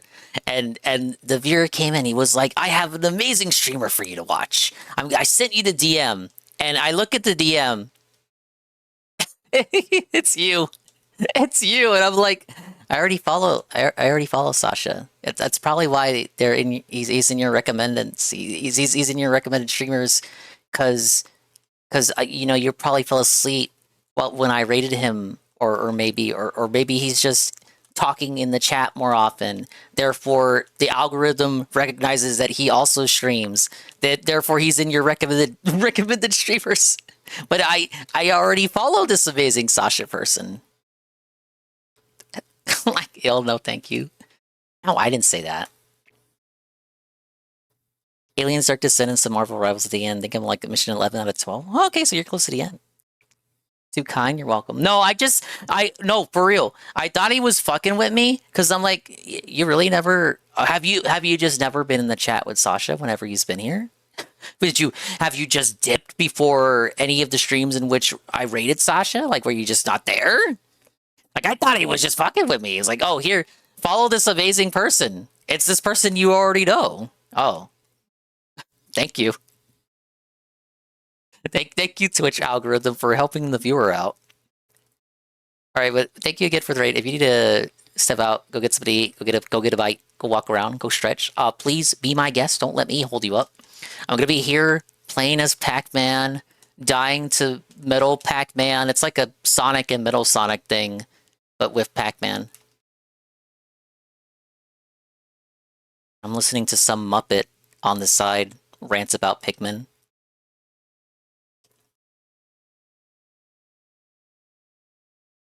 your Flarlick. So you start at that like 20 cap, just like in the main game, which I think I'm okay with. I'm okay with like having the ability to create any kind of Pikmin that I want, but still having that early limitation. I mean, if anything, it just makes it just a little bit harder. You know, it's I don't know, it's really satisfying to slowly raise that cap. So I'm okay with that. I'm okay with keeping the onions, but not the Flarlick. Yeah, it's perfect. It's awesome. It's everything I could want in a new game. Really, the raid's gonna motivate me. Start a new game fresh. The raid's gonna inspire me. It's totally gonna be the run. Have a bunch of fun, which is particularly good if you want to start like the super hard mode. I haven't tried it out myself yet, but if it does end up actually being pretty hard, because the ultra spicy mode in Pikmin 3 Deluxe give you iframes to dodge the boss. The boss has way too many iframes. I've been hearing that this is you get no difficult, iframes by so comparison. If it's true that it is really hard, it's got three phases. Tackle it with all the you got to do it on one gear life and stuff. So I don't know. So that's awesome. That's just really, really, truly terrific. And then the ability to disable the auto lock on, just to seal the deal, just to make the game basically perfect. Again, I didn't have like a huge problem with it, but some people did, and I am curious to see. I mean, if I'm playing a harder mode and I want the game to be harder, it does make sense to disable it, just because it did make the game easier. You know, it just locks on everything for you, so you don't have to aim or really do anything. So I don't know. It's cool. It's really, really, really cool. And there's like other little stuff too. Like they made a lot of little tweaks. You can change it so that when you whistle, it can have the cursor come out of your cursor, like the whistle come out of the cursor or the player as like the center point of the whistle, which is weird. I don't know why you would want it coming out of the player, but that's cool. Fine. Options are always good, and you can now select either normal or precise for the speed of the arrow that appears when you hold down X to aim. Setting this to precise will make it easier to adjust the direction of the Pikmin's charge in Ochi's rush. Huh. Interesting. Yeah, I don't know. I don't know exactly what that's going to do or how it's going to feel, but again, options are just always good. So yeah, this, I don't know, it sounds to me... Except when you get too many options. Like, dove into it yet, ruins but it the sounds developer to me like tailor-made experience. Makes the game kind of perfect. It's kind of... Sleep perfect, jogging Hydra. I hope I'm saying that right. I am beyond zonked. The video is doing the talking for me, so I don't have to, so I can focus on losing. Thank you. Welcome in. Really, like the auto lock on and the new game plus. That it's so much, and I love this. I love it when Nintendo does this, and I love how much they've been doing this recently. Man, he's, like, I mean, really, they glued to did you it with for that Pikmin one 3 attack. Deluxe as well. Like, really sitting down and dialing in to their games and like what could be done to improve them. Really, just listening to player feedback. There are things about these games that just, I don't know. Sometimes there's just little things that could be better that the original designers didn't think of, or maybe they didn't have time to implement. They didn't have the budget and the game was out. They had to move on. I don't really know, but it's always so awesome to see them, especially when they give us features that we didn't even know we wanted. You know, when it's just like, oh, hey, that's a really thoughtful little addition. Man, like Pikmin 3 changes Deluxe the man. had a lot of that. Little things I wouldn't have even considered. And they're doing it again here. Just like, hey, how could we make the game just so much better? What has everybody been saying that they want? Let's just do it. Let's just give it to them. So now, here's a real problem here.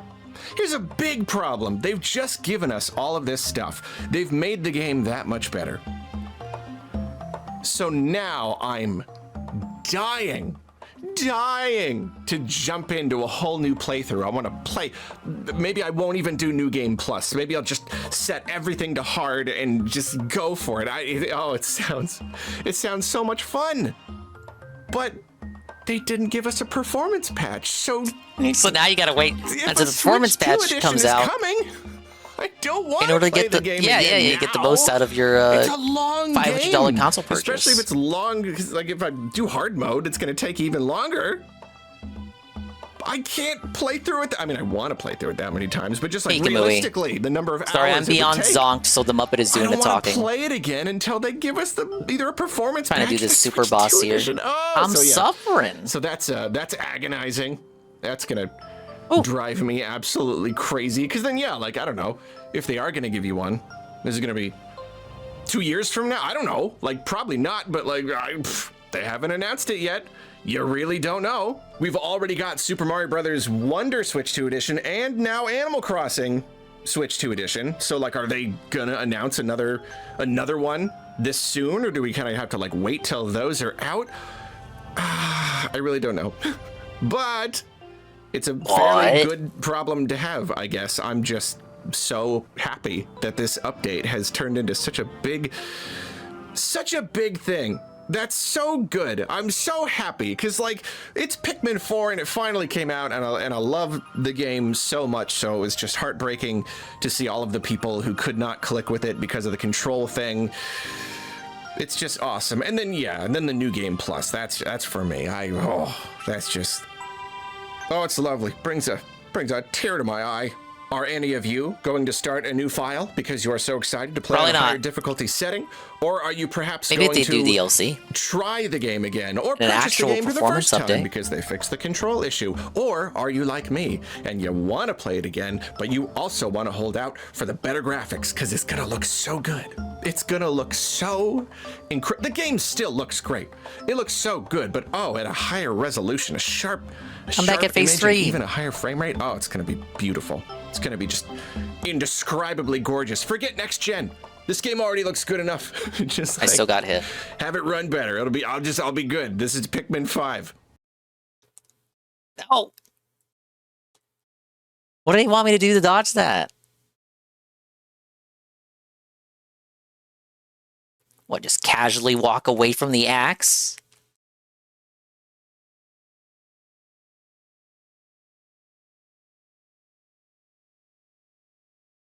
What the? I don't think I got hit for that.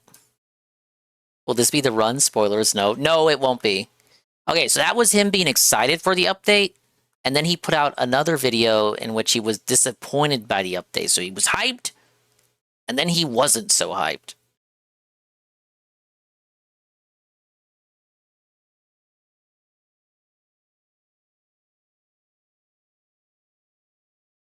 All right, so I've been checking out some of the new stuff included in the off of Pikmin 4 Cloud9 update. And thank you, Sleep Jog and Hydra, for the follow. Thank you.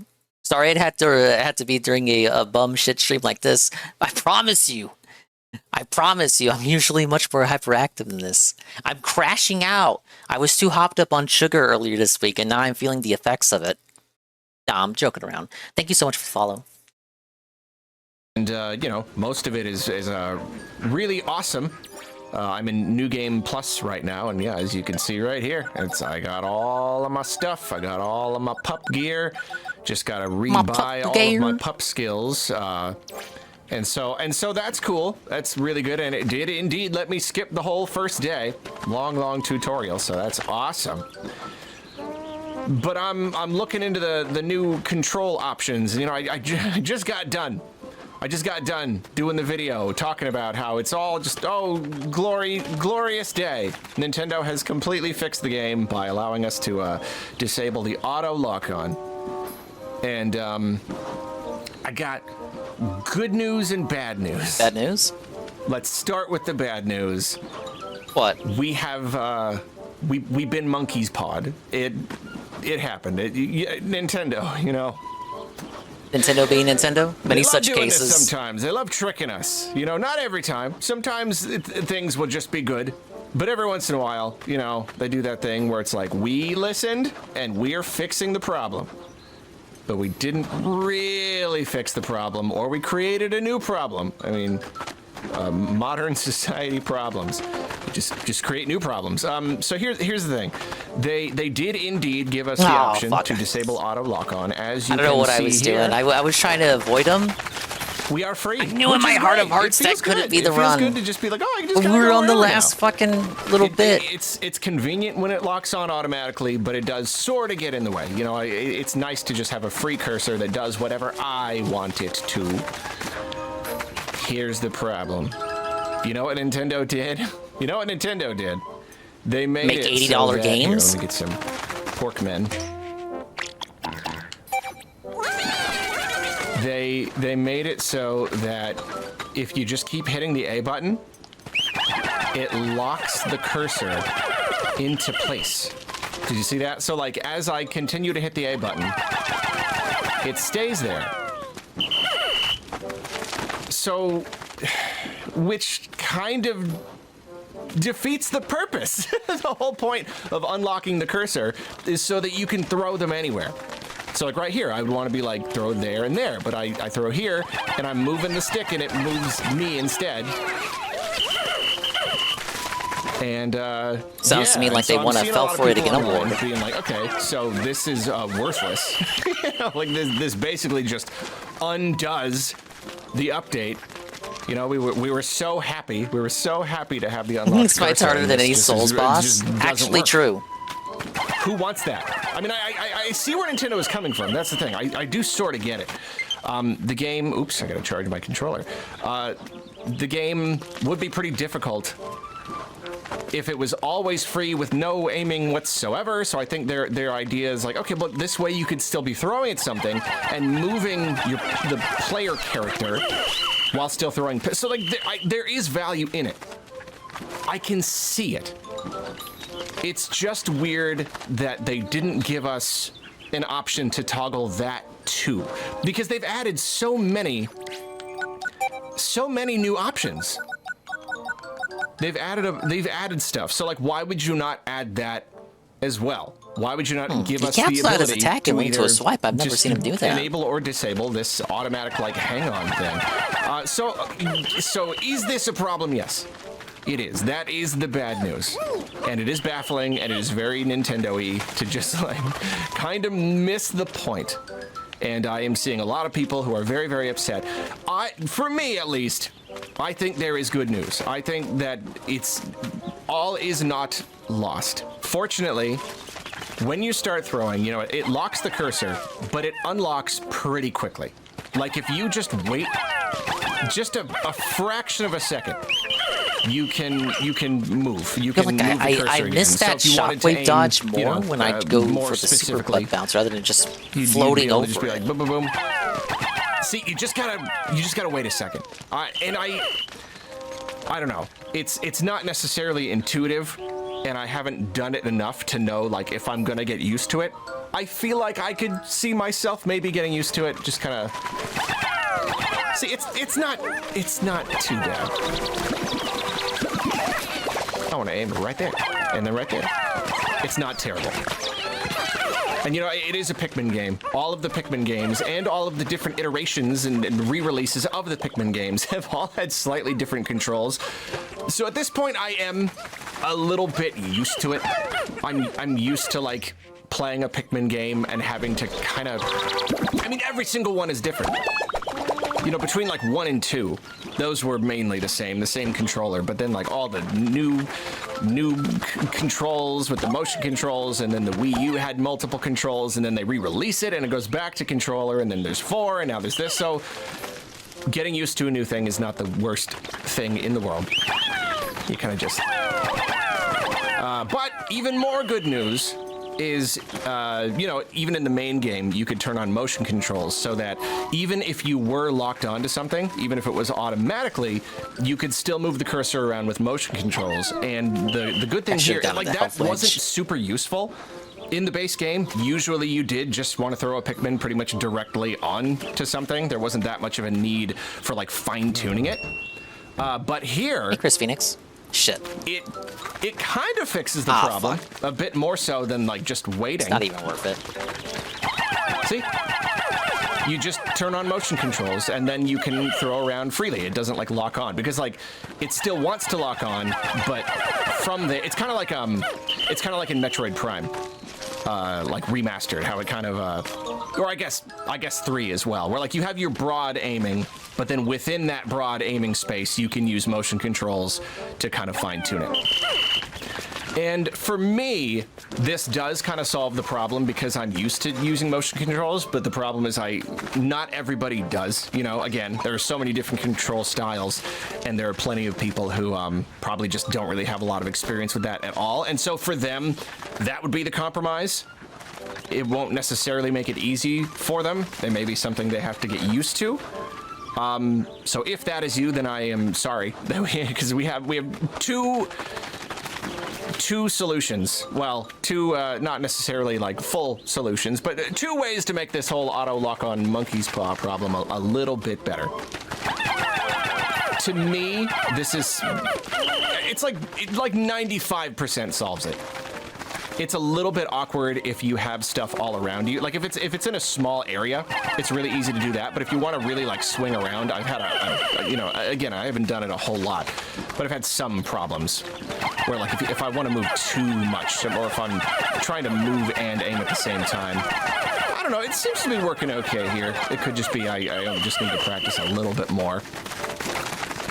And it's also hard because, again, because every game is different, I have these like muscle memory things. So I've played a lot of Pikmin 3 Deluxe and I use the gyro, and you hit the R button to recenter the cursor, and then the Pikmin 1 and 2 re-releases on Switch are the same. So when I'm using motion controls, I keep hitting R. I want to cycle, or I want to use R to recenter the thing, but instead it cycles. And so that's a little bit awkward. There is no recenter. I have to just use the stick to move it. But of course, that also moves the character. So I don't know. It's not so bad. I can still be pretty accurate. I can come over here and be like, oh, I need to get this stuff. Boom, boom, boom, boom, boom, boom. Yeah, it's not too bad. It is frustrating. It still is frustrating that Nintendo would just, I don't know, just not get it. Because obviously they're trying here, you know, like they are trying. Like I said in the video on the update and how big it was, like it's awesome when they sit down with a game and they just think of all these different ways they can make it better.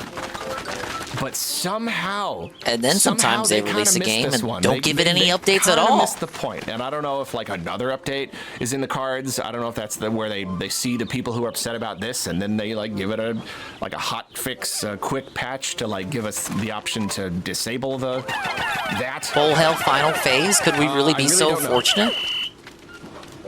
Oh, yeah, apparently so. We'll see. Probably not. I imagine probably not. I think this is probably, I don't know why, hey, if we do end up getting a Switch 2 edition, then maybe there will be even more updates. I don't really know. But for now, I suppose it is what it is. It is what it is, man. I'm already getting used to it, so it's not too bad. But again, that's me. I'm used to using motion controls pretty much. Like my first playthrough on the Wii U of 3, I went traditional controls, and then I switched to motion with the pointer, and I can't ever go back. Even on 3 Deluxe, even with like the janky, drifty gyro, the ability to just fine tune with motion is great. Although I will say, I've been playing more Pikmin than usual handheld, and the gyro is really hard on handheld. If I'm like in any position other than just like sitting upright, it barely works. And so like Pikmin 3 Deluxe was kind of hard. But then going back to Pikmin 4, I was doing that handheld. I'm like, that's perfect, because this game was designed for a controller. I think that's one reason why that is like basically the reason why they introduced like the auto lock-on and stuff. They wanted to pull away from the motion controls. Because it's just, I don't know, maybe it's just a little bit less accessible. Maybe most people, you know, it's the Switch. Do you want to play handheld? It is the most convenient to just be able to play with a controller. And so Pikmin 4 really was about bringing it back to the controller. And so, yeah, I'm talking about how like motion controls kind of fix this issue, but that's easy now when I'm holding a controller. But if I'm playing handheld, it's not going to be quite as easy. Now there is another reliance on motion controls. So yeah, it makes handheld a bit of a thing. So I don't know. It is still early days. Time will tell. Playing will tell how all of this ends up going. I really do hope that people are able to find a solution that works for them, whether it's the motion controls or the just kind of wait in a second. It's not too bad. I need this to be okay. All right. Maybe I'm coping. I really need this to work. The video's like 12 minutes of cope. Who couldn't you play are Pikmin coping. 4 to Yes. I need everybody on Earth to be able to play Pikmin 4.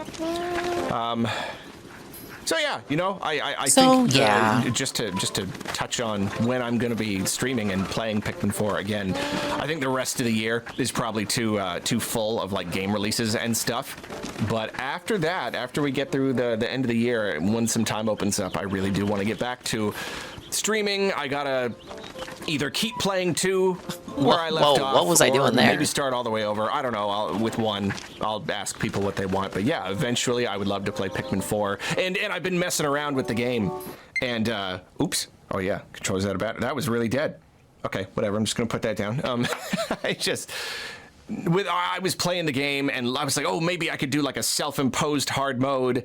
I'm looking at all like the gear that I should and shouldn't have. I don't know. It'll be really fun to like craft a hard mode. Maybe that won't be necessary with the actual new hard mode. I don't really know. We'll figure it out. Thank you for watching. I love you. Bye. I don't know if I can say listening to him has made me play better or worse at the game.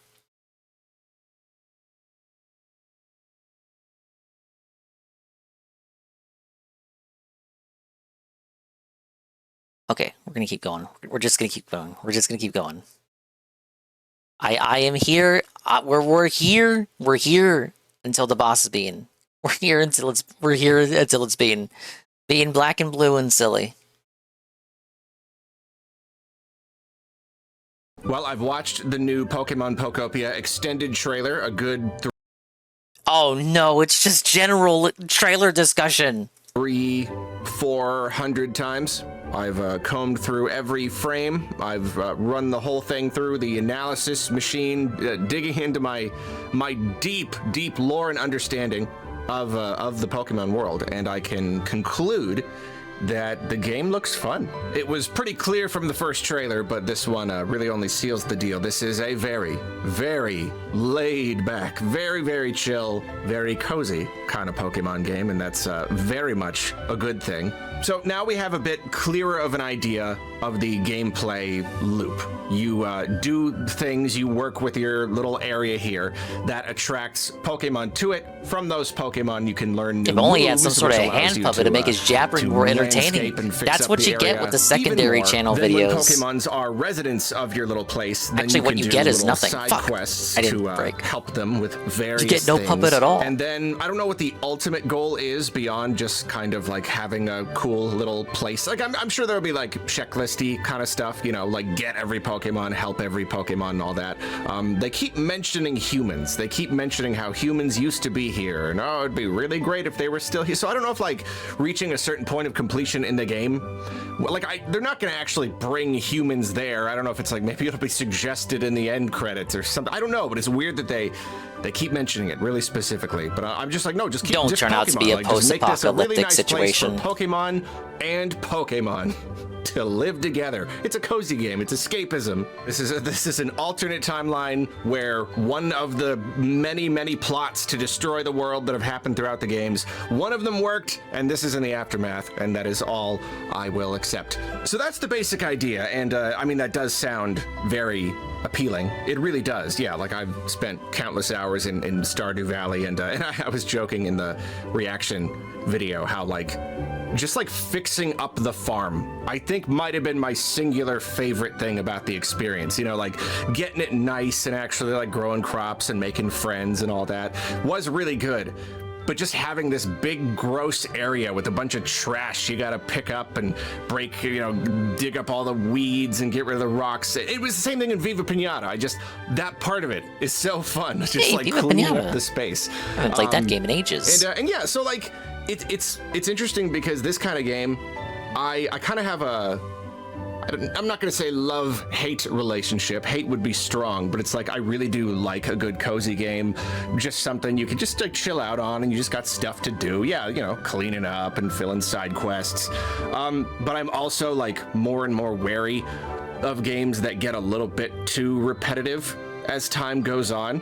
So I'm looking at this and I'm I'm hoping that there's enough like really tangible stuff to do that doesn't feel too repetitive or too overly simple, you know? There certainly would be a market for a game that's a little closer to Animal Crossing, where it's something that you could just spend countless hours in and just kind of go in and tweaking things here and there. I guess for me personally, I'm just hoping there's a really good, just kind of like a progression system, a game to play. You know, I want to play the game, and then I want to finish the game.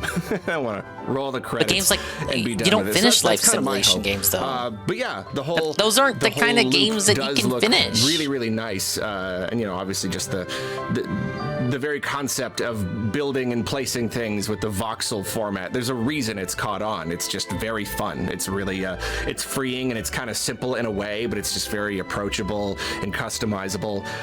So that's a lot of fun. And yeah, I was really happy to see the Viva Pinata system, because in that game it's the same thing. You've got a garden and you can, like, you know, buy items for it, and you can clean it up and plant plants, and all of the different pinatas have different conditions that have to be met before they are attracted to the place. And that was probably a lot more complicated and difficult than this is going to end up being. This looks a little bit more simple. They just kind of pop out of the bushes. You don't have to, like, because in that one you'd have to attract them there and then get them to stay there. It was really hard. But I like the idea. So I really do like that they're using that kind of idea. It's fun. It's a fun way to have like a natural progression system. Yeah, you get an item and that brings in a new one, and it's all just kind of building and building and building as you go. Looks fun. They did reveal here that in addition to being able to learn moves from Pokemon, the Ditto character will also be able to transform into some Pokemon. They showed a Dragonite and a Lapras, and I love it. They picked two particularly, like, I don't know, enchanting, kind of mythical, graceful fairy tale kind of Pokemon, you know? Just like, oh, it's Lapras, it's riding through the sea. They chose it's cozy-coded Pokemon. To the air, Pokemon. flying through the clouds. They're And I love that cozy-coded. They picked those, because the Ditto versions just look so stupid. They look so amazingly stupid. Dragonite with the big dumb head. I love it. I think it's very funny, and I don't know what other transformations there may be, but it is also worth noting that transformation thing, like it's kind of just a quick little thing in the trailer, but it seems that that's going to allow you to go to like different islands, and there seems to be a surprising amount of travel here. So I don't know if that means that you're going to be planting little This is like for the marbles. on multiple islands, if that's kind of like the goal, or if you're gonna have one central place and you go off just to, like, I don't know what, explore, find items, find new Pokemon. I if you're attracting them to your little town, yeah, I don't know. I don't quite know how that works, but that's fun. It means the scope is a little bit opened up. I do very much like exploration. I like an untamed world to just kind of, you know, embark out into and then explore and figure everything out. I do really think it's cool how you can customize your Ditto character, and there's like 4-player multiplayer. They confirmed game share, so that's neat. Even someone who doesn't own the game or has Switch 1 can get in on it. Very, very cool. This is cute. I particularly like how when you're taking a picture, like your character like whips out a camera and is, you know, like you're trying to line up the shot, but it's not just a photo mode. It's actually like the character itself holding a camera, and you can see your friend like trying to take a picture of you. I think that's very cute. All right, so let's talk about what's clearly the best part about the trailer and probably the game. Professor Tangrowth. I love this. You know, like, we've had so many Pokemon professors over the years. So of course, like, what's this game? It's a game where it's all Pokemon, and the characters are Pokemon, the players are Pokemon. It's just Pokemon. So you have a Pokemon professor, a literal Pokemon professor. I don't know why they picked Tangrowth, but I'm glad they did. It's just fitting. It's just fitting. Tangrowth is just very funny. Just very, very funny looking. So I'm very, very, very pleased that we get a Professor Tangrowth. I thought that was great. And then they also revealed some new forms of old Pokemon at the end. We don't really know like what that means or what that does. I mean, I guess it's probably just, games? They'll just be little friends that come to your town. I don't know why they're so different, why they're so radically different, if that'll have, something to do in the story, or if it really is just like, I don't know, you find a weird Pikachu. There's got to be a reason. There's got to be some lore reason why they're very, very new versions. Apparently we don't really know much about them or why these freaks of nature exist, but we do know that they are named Pikachu, Mosslax, and Smearguru, which is pretty interesting. Pikachu looks kind of weird and glowy and ghosty. I don't quite get what they're going for there, but we'll find out. Mosslax is a little bit more straightforward. It seems to be a Snorlax that is I don't know, ground type now, I guess. I mean, yeah, it's a ghost Pikachu, or maybe a fairy Pikachu and a ground well, I don't know, it's got like a little flower coming. I don't know, whatever. It's a Snorlax that's been covered in mud. I don't know if these are gonna be like in the actual games, if a ground type Snorlax is gonna be a thing. Probably not. Like at least here, it's just kind of a Snorlax covered in mud with a little flower. Looks like a Pikmin. Snorlax is a Pikmin now, and personally, I'm for that. I am pro Pikmin Snorlax. Yeah, and then there's Smearguru, and it's funny because like Smeargle doesn't come up a lot. Is it just me? I feel like it's not in a lot of games and media. I don't know, maybe it is and I just haven't noticed, but so I was having a hard time knowing if it was actually different or if it was just kind of smeared with paint. But yeah, it seems to be a new form, and looking at the old one, yeah, the differences aren't huge. Mostly it's like the paint all over it. I mean, it does look good. It is certainly fitting.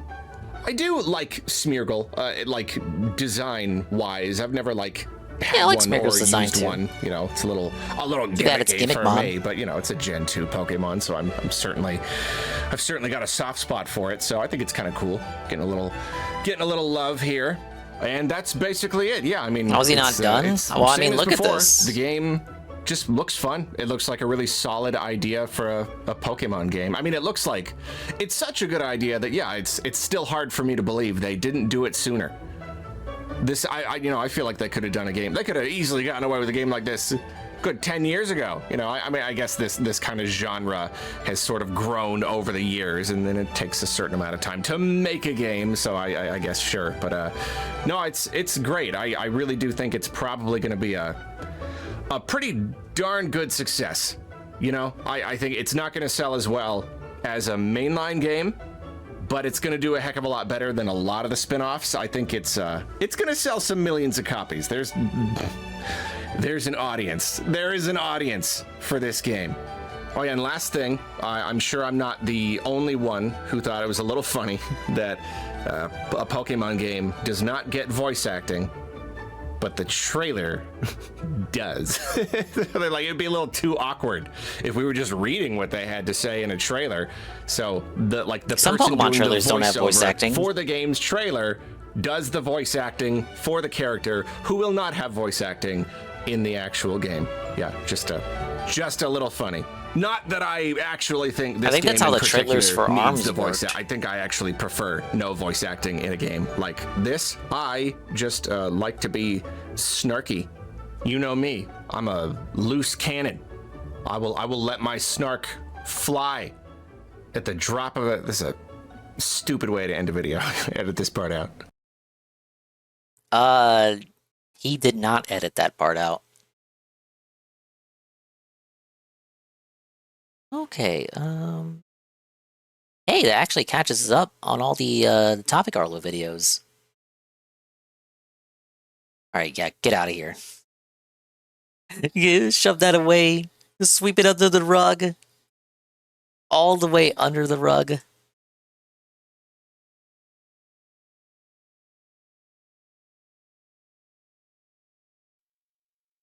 Okay, I can't push this much longer.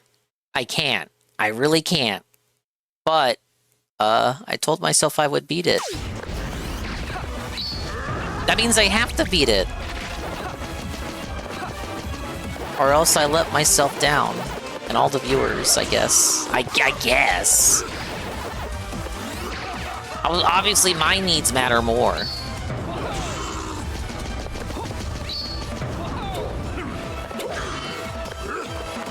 Hey, I skipped the phase.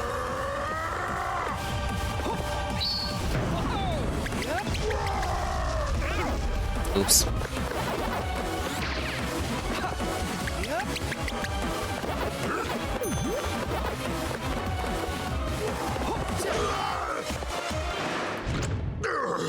You can't go to sleep without seeing you beat this fucking boss. You might be disappointed.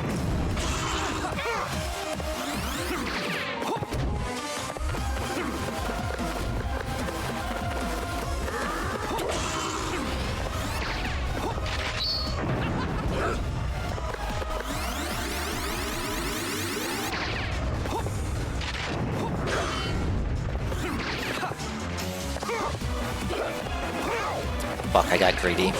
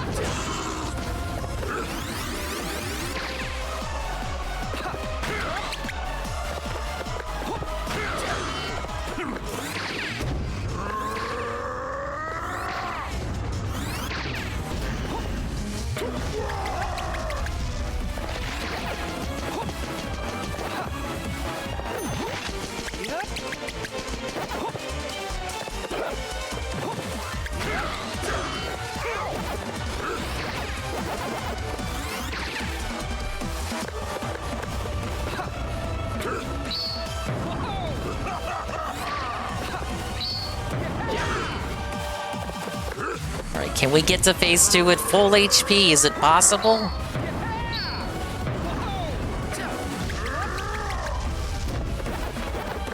Maybe.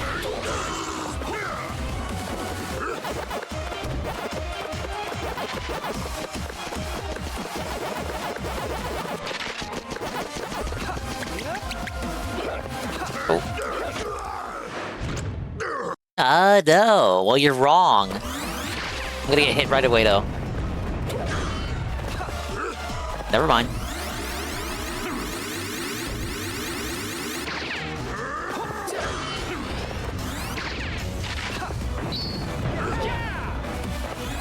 Runs away like a coward. Many such cases.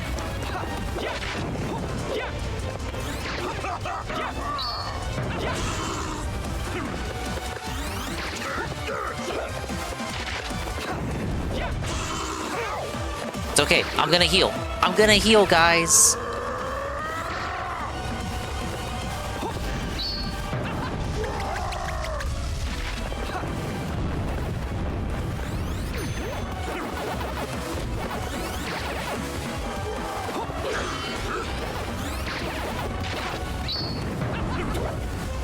He did it again.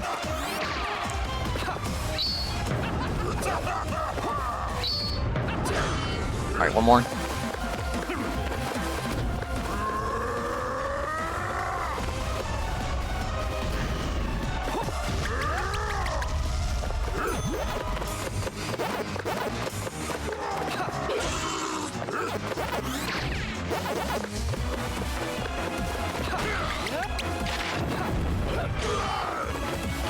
Now I'm gonna fuck it up here for sure. I hate everything to do with his axe.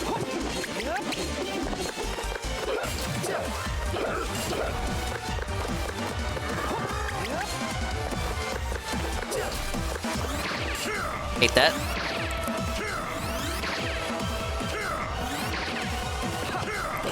Buggy ass fucking move.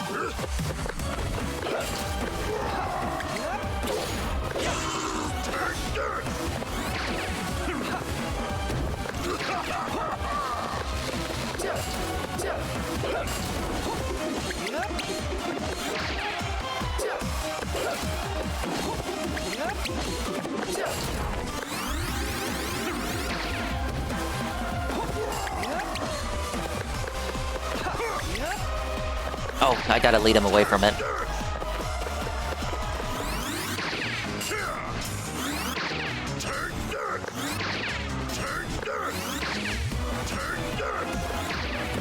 Fire whoever came up with that. Whoever came up with that attack, fire them.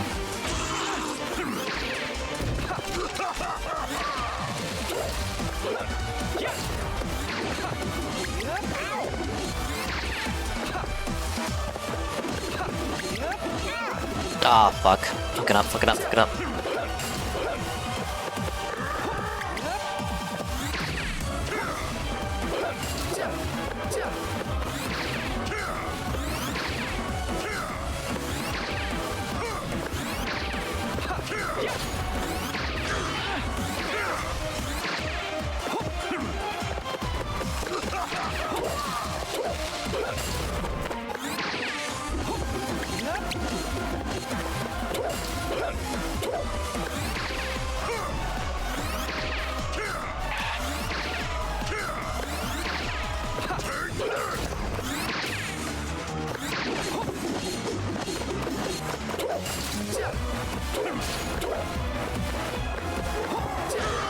Got him.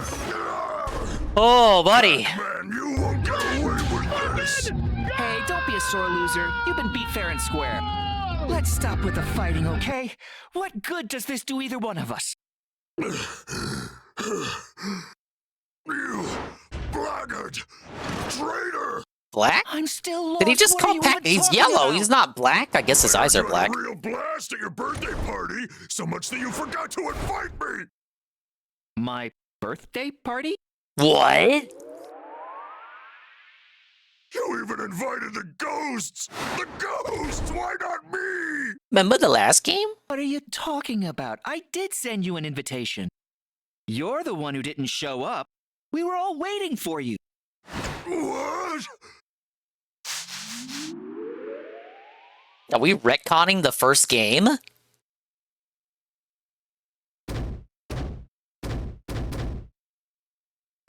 Is he taking a robo shit? It's way too late for this. Hey, oh no. Someone! No, no, no, no way. What?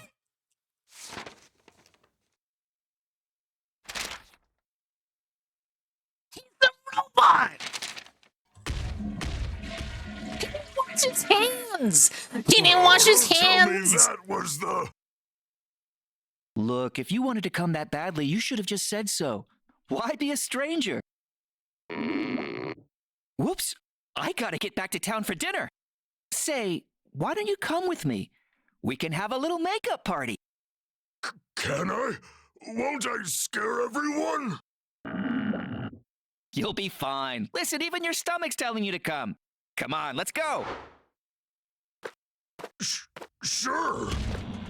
Oh, he made up with villain from last Will game. That be pudding?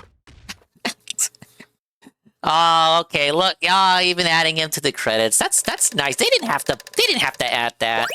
They didn't have to put the credits there. 74 74 deaths. 74 deaths. 42,000 is the max score you can get here without dying. All right, I won't make you suffer through the time trial. I could have done that.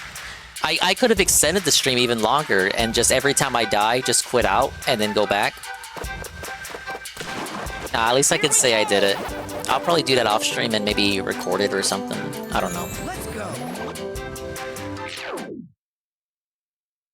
Game is still good. They did not have to bring back the antagonist from the last game because he wasn't in the original Pac-Man World 2, and they definitely did not have to give him a voice. They didn't have to give him voice acting, and they definitely didn't have to give him motives, and they definitely didn't have to give him the robo runs. Fucking shitting out oil, wiping his ass with Pac-Man's birthday invitation. What is wrong with this game? That's clear Japanese humor, which is ironic because the original game was developed by Westerners. Game originally developed by Westerners, but Japanese people recreate it. It's just a shame he's not actually in town. They should have added him here as like someone you could talk to. God damn it. Well, at least Sonic is still here. My fucking pal Sonic. Alright, but I've done it. It's done. Game's complete. Game is beat. It can get slapped on a dogminated list. Probably do that last mission off stream or something.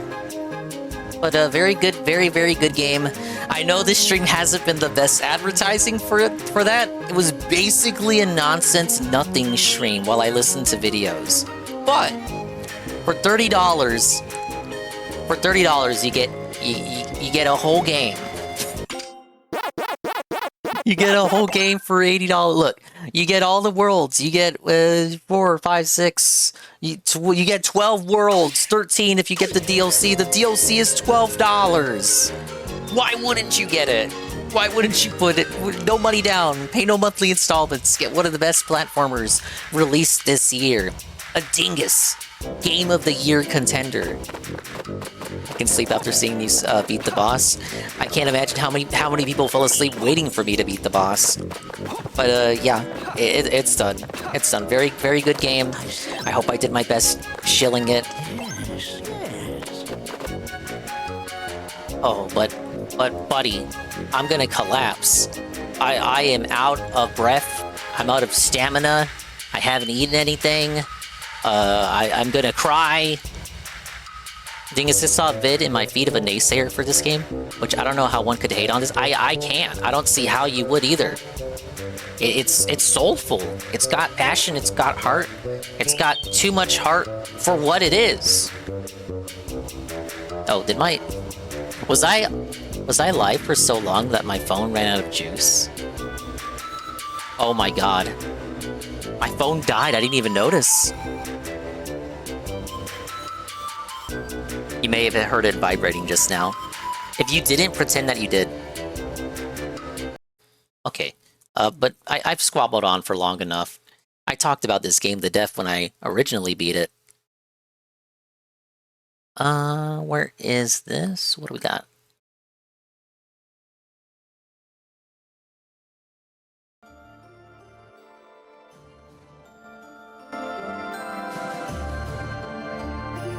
I'm gonna go collapse in my bed. I will try to be live this afternoon for Kirby Air Riders. So if you're listening to the sound of my voice and you're like, oh my god, that was an amazing Dingus stream in which he barely said anything. I can't wait for the next one.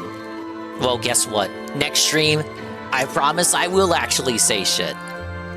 There won't no videos next stream. It'll just be me no lifing Kirby. Gonna get my copy. Gonna kill the music. Why did the music die? There. I'm gonna get my copy.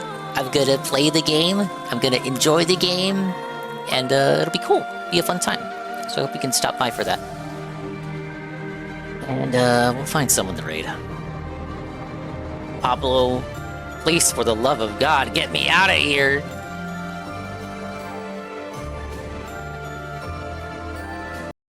It's nice to rest your eyes. Thanks for stopping by.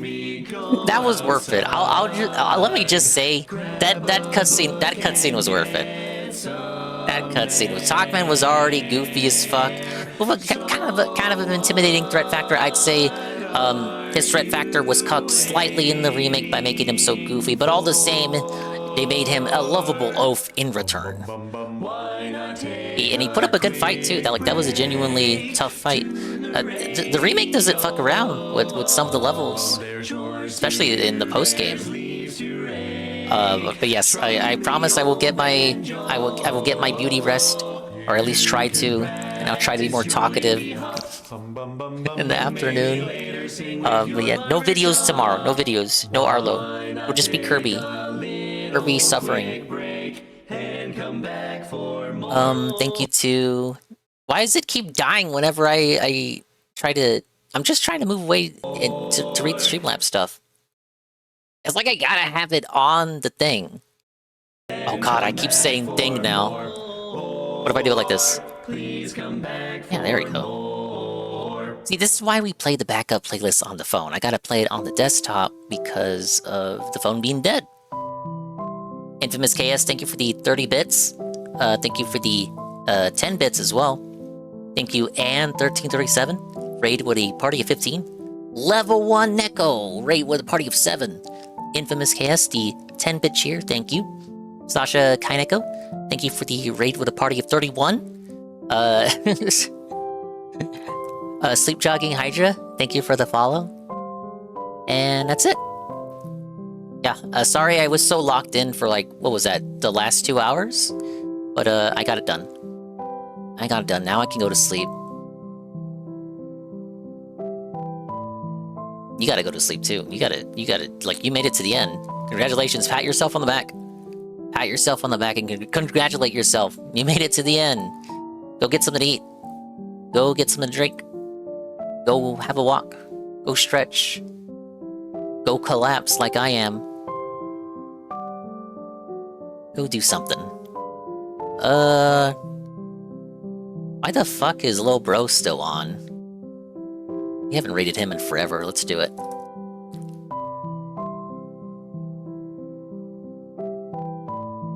Bye-bye, adios, and Mimi time. We'll see you when we see you. And if we we'll see you when we see you. And if we didn't see you, then we didn't see you. But if we did see you, then we saw you. And if we didn't see you, hopefully we will see you next time. If I can see myself in the mirror each and every single day, hopefully I can inspire viewers like you, Rue, to see themselves in their mirrors each and every single day.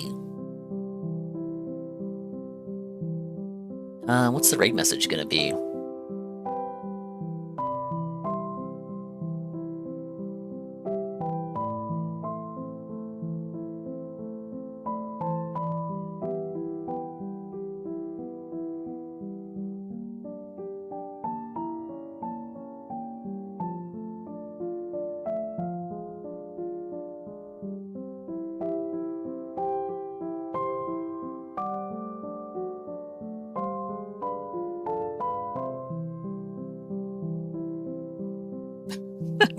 There it is. There it is. Go with that. Go with that. I don't know. He's doing Nikkei. You guys like Nikkei, right? It's something to fall asleep to.